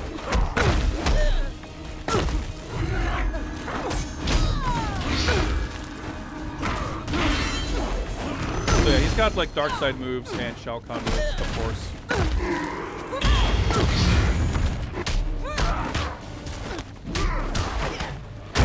Oh, okay, that just didn't combo.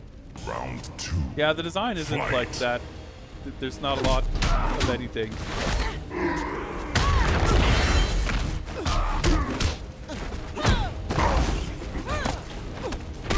And it's kind of funny too in a way, like the special moves just... You recognize them as like Shao Kahn's moves.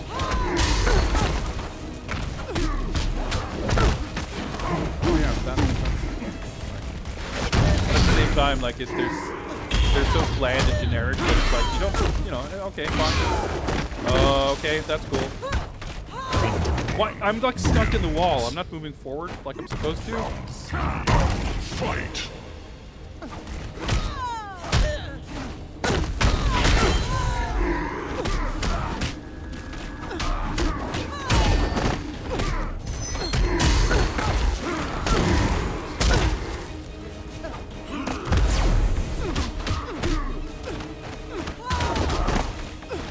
Cool, the camera like doesn't really catch up.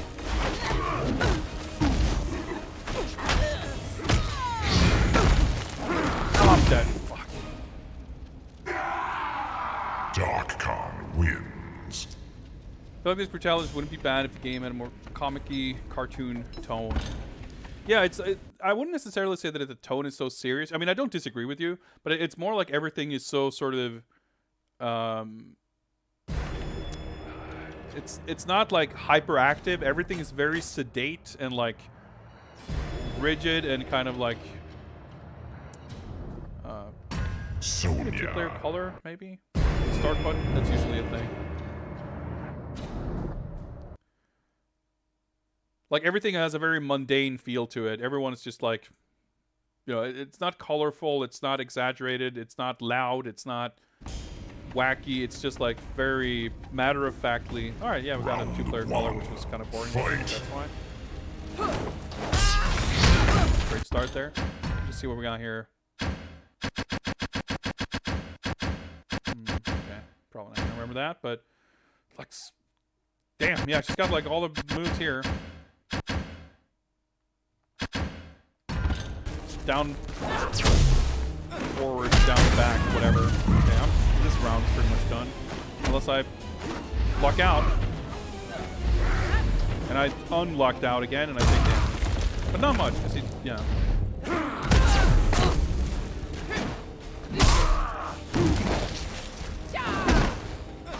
Oh yeah, that's worth it even to save it in K9.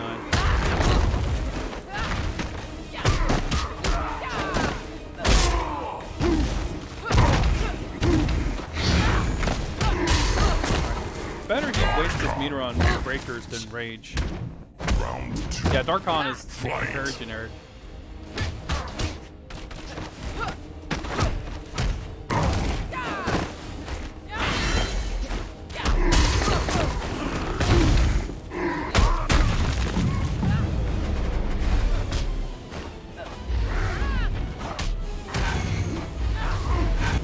Ah, too late to do the special move, but at least he took damage and not me.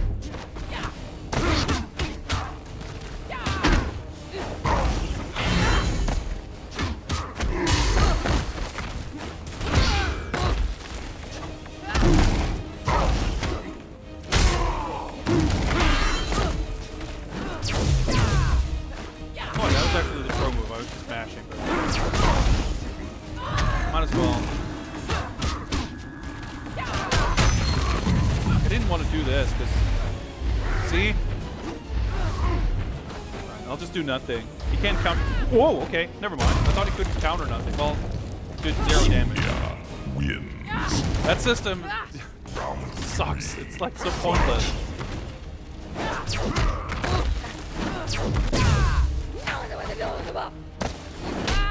FK3. You do it in the air too.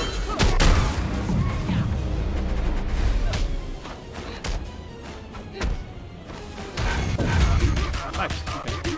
Just waited for him to whiff a counter and countered his counter basically.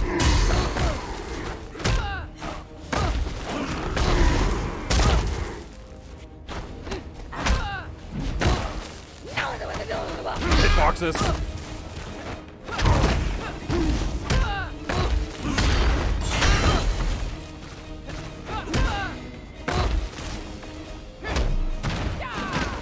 Actually, it's better if I... No, never mind. Okay, I thought there was another round. I didn't realize. I was going to say, it's better if I let him win the round and not let him build meter. But so I wanted to pick Sonya because her ending is pretty sick. We're not going to see any other finishing moves or anything anyway, so... let's try her again. Sonya.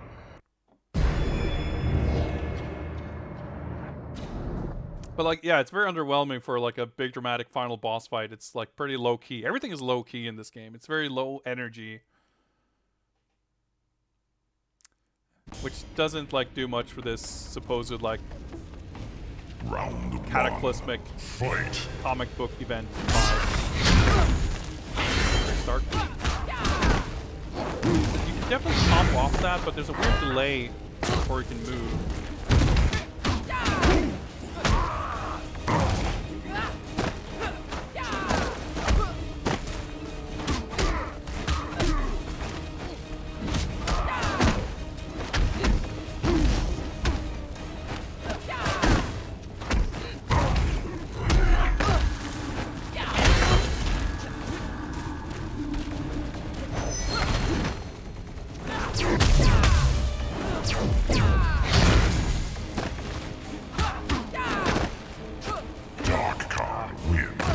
It's really tough.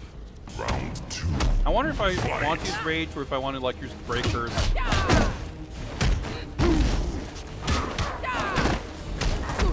feel like it's probably better to use breakers because he can do a lot of damage.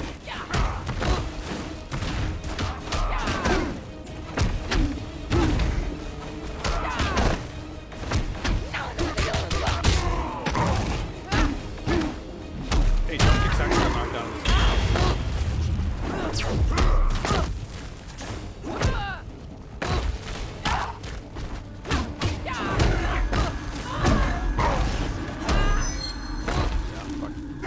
You can, yeah, so if your opponent uses rage, you can activate rage and like basically it nullifies it. So it's nice to have for that, but the combos, like the juggle combos, are a little awkward, but they're Sonya. It still feels a lot better than in the previous games, but you gotta be pretty specific. It's like, I mean, it's not super tight. It's more like that it's specific. Like the timing windows might be pretty lenient, but they don't appear necessarily when you expect them.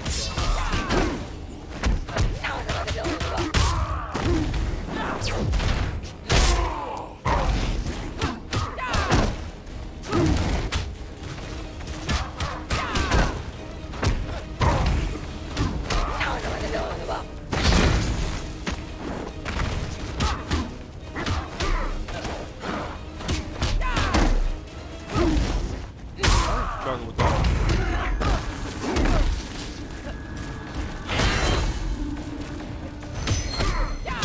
Alright, great. Burn the speeder too. We're in a great position. Let me just see. What was the other? Ring of Doom. Oh, she does have the kiss. Okay, back, forward, 4. Back, forward, 4. Fight.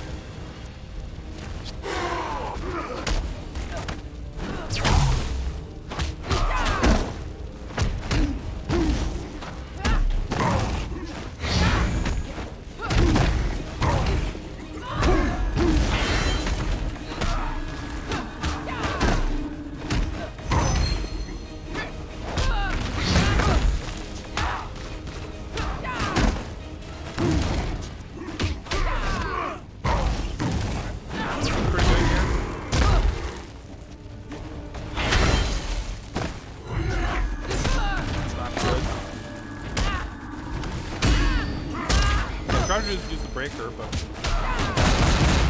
we did it. He's all confused. It gets really bad. That's satisfying though. See, that is exactly what was missing from MK Deadly Alliance. During the World Merge Crisis, a member of the Green Lantern Corps was killed. At the moment of his death, his power ring traveled to Sonya, taking her as its new master. When the worlds were once again separated, the ring stayed with her. Now she has the ultimate weapon, but only one charge. She must use the ring sparingly until she can find a way to replenish its power.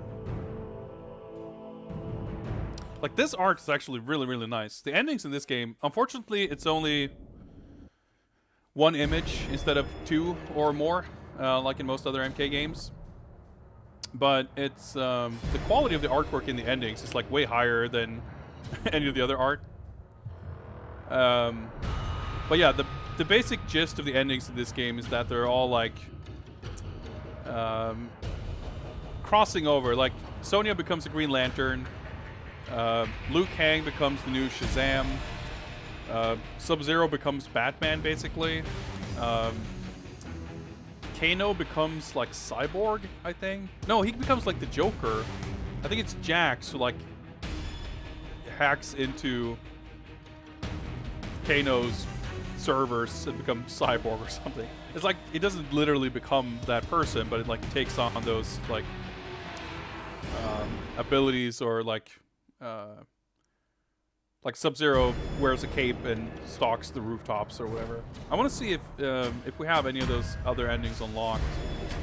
I don't think we have that many of them unlocked probably on this like save data. Oh, a couple of them. Sub-Zero.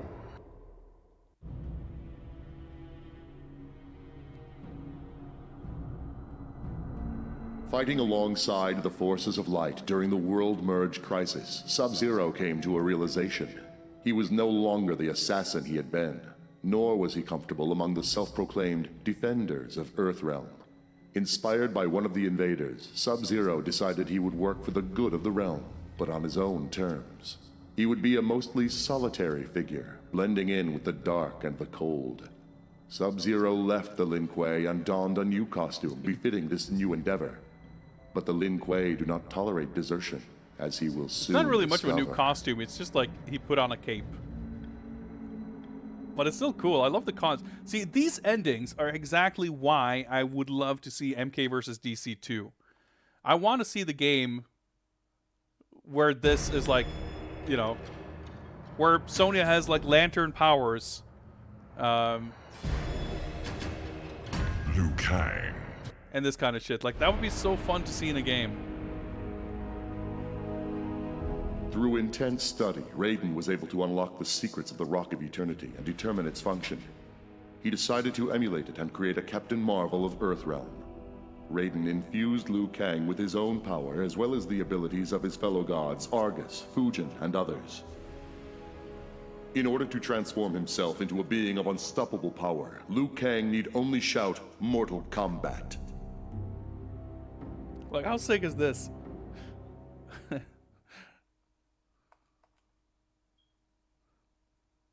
Yeah, I love these endings. Green Lantern. Yeah, it's fucking Mortal Kombat Armageddon. On a distant planet, a huge pyramid unexpectedly rose from beneath the ground. Its origin was unknown, but it seemed to emanate energy similar to what Batman detected from the invading universe. Green Lantern's nemesis, Sinestro, has learned of the pyramid's existence and is eager to acquire whatever secret it might contain. Hal Jordan knows only that its energy is dangerous, and that the Green Lantern Corps must stop the Sinestro Corps at any cost.